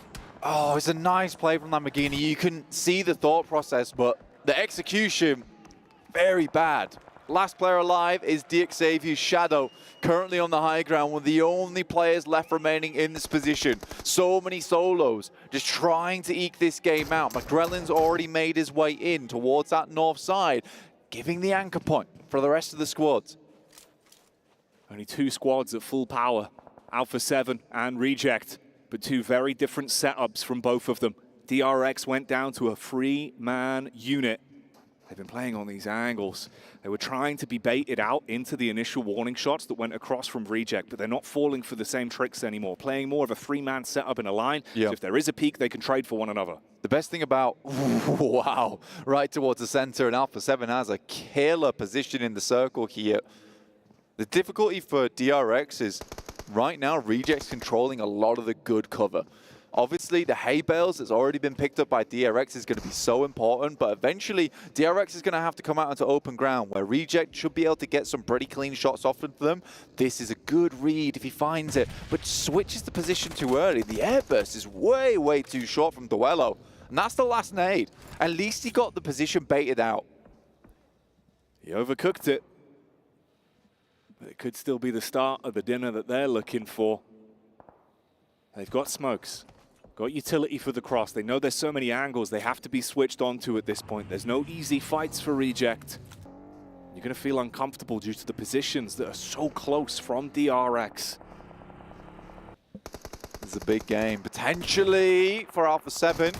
The jump towards that top side. Shadows just has such an insane position, but it's Reject getting taken down. Hyunbin, Soes, all just launching themselves upon Reject now. They started to move out, and the second they do, they lose 2 men. They go from being in a good position in the battle of attrition to now starting to buckle. Oh, Divine, you do something delicious here. Dives in through the building. Doesn't expect the off angle behind the door. Easy clean up onto that one. Mop and bucket level plays. OCO, the only one that's left. Trapped so far away. A thin smoke blocking the vision. They get their bellies down on the ground. That's DRX now crawling forward. OCO, if he can spot him, maybe he can inflict some damage. Another fight breaks out onto Talon as well as Alpha 7 swoop on in and clean up that. Alpha 7 just has this dead to rights here. Brigioso tries to step up. Divine like a beeline over towards DRX. Couldn't handle him, but DRX starting to sting the opposition on the other side of the map. Up to 9 eliminations already. It is insane that DRX be able to keep this up. Hyunbin with a hell of a shot over towards Revo. Oh, that is filth. The distance and the decisive blow that gives them time to play with. It's a 3-man squad, but they're playing with the might of a 10-man unit. Every single attack seems primed, and they know where Tianba are. They've got the vision honed in, looking for a peek on the left-hand side. First tag starts to strip his HP away. Show a little bit of skin, and you are out of the game. So close, almost on target. You can see him through the grass here. Takes the shots, and they're on easy mode right now for DRX. But 7 bullets remain. DRX might just be out of juice here. Revo tries to step up, but immediately gets stepped back down again. Force off the same position he took the aggressive peek from last time. The Mini 14, taking pot shots and dealing huge damage. That's going to buy you time. Alpha 7 could split and move up somewhat, get an angle from the sideline here. This should just be an Alpha 7 win, honestly. But DRX are making this so much harder than it necessarily needs to be. The shots they've hit, Alpha 7's looking a little bit scared on this one. Even if they do win the game, and they should, by the way, I think that they'll be feeling like, goodness me, this is one hell of an international lobby here. They do go for the outward split here. Very nice rotates from Alpha 7 all game. Similarly to DXavier, DRX has had some smooth moves. 13 bullets left in the chamber for Soes. Unlikely to get more done, and they probably will take the 3rd place just because Hygor has been able to get into that hay bale. They've got no smokes left. Hardly anything to play with. Oh, that connection is really going to ruin them. You're just losing everything now. It's a matter of time, a formality before they expire. An Alpha 7 that have played a smart game, positionally been on top the whole time, look to take their head off, run away with the chicken dinner, and it is going to be the self-nay. Twisted Minds accept it, and Alpha 7 take a first. Second one of the day for this team, and they are gunning for that top spot. It has eluded them for so long. They said they don't feel any pressure at this event. This is where they're going to perform. The boys have got the synergy in the handshakes too. The other teams will be shaking in their boots after that last one. What a fantastic game from them. On the rotate from El Pozzo, back up towards that top side. Easily done. Very, very, very well played by the boys here. Good zone control, smart splits when they needed to get angles. And ammunition comes back to be the thing that haunts DRX. Though, they stole away a fair few elims with their plays, man. You've got to be said, from an uncomfortable spot where Reject are just making it awkward, they were still finding opportunities all over the shop. I mean, for DRX to lose a game, sort of because they just didn't have anything left in terms of utility, just shows how good of a squad they are when it comes to making those rotates. To get in that position, they had to make an early rotate for themselves.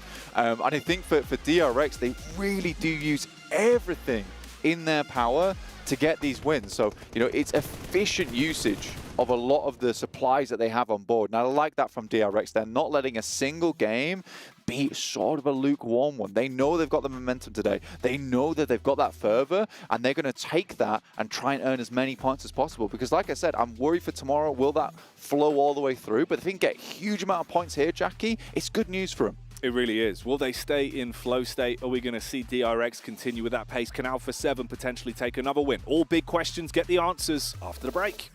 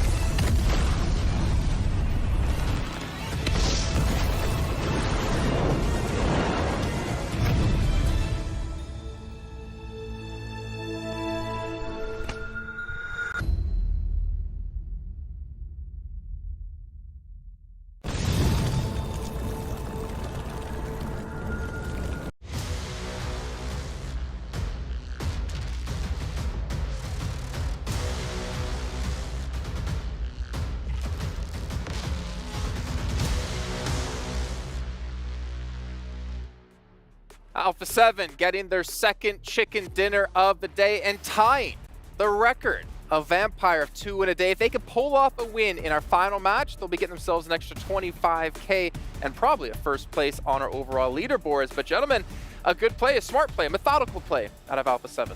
It was really great. I mean, they were able to control the north. The circle kind of did bless them a little bit, but the proactiveness, right? Something that we were talking about a little bit with what happened in Erringo whenever Talon was able to edge them out. I feel like Alpha 7 was a little bit more aggressive. I mean, we even saw Max was mentioning Revo being able to kind of pop himself on top of those hay bales, getting some angles on people on top of the smokes. overall, though, Alpha 7, not a bad start. I'm glad that they did end up tying it, though. Two wins in one day. They knew exactly where they needed to go when it came to the fields towards the end, right? Holding that north side means that you can effectively kind of reserve what would be that barrier of hay bales for you, as long as all of the other teams down towards the bottom are kind of lodged in a bit of chaos that's going on in this game. So for Alpha 7, perfect transitions. The game really came to them towards the end. And a big bounce back, too, for Miramar. I mean, this was the biggest question mark out of them during group stages. And they were just so bad during Miramar. It's good to see them being able to start off hot here on day one of the main tournament. Well, speaking of the chaos, by the way, Cars, we did have down towards the south side of that zone with DRX and Reject fighting, where DRX comes out on top and gets themselves 10 eliminations in this last match. But they also took down 4 Miracle Vibes again. And another match. 4MV is struggling today. Not a good time for 4MV, I think. I wonder why. DRX, of course, are actually, to speak really, I would say bluntly about DRX in those very last moments, deny all 3 points if you possibly can. If you're that far ahead or at the top in the standings overall, just deny these points, because there was no world you're getting anything else from that game outside that hay bale. Well, and the worst part was, who was the one that took those eliminations? Alpha 7. There you go. Taking a look at a head-to-head here between Alpha 7 and DRX so far in the day, which should be our #1 and #2 teams on the overall leaderboard, and they are almost exactly the same. I mean, I feel like the biggest one is the Ilms. We've been talking about it. I feel like a broken record, too, because I keep talking about it with DRX. I just didn't expect this team to be able to perform like this, especially with what we've seen in the past. And then on top of this, a 6 actually even edging them out in regards to them. 6.6 Ilms, more average survival time as well, better average placement. I mean, this team right now has got it going on. I'm just a little bit worried we might end up getting a bit of a D+. The only difference, though, between this and what D+ did during day one of group stages is that DRX is actually not being given the circles every time. They're kind of fighting for positions. So for anybody out there that might be thinking about those changes, great improvement by DRX. Really quickly, these are the updated numbers, actually. DRX out-eliminating Alpha 7. Considering we saw them be so passive in the group stage, for them to out-eliminate a team from Brazil, I think is super impressive. I mean, there have been moments where in the past, South Korea as teams going into global tournaments has been slow starters, but then risen to the occasion towards the very end. Maybe we're seeing that here from DRX. They did win PMPS over in the region, so by all means, if this continues on here, I mean, it's not only the fact that the circles aren't necessarily coming to them in a lot of scenarios. However, Lumberyard finish, I would say that they were controlling huge swaths of land to eventually be able to take big points in that game. Big points, I want to say. They're kind of doing what Alliance was able to do in group stages, being able to control a big area, right? In regards to like splits, what they were able to do. I feel like that is the only team. Alliance is not even currently able to do it. That is the only team that's kind of able to mimic a little bit of what Alliance was able to do during group stages. That's the thing. It's not as wide as what we were seeing from Alliance in the group stages, but you can't really, at this level, at the main tournament, you can't really get away with as wide as it was by Alliance. So they're kind of hitting the middle ground in some of these games, and it seems to be working out. I'm going to ask you, too, a very blunt question here. Do you think this is DRX playing really well, or do you think it's other teams not playing well, that they've been able to get themselves this far up in the leaderboard? They're playing much better than in the group stage. I'm going to put it that way for now. We'll see. I mean, there's 2 days and 1 game left, so everything could change. I definitely think it's DRX playing a lot better. I mean, for them to be able to do it now 2 games in a row. I know 4MB is currently not in this position right here. We will end up showing them, but for them to be able to do that to a team that was able to do it in group stages, that's impressive. For me, TJB, I mean, only yes. What a performance out of him, but TJB now having games where they don't end up having 4 of their players, but only yes. My goodness. I'm glad you brought that up, because that longhouse, it can be very difficult to defend. And there were a lot of situations where Alliance, especially when they're trying to push on, gives him 1v1 after 1v1. Admittedly, they were under a little bit of fire, but I thought they were going to push it as 3. They laid down the smokes. It felt like almost 2 of them was like, oh, there's a wrecked car here. Let's fall back. We've kind of been flummoxed a little bit. But yeah, for only S, a great performance to hold that down. I mean, that was a weird situation because Power crashed it before them, and then TJB crashed on top of Power, and Alliance is just sitting there watching. I'm surprised Alliance didn't actually force the fight earlier on to take advantage of the chaos. It's to be expected to a degree. When there's so little to play in a circle like that, one of the last bastions of hope is something like the Longhouse. So you're going to have a lot of crashes. Oh, man. Max just keeps cursing teams. 4 Miracle Vibes, the team that you actually ended up picking, Jason, in last place right now with 13 I mean, I picked place. it before the event started, and then Maxman jumped into my pick. You see it? Max! Why Or Max. You know, he could say, oh, they're just playing bad today. But also, while we were watching that game, Max was like, oh, look at Revo. He's actually playing really smart here. He's on top of the hay, bro. He's got a smoke down. He wasn't even looking at the screen. And not even 2 seconds later, Revo gets knocked. He's waving you off. He's saying, shush, don't say that. It's so true, though. It as is soon true. as he talked about Revo, he's like, oh, yeah, he's doing this while we're Really very smart, well. And then guys. automatic knock. I mean, Guys, at least they what's got it going back on? What's happening? What's happening here? I just don't know. He was on the high ground, and then he was knocked. If you want to do Oh, the Cameron didn't Max already. at home, guys, what He you got got to do is knocked. you've got to shake your hands a little bit and do a figure of 8 with your head, like, just don't know. Send the hairline That's the back Max. a little bit, too. It's a good time. Yeah. You know what? We're going to move away from this. We don't need to berate Max any longer. But we are going to head down to the stage with Banks, who has an interview with one of Seven's favorite teams, Team Liquid.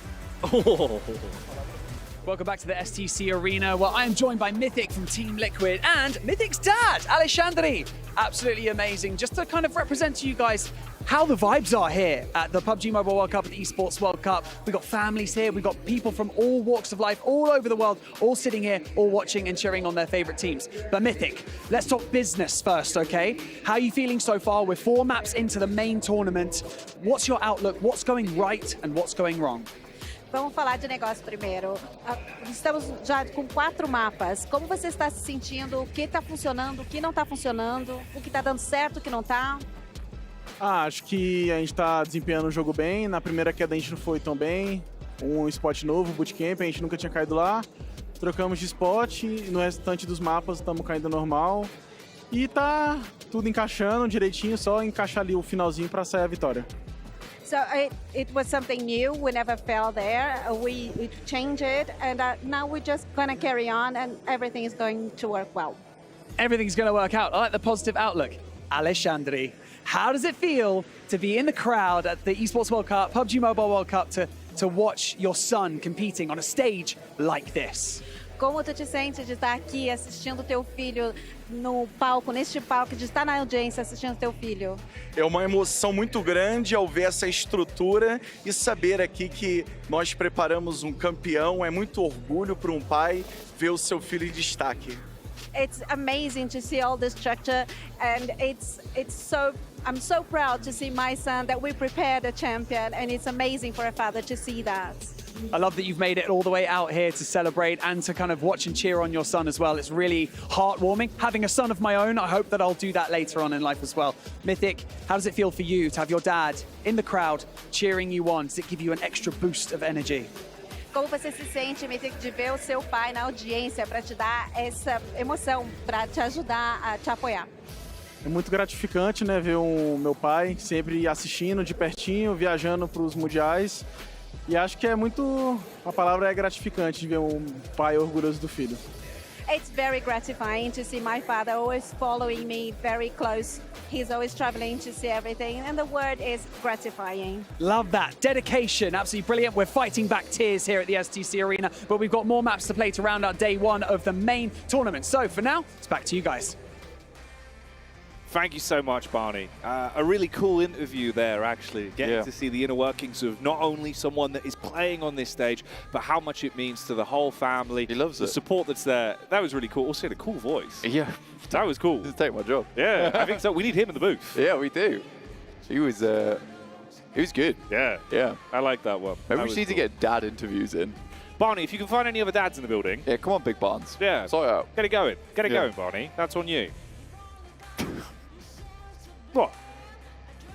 Find their dads. Yeah, track them down. Get them on for an interview. It's cool, man. It's a different outlook. Yeah. I respect it. But bring on the ones that have the awesome voices. Scout, Barney will scout. He'll scout. Yeah, he'll know who's good. He'll know. Right. Who's good. You're off the team. Yeah. Yeah. But yeah, heading into our final Miramar of the day, then we've got some fun stuff planned for you guys. Ooh, don't spoil it. I'm not spoiling. I'm just saying. Oh, don't spoil it. Fun stuff on. Ooh, don't spoil it. Ooh. Calm down. No spoiling. No spoilers. Can't spoil this map though, because I don't know what's going to happen. You're going to have to find out alongside with me, as we do have a northern plane path down towards the south. Potentially DRX does well again. That sounds like a reasonable prediction to me.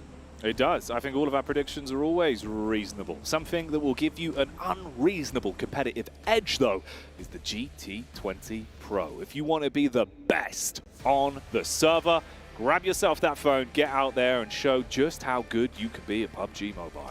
Not only will it give you that edge, it's got great rims on it as well. Yep. The bezel-less gameplay is gorgeous. Nothing blocking your vision. Not at all. 120 hertz as well, you are going to be zooming. Over towards this map, though, we do have teams heading out. Less rough, I would say, than our last playing path, which was funneling a lot of our squads down towards that south side of the map. Take a look at our top player stats there. Mafioso making his way in at highest damage. He has been having a great couple of games here for himself. But Revo not far behind with 2,300 total. Been a good day to be an Alpha 7 fan, I would imagine, with some of the moves we've seen them coming out with. They've had some new stuff in their gameplay, it's felt like. Repping themselves a lot in the fights. Mafioso, like you said as well, he's been looking so damn good in those uncomfortable cleanup situations where you are fighting down a man. A little bit of that clutch gameplay required in those situations, and I think it's always nice to have a player who's playing on point there. We do already have a player from TJB kicking the bucket on that north side of the map. Losing one player this early on and a third place position at the end of the day is a real feels bad moment for them. However, we are going to be having a little rehost. Yeah, a bit of a reset on this one. Reset, recalibrate. And then get you back in. Do you want to rehost Riddle, Blank? Would you like one? Yes. Have you got one? Yeah, I've got one ready for you. I've gone outside. Okay. Okay, actually, hang on. A man's gone outside. You've not gone outside. No, it's just not a me. man. It's not me. Sorry, right. Okay, it's just a man's gone outside. Yeah. But it's raining. Okay. Yet there is not a wet hair on his head. Why? Okay. Man's gone outside. A man's gone outside, but it's raining. It's raining. But there's not a wet hair on his head. Why? Not a wet hair on his head. Has he got an umbrella? No. A man's gone outside. Yeah. And it is raining. It's chucking it It's down. pouring. It's really wet out there. Team Liquid is just raining down upon him. Yeah. But there's not a wet hair on his head. You can play along. He's bald. In chat. He is bald. There He's you bald. go. Hey. Hey. See? Because how would his hair get wet? That's right. There you There's go. none on his head. He's got it. He's got Ooh, it. I think that's the first time I've got a rehost Riddle Well right. done. Oh, it's very good. Proud of you, mate. Yeah, did you see that little light bulb moment? Yeah. He's bald. He's bald. Yeah, he is. Yeah. There you go. Yeah. I hope you enjoyed that at home as well if you played along in chat. I didn't see it, but gold star to whoever would have said the right thing. I'm sure some of you got it correct. Well done. Well done. Well done to anyone in the crowd that got it as well. Yeah, you never know. And the crowd is actually loaded today. It's been really cool to see how many people we've had turning out for what is the biggest stage, what is a huge part of the event here. It's all been leading up to this, and you've heard how vocal they've been. There's not even a crowd mic in the building. They're just that damn loud. Exactly. We can hear them. Can we get a bit of a crowd chant from the Power fans who seem to be really giving these guys some gas here? That's what we want. There we go. Let us hear it. If you're a fan of Power, bring the energy up. Power Bring gaming the fans, volume. come on. Turn up the decibels. Give us the cheers for Al Haji. There they are. All right. Woo. Swift rehost. Keep you on your toes. Yeah. We'll get things resituated and get back in. This is cool as well. Is cool. The whiteboard for the drop spots. Yeah. I like that. That's actually really smart ingenuity there. They've moved. Yeah. I can move it. I can You've printed reposition yours that. out, haven't you? Yeah. You fool. Oh, is yours manual? Mine is dynamic. Womp womp. This is very awesome. I do like that. That's a cool new addition on the block. Yeah. Printers in the bin. Whiteboards in. Well, here we go. Save your energy for this one, everyone in the crowd. It's going to be a big game. Last game of the night here. An important point in the competition for our viewers at home. Strap in, get yourself ready, as we're going to kick this one off again. Getting back into the action now. We've already glazed the GT20 Pro enough. Let's head straight into the game here, watching as this map does unfold before our very eyes like a lovely piece of origami that I'm about to destroy by unfolding it. Yeah. Crush it. There you go. You can hear the crowd getting excited for this one as well. The anticipation for the game that is about to come as the playing path is locked in. Our teams are getting out, making their move, ready for this, Blank. It's a good day for PUBG Mobile here. It really is. It's nice to hear the crowd pump for their boys over here on Power. And imagine there's more fans over there as well. But Al Haji has been playing a good game so far. Not quite towards the top of the tables just yet, but there is time. There's still time. We haven't hit that clock just yet. Only a third of the way into the games here. 2 more days to go, and those can be some very crucial days indeed. Remember, we did have Power make their big comeback on day 3. So maybe that's when they come alive. Team Liquid very central at the moment over towards San Martin. So they head over into position. Reject feeling themselves a little bit on the last game, I would say. Oh, I think so. I think the confidence levels are coming back up. Group stage, they had some monumental moments. They barely squeaked their way through, clearing into that benchmark spot to be able to avoid the survival stage. Now they have to come out swinging. You currently sat in 9th place. The elims were good from the previous matchup, but the longevity of it wasn't there. Can they finish the day with a big upwards draft? That's what they'll need. And be able to ride that draft up on high. Tiamba dropping in. IWNRX once again looking to potentially engage against one another. This is a scary little bit of a prospect. IWNRX and Tiamba basically last game took each other out, which is an unfortunate way to start their game. Mafioso! Ooh, some sweet moves on the motorbike there. Crowd absolutely erupting in excitement for this one as well. Situated close towards the power side of the stage. That's got to feel good to see. Yeah, the home crowd advantage is kind of big because it's very hard to get down in the games when you've got all this support coming through. It really is helpful. Can do a lot for you knowing they're chanting for your plays, chanting your names here at the STC Arena. Alula ISC dropping down towards 10th place. Alliance in 13th, not at all what we expected, but you know, there is rumors going around, but this team just cannot play under massive amount of pressure. The plays that they had in that group stage were unbelievably good though, Jackie. Very nice to see. You wanted more of that. You really did want a little bit more of that. Unfortunately, they've not been able to show that to us here so far. So far. As it's not done yet. It's still early doors. It's about the optics of how you play throughout the entire of the playoffs. Don't let things drop out your hands and slip away early. A little bit of looting, getting suited and booted going on for both Power and Alpha 7 with the quick rotates out the windows. Nice little techers so you can get yourself some extra gear in a shorter space of time. Alpha 7, of course, they've had a good day of things here. Trailing behind only with 5 points of distance between them and the team that's now on your screen in DRX. Yeah, DRX have had a really good game today, a good day today, actually. And I think it's just been a case that there's not really been many maps where we've seen them do badly. I think every single time we've seen them hit, you know, 6, 7 elims, around about that caliber, which is that's a very difficult team to catch up to. A team that's getting consistent points every single match and just bumping themselves up the leaderboard. Because it gets to a point where you're like, oh, we really need a big game. We need a big game to catch up. And not only that, we need to profit over the points that they're getting every single time. And if you just have a bad day and DRX is just practically skipping through these games with not a care in the world, just picking up points here and there, they're just going to lap you so quickly. Twisted Minds on our screens. I think we hoped more would come from this team, especially after watching their survival stage. Currently, they're up against Talon, and Misery has not a clue in the world of where Hygor is. The trigger discipline is there. Will he let them get away? He didn't like the engagement. Oh, waits his timing out. Sees if he could spot out a second target before actually unloading, but now puts the damage in, closes Misery's chapter in this one. Talon again, losing some players pretty early in the game, and they had a pretty good start, what we would say an extra spicy start over on one of their Arangles, but they haven't been able to follow that one through here, Jackie.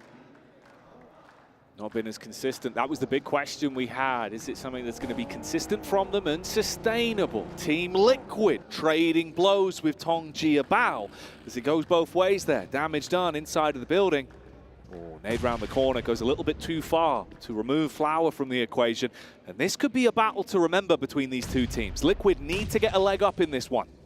Yeah, they're directly competing for Tongji Abao's position. With Mythic down early in the fight, the best he can do is provide information back, but that Molotov will clean him out now as Flower will get the finish on. There's a nade coming up from high. Sent in, Ayala and Chief looking to clear out these buildings with Cardozin providing cover from the backside. Nade goes in, GK first, likely to go down first too. GK first, not really in a recoverable position here. Little opportunity to catch your breath for Liquid. Pop those stims, get yourself top back up. That's GK first expiring, as he won't have a chance to remain alive. Oh, quick peek up from the back. Flower unloads, throws the clip in the AK and slays on the rotate out. Team Liquid thought they were slick, but now they slip. That's a really good read there from Flower. Pluck the words from the paper as Team Liquid tried to write the script of escape for themselves. That is upsetting, and I think for Team Liquid, they can play as 3. They cannot play as 2. It's going to be far harder for them. An outcome that TJB, although they lose GK first, they'll still be content with how it looked like it could have gone. It's bumpy territory for them, but they survived the initial test. And Liquid, if they had an opportunity to build themselves back up in this game and shut down TJB, then yeah, maybe things could exchange hands on the rankings. Now it's looking like they might be late for the date, like the Hadron Collider. Right now, they are kind of playing very, very strongly, Jackie.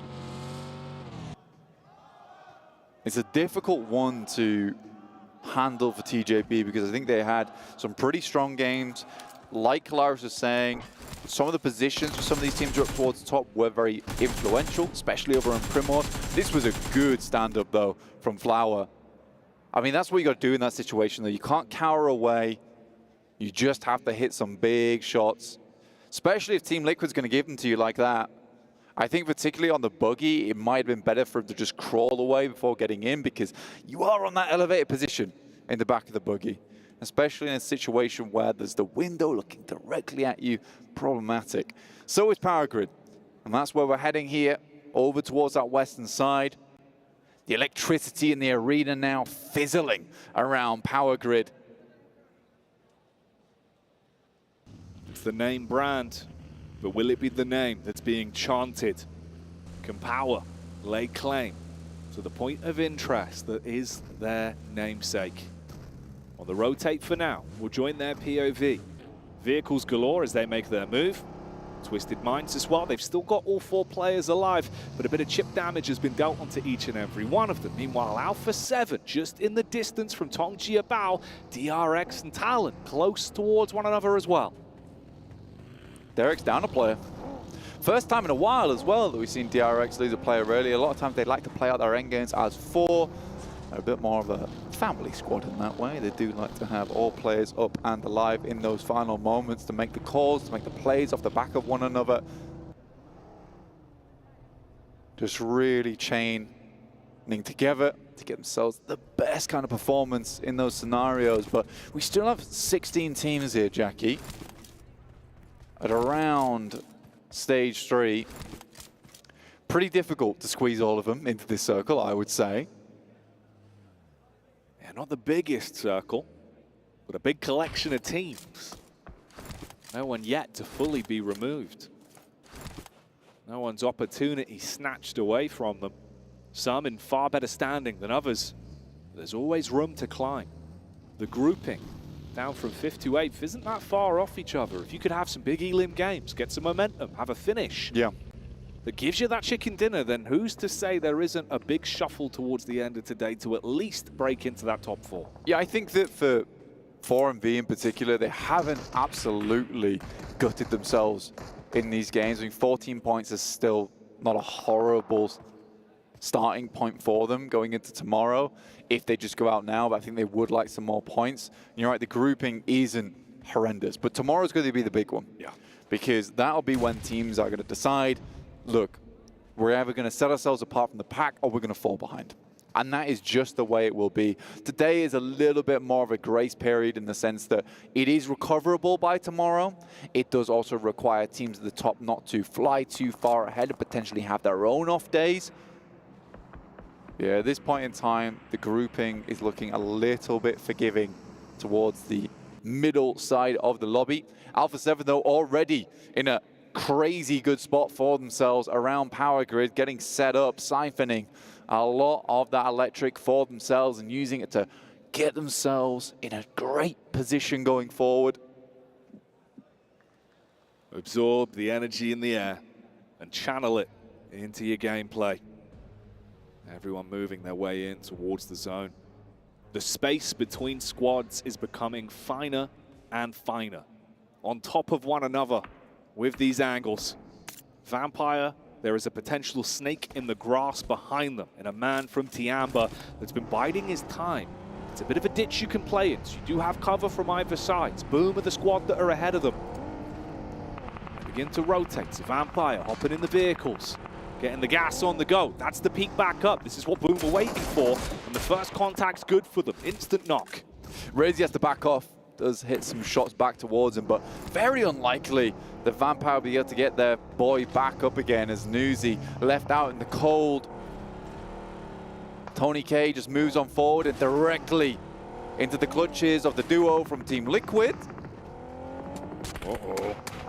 He realizes what's waiting over the corner. Oh, a bit of a crash into the man. Only forced out of the vehicle. He's going to get the first hit off. Tongji Bao suffering on the engagement. A reply back from the distance. It's Reject that won a third party. They've been lurking in the wings in every single one of these fights, always stealing away elims. And from the high ground, they bring the damage to TJB and look to further add insult to injury to Vampire. Reject right now with a Reject radio just calling in the shots right now where these players are moving across the map potentially to get themselves some third parties. It's awesome to see Team Liquid escape a pretty tough fate. They saw about 3 teams coming their way about to crest that lip, only for Reject to save them so they could see one more day in this map. Vampire dropping smokes, trying to keep themselves as protected as possible. 8 in the back pocket for Schweppes there, but for how long? As Sarah, who's been having a very awesome day. The sprays have been insane. It's all about that tracing, that tracking from such a distance. Even a small movement can throw the crosshair off due to how far away they are from one another, fighting downrange from the elevated angle. Sarah always makes it look easy, though. We've seen that today. He's been very on point with his gun skill. This is Liquid that were given a lifeline. They're still down by the 2 vehicles, debating if they do need to reposition, get out of their zone coming in. And again, this is a weird one because we have a lot of that low ground down towards the south and then that plateau around power grid on that northeast side. This could really change the dynamic of the game of whether things get very uncomfortable for our southern teams, but it's pretty kind. But it will keep that high ground in, a massive slope to be played around with. This is going to get difficult, Jackie, going forward. Alpha 7, still just waiting in the wings though, ready to pounce. 15 teams still in the running. The only one that's exited stage left in our last matchup of the night is Tongji Bao. Tiambas rotate on our screens now. Alpha 7 off to the wayside. Twisted Minds nearby as well. Xavier, they've been thrown into some really bumpy waters over the course of these games. Here we go, Obscure. He always likes to instigate these fights. He spotted the reposition. Belts them with bullets. Shot after shot, putting pressure on Tiamba. Said about TJB exiting stage left, but it's Obscure who is in the theater right now, putting on plays for the team from Twisted Minds. Ayala goes down, that's the Tiamba. QZZ finds Ayala, and it will be Stone to pick up Cardozo as he scrambles over the lip there, only into the waiting jaws of the Vampires themselves. Sink the fangs in. Try and draw some kind of life force, because from 14th place, it's not looking good. Reject have kept their eyes on Vampire for so long. Once again looking for an opportunity to strike, but it's the nade from Tiamba. The dance of their demise. They chuck out another one, keeping them trapped in position. It's very uncomfortable for Vampire, and the nades are on target.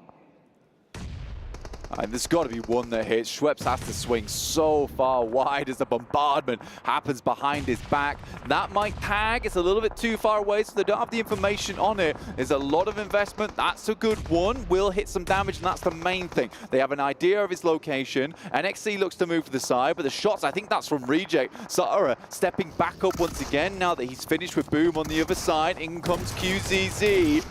Oh, shotty. Switches to it in close range, but couldn't handle the might of Tiamba that closed it down. Oh, hang on. It's not going to be any room to breathe here. Alula IHC, they've moved up. High ground control favoring them in their fight versus Twisted Minds. Instigating it with the nades once again. IWNRX find the backline stab onto Paragin. Yeah, the Xavier struggling here as the boys from IWNRX start to crest over the hillside. Nades go in, explosions galore, shrapnel all over the place, but IWNRX fighting through the carnage. Frozen will drop back down, will get a finish off for himself. And Reject even find an angle, the third party onto this one as well. Just going from pillar to post, swiveling their heads and taking shots at whoever looks like they're near that Elim. Nade rolls on up. IWNRX are playing bowling, and that one's a big old strike. Sara from Reject sets his size upon Boom. Sara's been having one crazy day today. Shot after shot. Putting these teams in dismay. As he just plays from the high ground right now. King of the hill. Might have to leave it, but no, with that circle, that keeps them in. This is a position where you can pick up a bunch of points. Reject looking like big stage players in today's games. That momentum carrying over. Their eliminations slowly building. Alliance been quiet for some time. 2 Elim points to their name. Spot the reposition from Alula IHC. Bullets into the back. They can jump in the vehicles as well. Look for a bit of a rotate on this one. See if you can get yourself in a better spot to play off and have that elevated peak onto the rest of the squads. Still all 4 players alive for Twisted Minds. Ratto Boy on the split as always.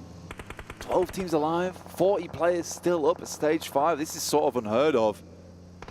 But it is Reject that I've got my eyes upon now. One of the best positions. Demo looks for one on power. Looks for the second with the DBS. Tries to move out the way, but he gets shunted into the buggy. Quite literally splatted like a bug. You could see the change in his mind there. The decision making. Didn't want to fight the rest of the squad. Just wanted to hard confirm the Elim for Miracle Vibes. Spotting out power. Their vision blocked by the smoke. It goes both ways. It might give them cover, but it makes it awkward to hit the actual connection across. And they start to see bullets zipping towards them. Back off from the position. Don't overcommit to the fight versus power. A quick shot at the trophy there. That's what all the players are fighting for here. The PUBG Mobile World Cup at Esports World Cup. Regiocio came close to the match. He's got support from the rest of his teammates, potentially trying to bring back some of that ammo. He will just send away as Divine gets absolutely slammed on this high ground. Could not peek out one bit. Intervention from him. Keeping the pressure on. Talent, in the meantime, being nipped at by the zone for Miracle Vibes, looking to third-party snapshots on the vehicle, not quite on target. Aren't able to commit off the back of the opening. The Reject have presented them, and Reject waiting for an angle, waiting for an opportunity for them to reject the opportunity that Power can level themselves up in this matchup. They split. Verdan goes for the cheeky maneuver. Gets himself in a better spot to try and heal himself back up. Up on top, though, that's Sara's domain. Strikes from the elevated peak, burns the first man, does damage onto Hyunbin as well. And he is ruining them right now. Reject are looking like they're really starting to build into this one. Yeah, this is a crazy position. I think it was S2G who had one hell of a game from this spot. And you just have so many sightlines. If the circle keeps coming to you in this position, it can result in one of the biggest games of your career. So I think that for Reject right now, they understand, and Sara understands that his position is pivotal to this match. He needs to make sure that he's taking calculated plays where he's not exposing himself to too many teams, but can still try and absorb as many points as possible off the back of the Elim, because this is exactly what this position is designed to do. Next circle, about to hit. If it keeps Reject in, this is their opportunity, Jackie. This is the window. Could be their time in the sun. It'll all be decided on the next zone. The beating heart that gives them another chance. The blood keeps pumping in their favor. They've still got zone to work with. They don't have to give up on these golden positions. Japan just thrown a lifeline here. And they'll grab it with both hands. Regiocio scouting from underneath. Now they've got to be very careful about ammo count. This is the big thing for them, because you don't want to take too many shots. Now that the circle encloses on them, they can start to play a bit more of a slow game. Going for a 15 elim match at this point with a chicken dinner is possible. Boom. Attempt to move up, but Sara's got eyes on from earlier. He knows where they'll be coming from. IWNRX looking to hunker it down in the warehouses over towards that northeast side, where if you've got 4 teams with 4 players all up, ready to duke it out on that northwest edge. Baron strikes from the side onto DRX. More damage done as they keep it going. That's the first knock onto Reject as well. They get a taste of their own medicine as IWNRX find an angle to take the shots across to them. A battle breaks out between Twisted Minds and Alpha 7. The vehicle detonates, Twisted Minds losing their legs. It's all getting a bit bumpy. You got to tuck in. Guizao going for the quick heal. Nade coming down onto him, looks pretty good. Rolls just a little bit short there. Leon's taken down on Alliance, and Doc joins in onto Audio. Al-Haji will clean up. Now Alpha 7 need to move in. They've been biding their time on the backside, but now they need to head to the front like a linebacker here in the game. Need to barrel their way through Tiamba. Sitting in front, providing the defense. Reject in the meantime, buff out the damage. Heal up the boys. Keep themselves in a good position, sitting pretty. And sitting low. Sitting out of a comfortable spot, but still finding the odd opportunity is exactly what Power have been doing. Al-Haji had that distant connection onto the other squads. He's trying to see if he can get a bit of an assess on the lay of the land here, spot ahead and decide what the best course of action is. You get the nice 2 angles, seeing how focused he is here on the arena as well. Concentration an all-time high right now for him. McGrellin down in the trenches right now. Holding out. They know they need to use these sightlines to their advantage, but Tiamba is in a rough spot right now. The ham and cheese between the 2 slices of breads of the teams that surround them. Once again, who is it that pops up in the elimination feed? Reject, taking pot shots, stealing away potential points from other squads by the timing, the decision-making, not using that much ammunition, just getting those last hits off when it matters most. Alpha 7 see the fight that's been breaking out for quite some time, know they can swoop in, put pressure on Tiamba, whilst Twisted Minds keep their attention, but Rattle Boy's nade is good. Nice connection back onto Bond. There's the follow-up as well from Obscure. Alpha 7 wants a chunky game here. Get themselves into first place, and with DRX suffering down towards that south side, this is the game to do it in. Tiamba, 1 player left. Obscure has to make himself rather obscure. Ashan will go down to Twisted Minds up to 7 elims now. Obscure up to 4 elims himself. Some great nades over the top, and Tiamba gets stomped on. The beat of the drum silenced. Baron throwing out close nades, giving himself a bit of protection on the push-up. Al-Haji's lurking close. The rest of the squad protecting him in the back line. That's a connection onto Al-Haji. Power, don't overcommit to this. They've been playing a slower game. They want to see if they can get themselves in a good spot. 3 elims to build off the back of. The energy in the arena looking good for them as well. OCO again on the peak up. Can't quite get the tracking on target to strike against Alpha 7's move in. Good plays from Alpha 7 as well, leaving 2 lads behind there as backstops. Makes it very difficult for Regiocio. Hit these shots. Divine has to hit the deck here. They're going to wait for Alpha 7 to move further in now, Jackie. Okay, this is the sandwich split. Both of them coming in from either side. For Miracle Vibes, set up into two duos, looking to rely off one another's contact. Zara strikes onto Fadan. Power trapped between two teams, being shot in the back from the elevated angle, and full focus on the four of them that are in front. First knock's good, onto for Miracle Vibes. Al-Haji wants to top himself back up, have some extra HP pool to play with, but his teammates are going down in the meantime. Alpha 7 going crazy versus Twisted Minds right now. Oh, nice nade from Baron. Will take down Al-Haji and more come through. Fadan taking down the backline. That was their backstop. Now removed by Sara. And Power crumpling under 4 Miracle Vibes here. And the vibes are good right now. Oh, Reject aren't stopping with the amount of damage they're being able to scatter across the battlefield. Twisted Minds are gone. Inflicted so much damage. It's all Reject in the Elim feed. DRX in the meantime are taken out of commission as well, so the top dogs in the lobby are gone. The hometown heroes in Power are gone. We're starting to finally burn our way through these teams. Room for Alpha 7 to move their way up. 55 points. This is also a big game for Reject. 11 eliminations. We said it could be a huge one if they get those big Elims and take a chicken dinner from it. Alliance, one man, Trap, shots in the back. He's panicking. Mate, he got the loot crate on top of the mountain as well. That's insanity. Like I said, this is a position where you can jump so high in the rankings if only the circle goes to you. And Reject have been blessed, but there's an awesome shot from Mafioso to open things up over towards Duello. Luckily, there's a player up there with him. IWNRX about to launch the nades up. They have to be good, but looks like they're going around the corner over towards Boom. Sara maybe getting ready to unleash a spray here. A hail of bullets for up on high. It went from being rough on the ammunition to having a big old belt of damage to unleash. Sweating bullets literally from the top of the hill and washing over other teams. Meanwhile, IWNRX, a bitter pill to swallow. Nice. The aggression from Boom that live up to their name and blow IWNRX away. Regiosio and Divine looking to hold back the team from 4 Miracle Vibes. Duello has a nade. There's the first one onto Doc. Regiosio will finish it out, jumping through the air. There's a player in there with you in the concrete, though. They're amongst them now.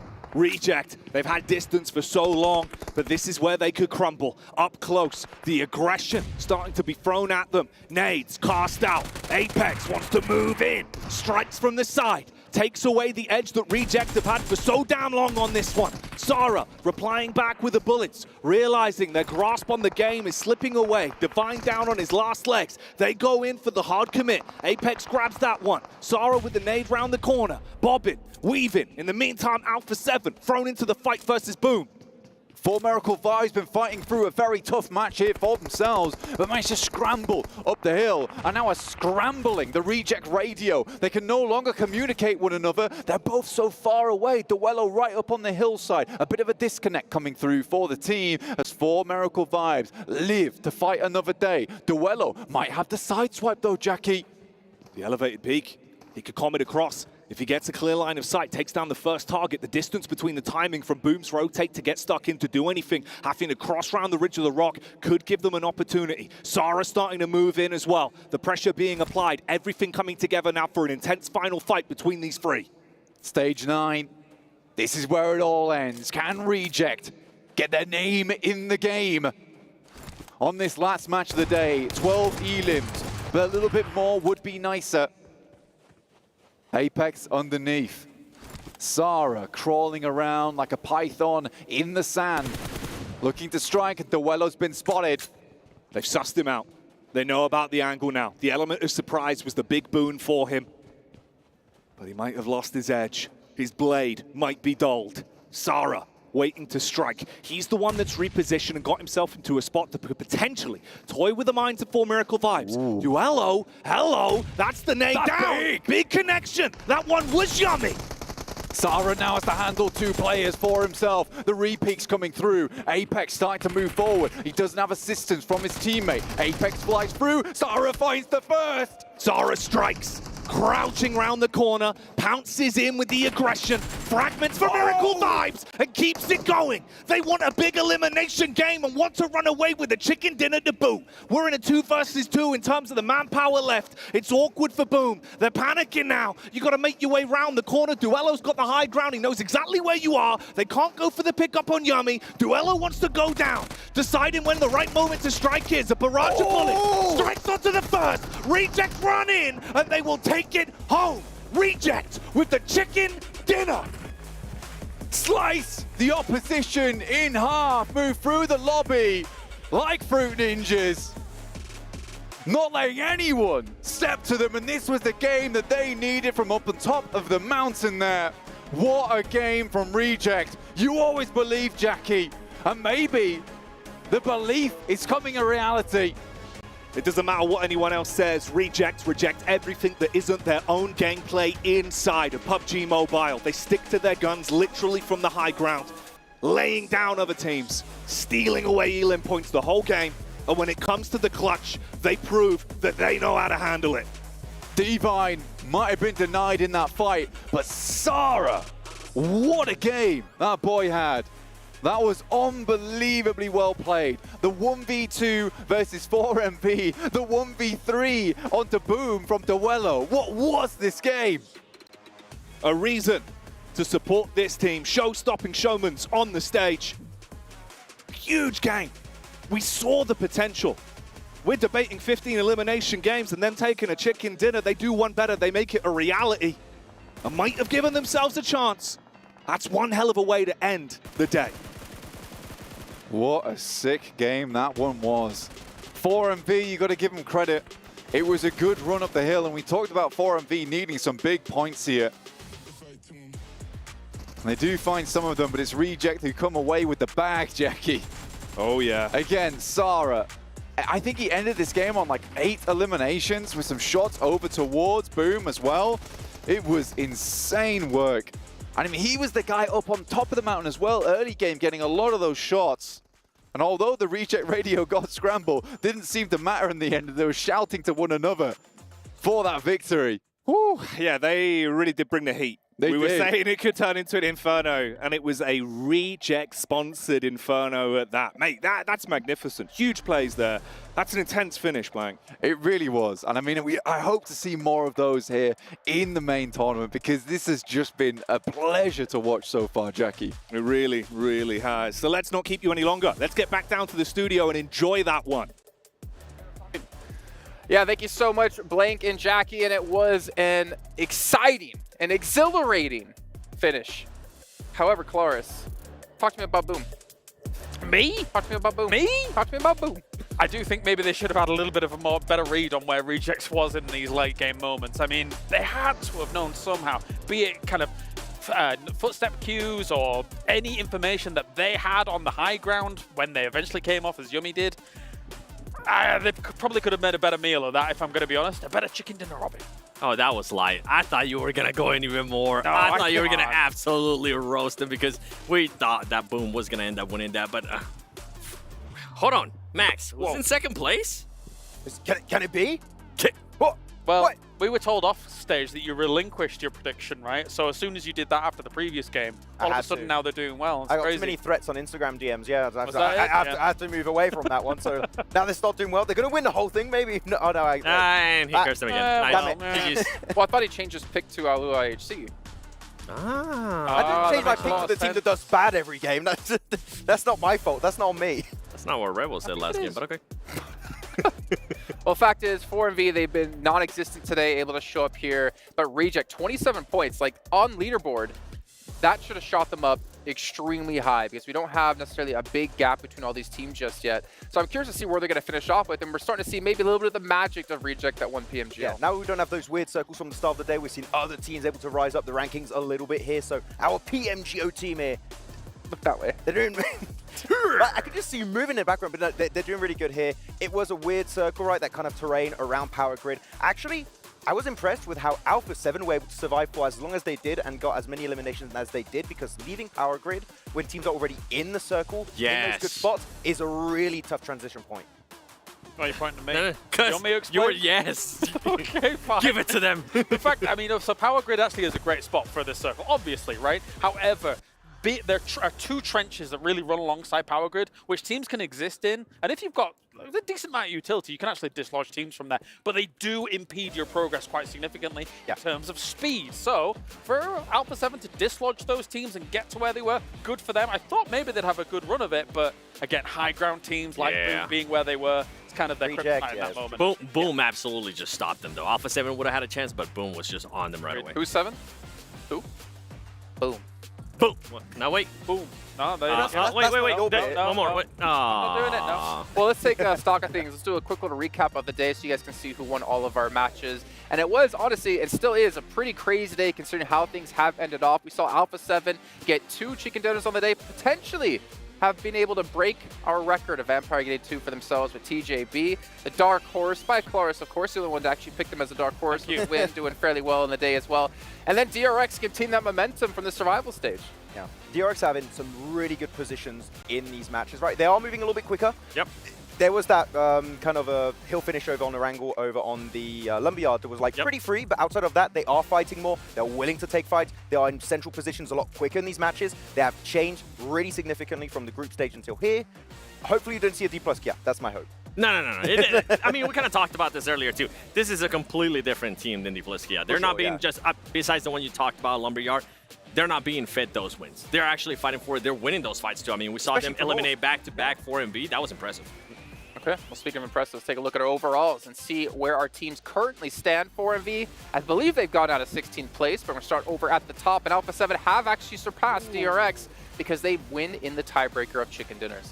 I mean, 7, you know what happens when Alpha 7 start off the final in first place? It's on the second day. It's on the second day. If Alpha 7 goes into the third day in first place, that's when we see a little bit of I feel like the pressure gets to them. They start playing completely different. So a little bit of throwing. just a little bit. Just a tiny bit. Oh, I hope not. I hope not too. They're going to win eventually at one point. They have to. Why are you hating so much on Alpha 7 is going to win? Because it works. It works well. I'll have a jersey tomorrow. I'll put on the Alpha 7. Actually, I waited until the last day. I waited until the last day. You're going to invoke some curses here. That's going. I'm not Max. It's about time Alpha 7 claims a title, right? Yes. Like, it is about time. Maybe we have it happen here. If they can continue on this form, very easily could do. We say that every time. There's like, say every time, maybe this is the time, and it's not the time. The thing is that we were even talking about, are we going to be seeing any teams being able to get at least 2 chicken dinners in one day? A lot of us were saying no. It's good to see that Alpha 7 was able to pull it off. And this is what we want to see out of Alpha 7, being able to start off hot in day 1. We don't want to see them playing catch-up in the later days. And I feel like that's such a big change that we've seen out of Alpha 7. So it's good to see that the improvement pattern has continued.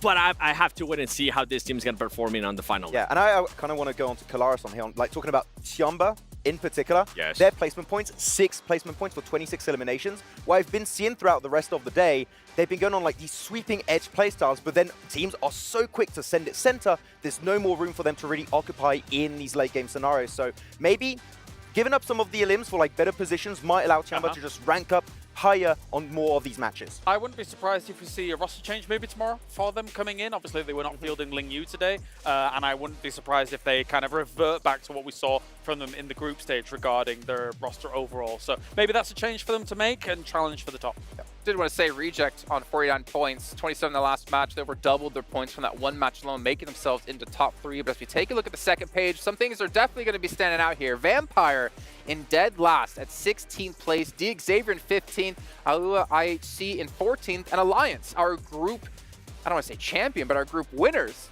down in 13th place. As we expected, right, that playstyle, those splits is just not going to work out because teams are just so fast now. They see the circle, teams are in the car, ready to rotate into that position, and those splits are just not going to work out for them, and they have to change their playstyle completely now, and having to change your playstyle at a stage like this is just really going to make you have a hard time in the finals. The thing with Alliance, too, during group stages, we're seeing them get away with a lot of little things especially in the finals whenever they were actually able to get those wins, right? In the final circles, we're like, okay, a different team would have been able to kind of cut that off, and I feel like that's the adjustment that we have seen so far today out of all those teams. Whenever they do end up seeing maybe being a little bit more split, teams are able to capitalize on that. I mean, you identified the middle ground, which was DRX's kind of medium splits through some of these games, and it can pay dividends, as we've seen here throughout the day. I think we'll see more teams try and employ it tomorrow, but again, the more teams that do try and employ it, the less likely it is to succeed, because then there's just no room at all.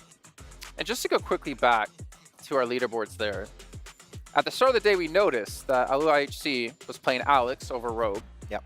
Right? And we also saw Shadows in over Chua for DXavier. Both those two teams are very far down the leaderboard. This makes me wonder even more, like, why did we see these roster swaps happen when they didn't play a single group stage match? I don't know. They're also not playing hot, right? They just don't have that experience now. So, like, maybe that is actually reducing the kind of point average per match. So I really, again, don't know what's happening internally to make those decisions, because if you make them play in the league stage, maybe they just pop off because Shadows is playing, Alex is playing, but them just playing in the main tournament, they're just not playing hot at all. And it can really hurt you. Imagine being Chua and Rogue and, like, yeah, you got your team into the main tournament and now you're not playing. Especially with the way IHC was playing towards the end there. They were doing really well placements when it came to group stage. Don't know. But what I do know is we're going to take a look at our Arcadia plays of the day here, and or even maybe just play of the day. I'm not sure who it's going to be, because we honestly had so many crazy plays in the day. I was it for a second, as you saw. I was thinking maybe Only S should be there, what we saw. On it was good, yes. Yeah, that was fantastic play. I won't be surprised if it was in here somewhere, to be honest. Because Yoru they had a show a great few plays, right? Yeah. Well, this was the very first match we had with Yoru getting...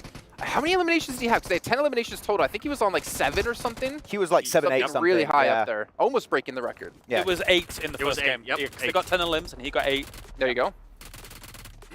That was nice. P90. P90. 250 ammo on that P90. It's brutal if you get into close range. I think literally, I think 3 teams had that P90. Yes. They're just like, I'm picking it up. Oh, still ammo. It's a really good gun. It's a really good gun. It's really good. Yeah, I love the P90. I would too. I mean, we've been able to use it whenever we played the new mode. Yeah. Ocean Odyssey. In a tornado. It's nice. Straight down. Whenever I'm playing with Max, I don't give him the P90. Only S wasn't there? What? Really? Oh, I kind of took my eyes off it for a second. Oh, Don't worry. I mean, at least Max will loot the cheek pad. Our MVP of the day. That one's a tough one, because like we said, Yoru had 8 eliminations in that match. Talon obviously fell off a little bit as the day went on. I'm not going to make you predict, because honestly, I think it's too difficult, unless you want to go for it. Mafioso played really well today. Mafioso? I think it might be a DRX player. You know what? I'm going for an Alpha 7 player. It's either Revo or Mafioso. Revo or Mafioso. I'll try Soez. I like the M249, so I'm a bit biased. Commit, Max. I don't know right now. Commit! Don't curse them, though. But TJB player. Okay, TJB player. All right, TJB let's player. take a look. Who is our Sony MVP of the day? Mafioso. Hey, got it. Good job, Max. 14 limbs on the day. Yes. The thing is that they kind of defaulted back to their playing style that has kind of made them successful, right? With Mafioso being able to hold that anchor spot, allowing the team to kind of go out first. I know a lot of us were kind of questioning, but this is the role where he excels the most, and it's good to see him perform really well, because during group stages, he was the one with the least eliminations for his team. Mafioso has been excelling at playing around smokes, by the way. Like, he's been min-maxing his positions around those smokes, trying to get as good an angle as possible. Except for Revo. Okay. Except for that one time. Well, tomorrow, We know what's Mafioso don't crazy try to about play around this, though. smokes. 14 eliminations are MVP. If you were to times up by 3, you would get 42, which is still 11 eliminations short of our milestone, Tony K at 53. I am of the opinion, with the skill level that it is across the board, it is going to be nigh on impossible to break Tony K's record here. The only one he can be is like the winner, the amount of winner chicken dinners on a day, which is 2 currently. You can get 3, but outside of that, it's going to be so tough to beat any record. Actually, total winner chicken dinners across the main tournament is Vampires with 4 currently. 4 and total, if we almost had 3. Alpha 7 getting 3 on one day, so they could catch up. They really could indeed. There you go. We're talking Alpha all 7 about fan Alpha with 7. me, yes. Talking about how they're #1 at the moment. We're going to see if they get even higher tomorrow, because I'm Maxman. Now we're going to head on the stage actually where Sandstrom has an interview with Alpha 7. We're back in the SCC Arena as we are wrapping up day 1 of the main tournament for the PUBG Mobile World Cup here at the Esports World Cup, and I'm joined by Mafioso from Alpha 7, who are currently tied for first place. Mafioso, you guys managed to get 2 winner chicken dinners in day 1 of the main tournament. How's the team feeling? Vocês conseguiram 2 chicken dinner no torneio. Como vocês estão se sentindo? Olá, boa noite. Acredito que no Brasil é de dia, né? A gente está se sentindo muito bem. Foram 2 wins, mas nós sabemos que poderia ter sido 4, 5, porque a gente entregou algumas partidas, mas no dia de amanhã a gente vai chegar com tudo e vamos garantir mais um winner para casa. Hello, good evening. We know that Brazil is day still. We know we could have been more, but we gave some of our competitions, but tomorrow is going to be better. We shall see. I mean, if it gets better than this, it is going to be quite difficult for the other teams to follow up. But I want to ask you, when it comes to previous international tournaments, we're used to seeing Alpha 7 in day 1, day 2 of the finals or of the main tournament of the events where they're in first place. But day 3 seems to be the day where you guys struggle. So how will you make sure that it doesn't happen again here at the PUBG Mobile World Cup? Em competições internacionais, vocês geralmente ficam no primeiro dia, vocês ficam em primeiro, no segundo dia também, no terceiro dia quando vocês começam a ter mais problemas. Como vocês estão querendo prevenir com que isso aconteça, que isso não aconteça aqui? A gente trabalhou bastante nosso psicológico. Eu queria mandar um alô para a nossa psicóloga, a Yolanda. Ela vem ajudando a gente bastante. E aqui na World Cup vai ser diferente. No terceiro dia a gente vai entrar, vai mostrar nosso jogo também e vamos sair campeões. We have been working a lot in our psychological states of mind. We would like to say hello to Yolanda, our psychologist in Brazil. She's been helping us a lot. And we're going to do different on the third day, and we're going to get that. Well, I cannot wait to see that. And when it comes to Magrelin, he seems to be the new addition to the team. So what is his role? How is he impacting the team? How is he helping you guys out in the PMWC? Falando do Magrelin, ele é uma adição nova para a equipe. Como ele está se encaixando na equipe? Como que está funcionando isso? Cara, o Magrelin vem surpreendendo a gente bastante. Apesar de pouco tempo, ele vem fazendo um bom papel na nossa equipe. Todo mundo aqui sabe que ele é muito bom de bala. Então ele e o Revo ali, o duo deles é imparável. E eles matam todo mundo nessa World Cup. Although it's been just a few days that he's been joined us, he's been doing great. They're doing very well. And they're going to shoot everyone. I like that. You know what? Sometimes it does take quite a lot of time for a team to kind of get used to playing together, especially coming into a tournament of this size, but they seem to be doing pretty well so far. And that is a wrap for us on day 1 of the main tournament. We're going to head back on over to the studio to wrap up the first day of the main tournament. Take it away, boys. I have to say, coming down the elevator today, I was with some Alpha 7 members, and I did say, hey guys, good luck. And they said, thanks. And the first place. Saying, this was the worst story of all. Wow. It wasn't really a story. It was just the fact that, maybe it's the Jason Bless. Cool. Maxman, who do you think is going to win this tournament? For me. No. Should say Alpha 7. No. No, come on. Stay far away from Alpha 7. He's going to attack me if I do yes. something like that? I'm going to attack you no matter what you say. Funny story, Maxman got stuck in an elevator with 4MV for 3 hours this morning, and then, I don't know. What's going on? I don't know, I was just trying to follow his story. Getting to hear them talk about how it takes a while to get used to your teammates, but the funny thing is with Alpha 7, they always seem to have a new fourth in their team. And I wonder what's going to happen, who's going to be their new fourth. There's not. I hope this... Ratto boy! Alpha 7! Pick up of the year! Wait. I wouldn't be surprised. We're not sure that he's doing all right at the moment, If Max said it, we'd have media outlets saying, Maxman confirms, Ratto boy is joining Alpha 7. I did say that. Oh, gosh. There it is, guys. Now it's really going to be confirmed. No. It's not happening. We're joking.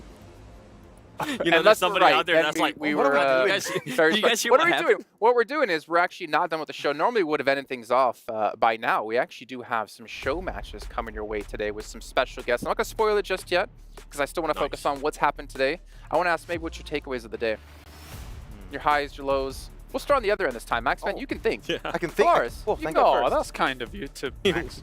I think overall I am impressed by DRX and kind of resilience that is going to be shown. You did kind of destroy them very early on in this event. Nah, he's turning into a believer. I will still hold to the idea that South Korea has divided a lot of the power across multiple rosters. However, DRX is still showing that, hey, even this roster alongside, if they're controlling some space and stuff like that, it's not like their wins or it's not like their games that they've placed highly have been like huge frag games or anything like that. They're just playing spots consistently and steadily and allowing teams to come to them and ram into the wall that is South Korea. So DRX is playing it very steady. I like it. I don't remember who said it. I'm going to not... It could have been James, but I'm going to pretend it wasn't him. is that we're actually talking about, I think it was you and I, yeah, we were talking about when we were live streaming earlier today on Instagram, saying that it's kind of a shame that we don't see more slots given to like South Korea or Japan, because it seems like very few teams ever really get that international experience. And we wonder if more teams got that experience and they brought it home with them, how would it develop the region overall? How many stronger teams will we see come out of that region? Yeah, you see very similar names coming out of the region very, very often, right? So like maybe if they get more slots in the future, you can see new names coming out and actually getting really valuable international experience to bring back to their region. That'll be cool to see. In the long term, who knows? For South Korea, if you had the third team, it'd be Mirai and Sejong. And again, it's a lot of old ex-Duxan players, like Hoxie, for example, who was MVP and PMPS. So we saw like, you guys too. You'd remember the names. What's your takeaway, Seven?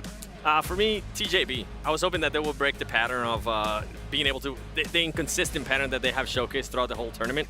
But to see that the pattern's still there, they kind of go from dark horse tomorrow to just like, you know what, if a team does see the option to fight them early, take that fight with TJB. They are just not willing to take those fights early on. They're not prepared. They're not willing to react quickly enough, and they end up just becoming free points on those early fights. Okay, curse aside. For MV, the sweeping edge play style is not working out. I want to see them try and play a little bit center if we can, and I think that that's going to be very successful for them. So that would be my request. Why are you guys acting like this to me? And come on. They're doomed. No, they're not. I believe. Okay. Okay. Back to curse. You know what, Max Ben? I'm going to save your life. Out of the way! What? Oh, that was amazing. Yeah, that was the Falcons fans. You Falcons fans, I knew you were coming after me. All those DMs were real. You saved it. Oh, thank you. That was the nicest thing you've ever done for me. Oh, crap. And I'm going to give Falcon fans in my DMs like, why'd you save him? But no, we actually are going to be going to a show match here with Ocean Odyssey, which we've had, honestly, I'd say a great time on. Except you and I, the other day, we got stuck on the whale. We couldn't figure out how to get off, and we went straight into the blue zone. Oh, no. But luckily, we made it back in zone in time. Yeah, we made it in. It's fine. It was like, oh, wait, I can actually jump out. You got a button made specifically to get off. We couldn't find it. We didn't see it the entire time. They took so long to realize that. Was it under the rest of your UI? Where was it? Yeah, Seven was just looking at us like, what? Where are they Where are you guys going? You guys are going outside of the circle. We're going to Miramar, bro. Calm down and go. Oh, no. Oh, no, we weren't flying back home. I like how you give me that face and then you go back with that one. Okay, but no, but we had a really good time as well. The Stingrays, I like the aerial battles that we've been pulling off as well, because you can have someone drive, you have someone on the backseat who can shoot if he can see over Max's big head. Okay. Not possible. I like how we're trying to always do those battles on the Stingrays. We're just like, okay, we're getting off. We're just gonna laser them down.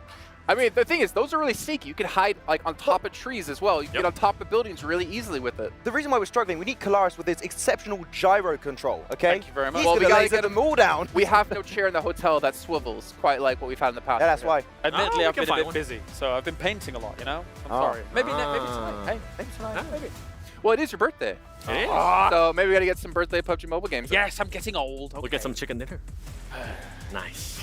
You know, you guys don't realize we talk about Kalaris with the gyro. Back during one of the regionals, we were playing a game together, and he legit, in his chair, swiveled around with the most perfect spray I've ever seen on a vehicle.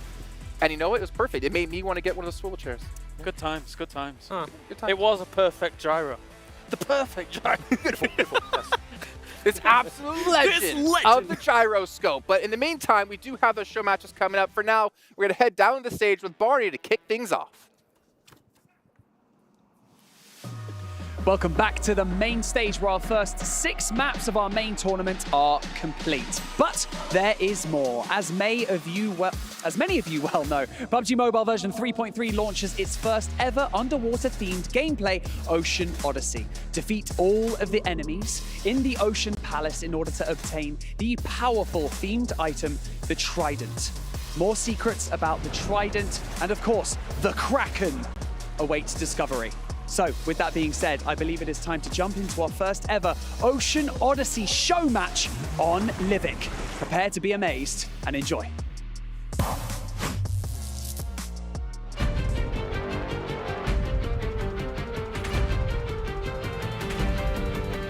For thousands of years, the beasts beneath the depths have waited, and now, with Poseidon's triumph lifted, they will awaken. A big kraken! A giant kraken, Blank. It's A huge. huge kraken! It's massive. It came from a giant egg. A giant egg. A giant egg. And that's what we're here to look at today. You could dominate the deep in the PUBG Mobile new mode, Ocean's Odyssey. Here over on Livic, we do have some players dropping in with us here. Who's going to be finding that trident? Who's going to be using that stingray core? Who's going to be escaping in the whale pod? Oh, the escape whale. Mate, it does look cool. You get that instant pickup. You're out of the blue. You're into the zone. There's so much to delve into. We're going to sink our teeth into this one. We'll explain what's going on of all of those new features that you can get your hands on. You can head on down to the Ocean Palace here in-game, and don't worry about going down early, getting knocked early, because you will be receiving yourself a special respawn card so you can play in the Ocean Palace to your heart's content and then re-enter the game later on, just in case if you didn't get that elusive trident. And here it is, the Ocean Palace itself, a glorious, amazing bit of map that has so many sunken treasures, these chests that are scattered around the place. So there's plenty of loot for you to get your hands on, and it'll give you a fighting chance to scrap. You've also got the new addition of Forsaken Ruins. And Blank, these get me really excited, man. There's some special bits of gameplay tucked away in the Forsaken Ruins. You can find yourself the Sea Treasury, located underground, like all the pillars at its entrance to open the treasury and find the treasure inside. We're also showcasing the new pop ultimate set, Inferno Fiend, which looks awesome. You have two color variants there. You've got the one on your screen, which is nice and glowy orange, and we also have the more phantom type of style with the blue. Yeah, and this is what we were talking about, that sea treasury locked behind the closed doors. What secrets does it behold? Well, you'll have to unlock it, doing a bit of magic to get in there and get yourself that all-important loot. And look who's on our screens, Blank. It's our special guests. We have Zuxi and Luxi online here with us, showcasing the new match. The Indonesian legends right in front of your eyes here, alongside with Microboy also joining us, and Ryzen from way back in the day. Very nice to see. Really, really happy to have them all here. We even have Rosemary, which is pretty cool. Yeah, all the legendary names in one very cool show match just to show off all those new features. And this is one of them. Iron Pro's found his way in. He's completed the ritual and gets himself that treasure waiting at the end. And look what's just popped out of the chest. So much loot available to himself, and including the Stingray core, which you can use to travel around. The boys on the desk were talking about and get yourself into some elevated positions. Look at this, guys. Geared and ready to go right off the bat. But here's the fun part, like we were saying, you get that respawn, so it instigates more fights, give you more opportunities to play with the loot that you find here, with so much of it being densely packed. And Zuxi, he might be low, but he's trying to show those smooth moves. Not going to happen, though. Yuhai comes in, finds himself the elimination, but quickly taken out by Ryzen.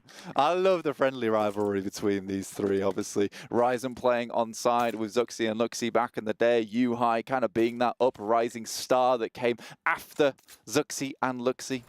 Nice to see them all go head-to-head in that individual battle. You got Rosemary here inside the Ocean Palace at the moment.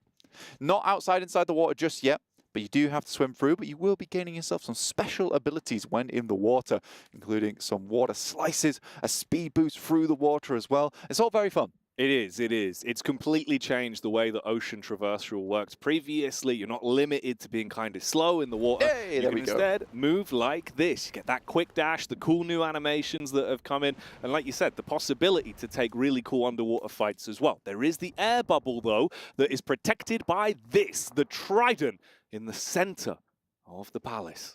It will grant you increased swimming speed so you could dominate the water gameplay and combat, including some unique skills. They're also available online, creating a water tornado for you and your friends to dominate with over in the match. Here's our water orb grenade as well. This one's an interesting one, Jackie. It really is. The water orb grenade gives you so much freedom of movement. Also the fact that to an enemy, you're slowed. If you're inside of it, that radius is going to slow your movement. It's going to make you go into that swimming animation. If you're someone like Rosemary that gets it in the right place at the right time, you could help yourself out in a fight. Also, when you're inside of it, you get the positive buffs.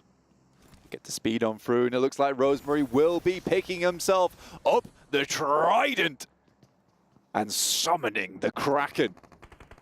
The beast that has been lurking beneath the blue sea for so long will rise to life with that trident being secured by Rosemary. And like you said, it gives you that extra ability as well. You get a completely different swimming animation. You're faster in the water. It looks pretty damn cool. And up on land, you can control the water spouts. And this is the sickest one for me. I love this, mate. The movement capabilities that you're given with the water orb blaster are unreal. Not only can you shoot it out and create water orbs in the air that you can grapple to and then dash out from, you can create multiple. So you can go from water orb to water orb, create some really cool rotations in your game and catch some players off guard who might not be as in the know as you.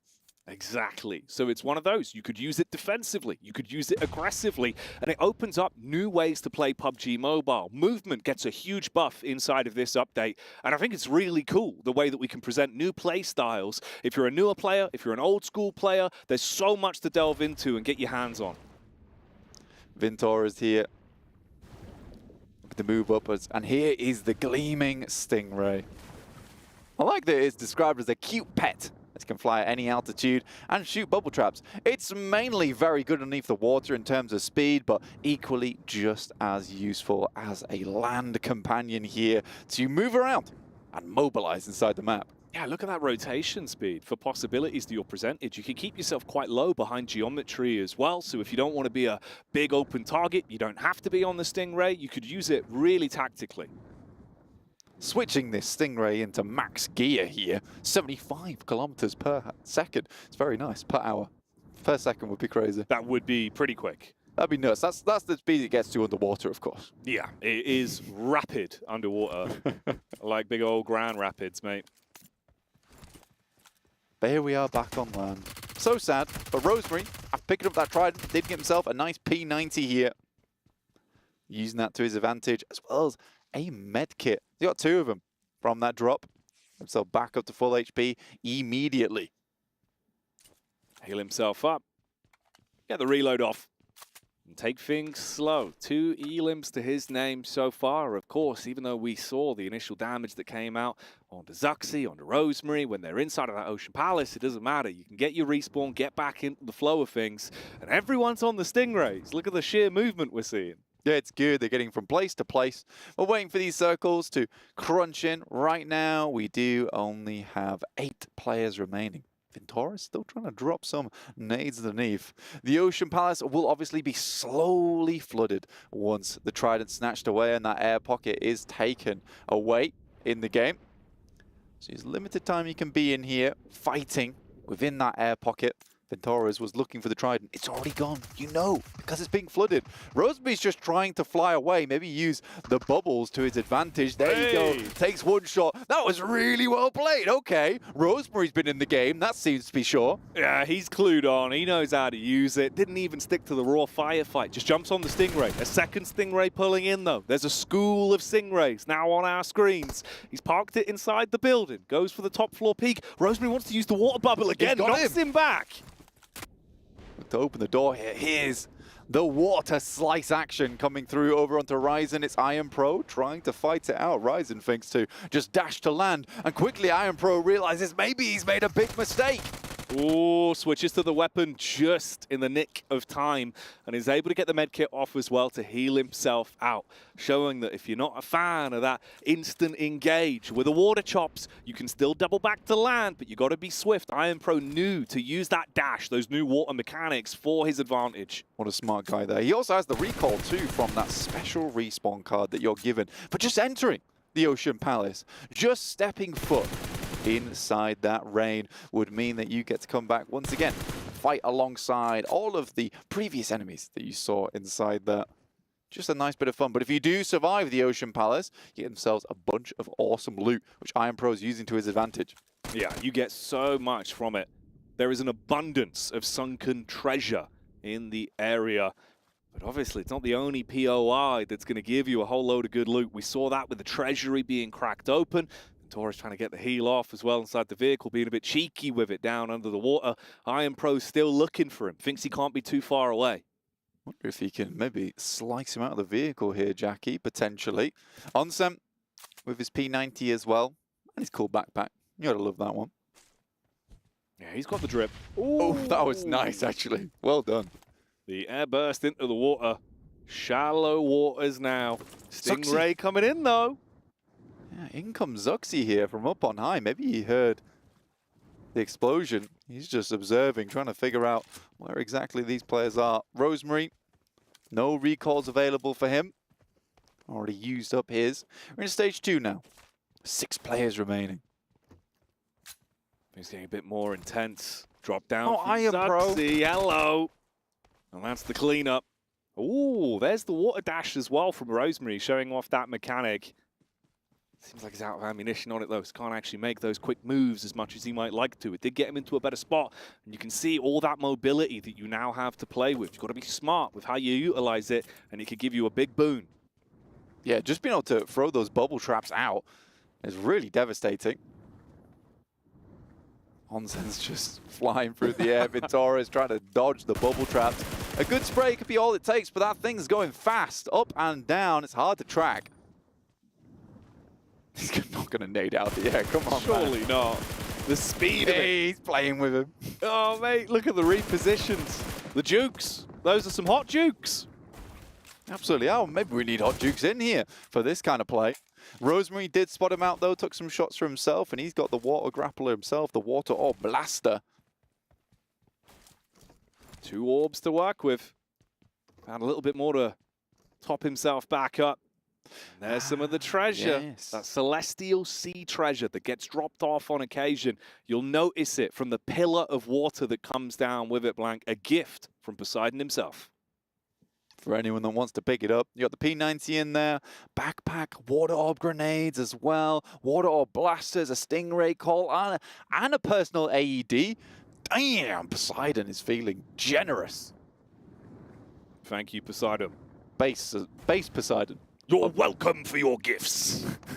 That's Poseidon, of course. That's how he Poseidon sounds. said that. Yeah, that was him. Just that was came the voice through the of Poseidon. headset. Yeah. Did you hear that? Yeah, I think that was Poseidon. That's crazy. Onsen is having the best time. He really is. He's loving it. The new mechanics here of the Stingray, giving him so much freedom to roam. Rosemary, any smooth moves with the water orbs? What we got to play with here? Instead, favoring the classic gameplay. Can you get the nade out? Smoke pull, Molotov pull, breaks down the door with it. I like it. I like it a lot. Both players playing around with an AUG and a P90 in the backpack. This could be a good nade onto Onsen. Nice bounce on it. Not quite able to get him, though, as Rosemary tries to take the high ground with the XM. XM on the drop. Ooh, first shot's good. Nipping at the heels. Onsen's on the corner, trying to play the off angle, pre-fire the peak. See if he runs into it, but there's a man swooping in. There's that water orb as well. Blocks off the peak, actually. Rosemary, he'd be in uncomfortable territory if he wants to swim through there. The buckshot going up towards the Stingrays. Onsen stealing a Stingray for himself, actually. You got Voki underneath. And Rosemary seems to be harassed by 3 separate Stingrays here in the air. Voki's just flying away. He wants nothing of it. The marine biology coming out with a madness as the Stingrays glide through the skies. Those mystical beasts. Oh, he's got him. That's the orb down. Nice connection. He's just annoying him right now. Doesn't do too much damage. Rosemary with the XM14 looks to take some shots, but Zuxi quick on the peaks, quick on the flicks. He's just toying with him. It's like a water fight. Splashing bubbles all over the shop. Just flying 360s around him now. Oh, mate. Zuxi's got the moves. Yeah, I mean, fair play. I'd do a dance-off for that one as well. Like, come fight me. Come on, Zuxi. Doesn't want to commit to it.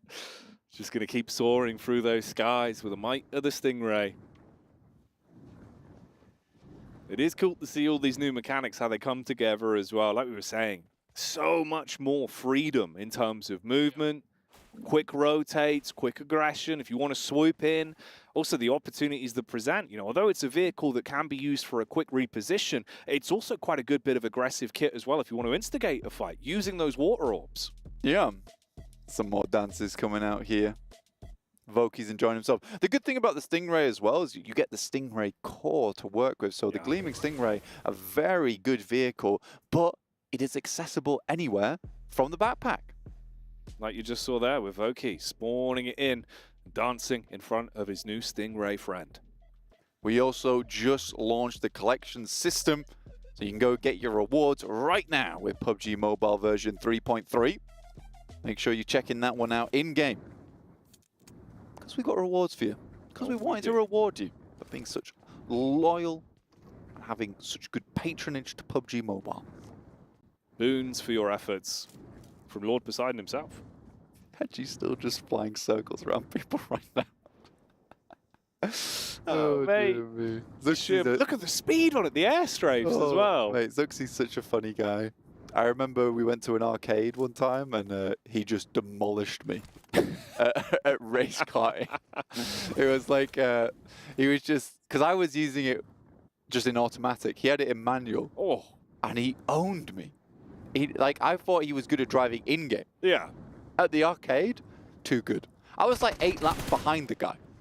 Unfortunately, he does get knocked out finally. His fun's been ruined. But another one's come in to ruin the day. Oh, okay, that's cool. That's nice. Oh! Oh, no. He thought he was slick with it. Using the orbs to reposition himself. You get the pull into the orb from a distance, and then you get the dash out, but he gets blown away by the splash. Now you got 3 Stingrays in the air, all just rotating, repositioning. You got Onsen here. We got Rosemary and Voki. All still left remaining as Rosemary gets out for a second to maybe take some pot shots here with the M4 before he gets bubble blasted. Rosemary grabbing himself another Stingray from the core. Spawning in a friend to help him out. Quick reposition, opts to drop down. Spam some bullets sky high. See if he can land the hurty-verties. I like how Voki keeps angling himself upwards so he just can't get the shots off on him. Ooh. Cheeky dodge. Near miss. Onsen's on the move in as well. He's hearing the bullets from the back. Does he spot the man beneath? You got the big old splash to play with. That's the first one. Dips into the blue, but you're so damn quick you can make your way straight back out. Onsen here. Looking for another splash. Does find him, but just leaves him to it. Doesn't try to even finish him off. We're in stage 5 now. The circle's starting to close in. Voki's waiting, but it's Rosemary and Onsen's still having the time of their lives here on the Gleaming Stingray. Here with Ocean Odyssey. Voki, Stingrayless. Everyone else thriving in their lane, on their rays. The equal of maidenless. You're Stingrayless. You're Stingrayless. You gotta have a Stingray. Come on, man. Ooh, water bubble for the engage. Rosemary's bandying on top of it as well. It's so annoying to deal with. Oh, he's got himself a Stingray. Okay, 3 of them in flight. A school of Stingrays surrounding one another. This is such a funny game mode. Why don't I know if any of mine end like this? I just get bubble blasted, sent into the air and die. Luckily here, there's enough Stingrays to go around. Rays of sunshine here in the show match. Who's going to take it? As things start to draw towards a close, bullets being fired out. Rosemary's dropped off the ray, but he's still beaming from ear to ear with the actual weapon. Just 35 bullets, not a lot. Onsen's getting hit by another one. They're missing. He's got the moves. Ooh, drop down from the ray. Has to connect with the XM. Clear in the corner. There's a little bit of damage, but Rosemary's down for the count. Onsen last remaining here. Maybe he has to go for a heal, but Voki has a nade. Sending it over the top. Maybe it does the splash damage. Gets back in the Stingray potentially. Or just full stim up. Felt like he was pretty good on that, but he's going to go for it anyway. I like it. Being prepared. Quick soda pop and on the ray. That's the damage done from the opening. Ooh, there's the turnaround, and that's how things go.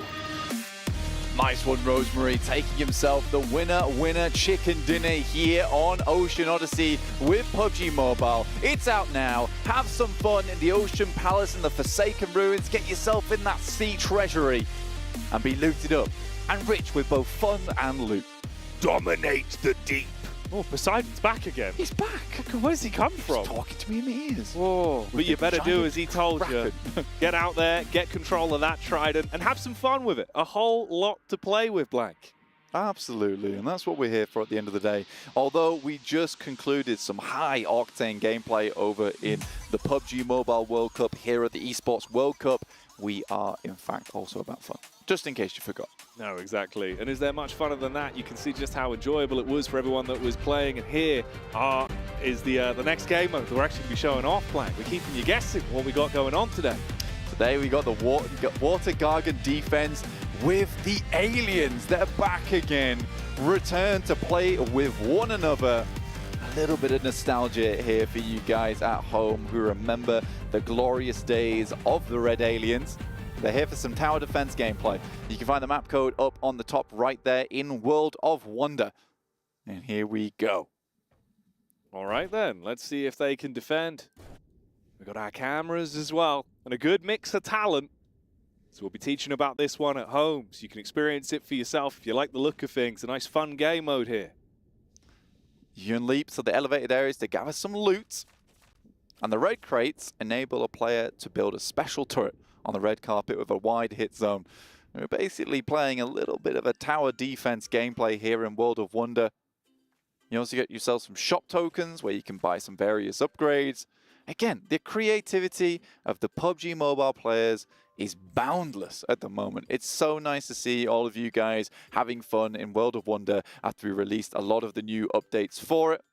Big shout out to the PUBG Mobile team who are constantly working on new ways to have fun inside of PUBG Mobile. Oh yeah, giving you so many opportunities to play the game your way and have the best time of it. And this is what we were talking about with the turrets. You can now see after recovering those from the red crates that you're able to put them in position, and the sound that you're hearing signifying we're getting close towards this one kicking off. Can they defend? How long can they hold out? How long can you at home hold out? Let us know. Get involved with the game mode. If you want to get involved with that game mode as well, the creation code is there in the top left, 7069685. So drop that into World of Wonder and you will be able to play just like the Red Aliens here up against the zombies. With Poseidon's influence still being felt, of course, your ability to have that quicker dash, that new momentum, that movement that we were talking about that makes traversal through water so, so fun. Luxie returning back to the fold as the zombies try and make their way on through. Upgrades being looked to had in this game to make sure that their Water Gargan defense is as strong as possible. As we're getting the upgrades flown through here through from Luxie, who seems to be very rich. Luxie the mechanic, building those turrets, getting an extra line of defense. Little known fact about Luxie, he did 2 years of mechanic school. That's why he's so good at this. That's right. He's even got his little leopard pal here with him too. You can find that one in game. If you'd like to know more, make sure you're tuning into the PMWC, because we're dropping all kinds of new things. You can purchase weapons from the house plant to help defend your base as well. So if you'd like to not just let the turrets do all the work here, you too can get involved. A lot to play with. It's not just the turrets that you have to rely on. You can see another wave is approaching. You want to be in the right spot, using those shop tokens, making sure you've got enough ammunition to go around, and being able to hit those shots when it matters most. The pressure's being applied to one lane rather than the others. If your turrets go down, nip back to the house plant, grab yourself some more gear, keep it moving. Yeah, you got to keep yourself very much switched on during this because it starts to get very hectic. You can upgrade your turrets as well with the special tokens you'll be picking up to make them even stronger. And there's varieties of upgrades available, so not just the one, you can have all sorts. You can see the nade launchers in the back, but a zombie's made his way through. Uh-oh, pressure being applied. That's why we were saying you've got to think about focusing your fire. Which lanes you need the upgrades on early. Oh no! Oh, that's not ideal. Friendly explosives can be lethal, and we see that firsthand onto Luxie. Let's get himself back into the thick of it here, but they don't want to get too overwhelmed too quickly. Trying to get as many of these shop tokens as possible. Whilst Luxie, some of the other aliens here defend the base, Zuxi is diligently farming these plants for as much money as possible, plus repairing the turrets up front. Yeah, and those upgrades coming into effect as well, you see the difference. Obviously, you can have the bullets for more controlled focus fire, or the increased range with the explosivity, that splash damage that could help you out. We got the zombie guardian in the back there as well, summoning them all. Let's see if the aliens can go up against the zombies. They're holding out pretty well so far, Jackie, I'd say. Yeah, not doing too bad. Been distributing their upgrades nicely, taking control with the turrets. And those slow shamblers coming towards you. But it's the special zombies you want to be switched on about. The ones that might take a little bit more of a hit, more focused fire from the players as well as the turrets to defend. Zuxi waiting for the upgrade to come through right now. Some more money needs to be pumped in. Big boys on the way. Looking to do the chin chopper if he can get close enough. So they do set their eyes on him. Try and light him up.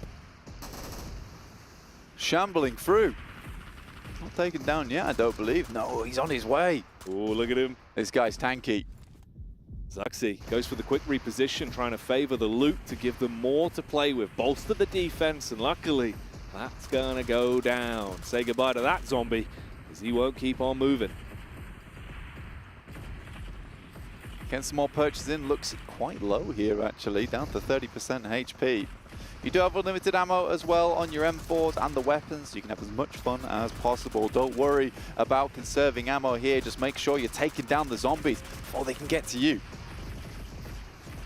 Do not want to let those zombies eke their way in towards your base. That classic tower defense style gameplay with multiple lanes, a lot of opportunities to focus on looting and the actual firefights themselves. But these big boys are coming in, shambling towards you. Luckily, they take out that man. Could have been a problem. Could have been a big problem here. We have a whole host of fun game modes available for you in World of Wonder. This is not just the only one, and they're all just as fun, I can guarantee that. We also have loads of other game modes within PUBG Mobile that you can play. If you weren't just interested in the regular mode, and even if you're not interested in the regular mode, we are constantly throwing out new updates for you to enjoy, like the Ocean Odyssey. Make sure to tune in, because you know what? You might put the game down and pick it back up again, and it's completely different. Exactly. A new thing to explore and have fun with. So many different ways to play. Not just the competitive format, more casual modes as well that will keep you and all of your friends engaged. And they have been able to withstand the might of the zombies. They've survived the zombie attack. Zuxi, Microboy, Luxi, and Ryzen have done it. Could we have asked for anything less from the aliens? There was no way the zombies wouldn't get through versus this team. Remember, the map code is there, 7069685, to play some tower defense gameplay inspired by Ocean Odyssey. Oh yeah, Poseidon has given you some huge gifts. There is a lot for you to experience firsthand. You've seen how fun it can be with some of the best players we could get involved with these exciting show matches. So go and give it a try yourself. It's available and it is definitely worth checking out, Blank. Absolutely. Again, I will reiterate it because it has to be done. We have plenty of other modes available as well. And again, we have to thank you guys at home for all your creativity in World of Wonder. All right then, let's get back down to the studio. I'm sure they've got a lot to say about the explosive show matches we just saw. Well, if I was going to put anyone on being able to survive the zombie apocalypse, I would definitely give it to Bigatron. I'm going to hit your eye. I'm not going to throw this at all. No, that would hurt me. No, don't do that. You have glasses on. Paper, my one weakness. Oh, yeah, actually. Yeah. My one. He had protection, I don't. Well, you didn't like paper cuts before. I don't like those. So, Close, I heard you had some thoughts, actually, to break down those two show matches. Yeah, BTR. Well, it looks looking great, being able to defend from the zombie invasion. We almost defended our own zombie invasion here. And it was great positioning from them to be able to take out the big bloated ones. Very nice. Yeah. As we just seen in the show match before that on Livik. Agreed. Very hard to hit people on Stingrays. Yeah. Very hard. And Max, very hard. Yes. You told me something that I didn't know about it. If you run out of fuel on the Stingray. That was 7. No, that was you, Max. That was me? Oh, yeah, that was me. That was me. I said that. What do you mean that was 7? You literally told me. You go in the water. That was me. That was your fuel back. That wasn't you. That was not me. That was me. It was. It was. I remember that hairline. Great segment, guys. I remember that hairline from everywhere. No, you have to recharge it. It's From like miles it's a away. big AoE too. But we saw some players go down even though they hit the bubble and then they just get obliterated. So I was talking about refueling the Stingray. Yeah, like that refuel was the fun. Stingray If to you like do a bigger AoE on your bubble. Right, if That's you go what in I the was- water, okay, you're able to refill. Wow. Just grab a trident, make a tornado happen. A water tornado. A spout, And of course, while you have the Water trident, tornado. you need to make sure to have your Violet Thunder set because it looks so sick with the trident. Obviously, in honor of PMWC, incorporates aspects of the trophy, and it's to help celebrate this event and, of course, commemorate all the players participating in this historic event. Max has got his. I'm jealous. I need to go get mine. I got in like literally 4 pulls. Like 3-4 pulls. Like I got it. Wow. Yeah, It makes up every all card the of it. times you didn't get the vehicles you wanted. He never gets I the still vehicles. want a supercar at some point. I'm gonna get it, but it's still not the case. Someday. Well, you know what? You at home, let us know what you think. Should Max get his supercar? You can go vote in the survey, not vote. I don't know why you're voting in the survey. You fill out information in the survey. Maybe there'll be a question about if Maxman deserves a supercar or not. But we all know with the curse he currently has, probably not. 1B anytime fans, soon. no, he doesn't. He definitely doesn't. Falcon fans, definitely now. Falcon fans are crying right now. They're just like. Poor Chase. Why are they crying? Why poor Max? me? You had an outro, and then they just talked No, over. I didn't have an outro. No. Okay, that's What's it. an outro? Colaris, what's our outro today? Thank you very much, ladies and gentlemen, for tuning in for day number 1 of the main event for PMWC. We are back tomorrow, same time, same place, for more PUBG Mobile action. Happy birthday. Yeah. Happy birthday. They actually did to the No, outro. no, we gotta get copyright.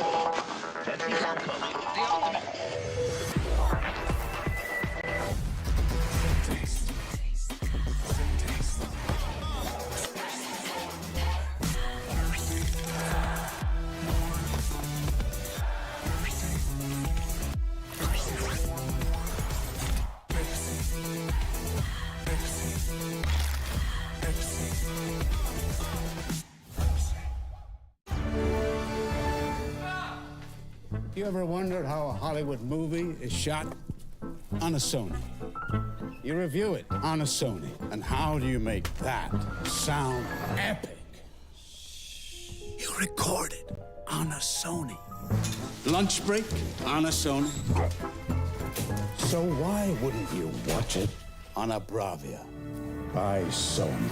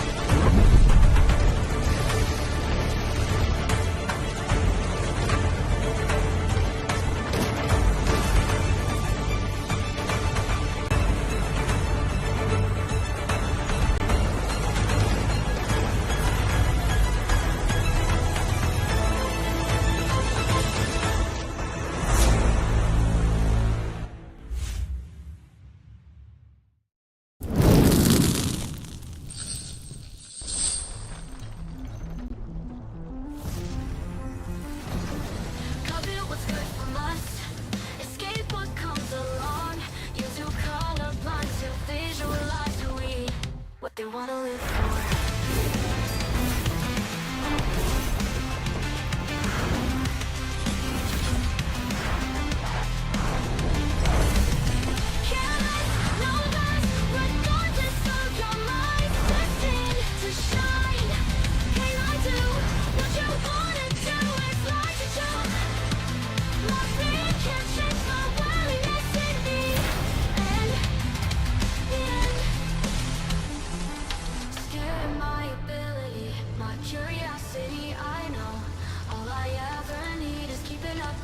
Why'd you prison me instead?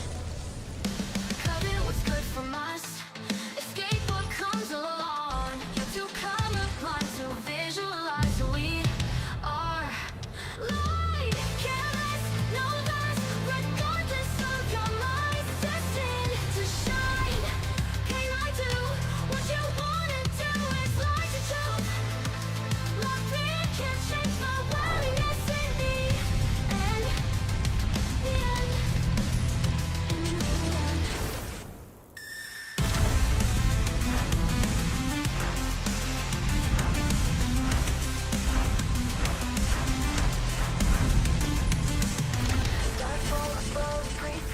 Wonder what they wish for, what they wanna live for.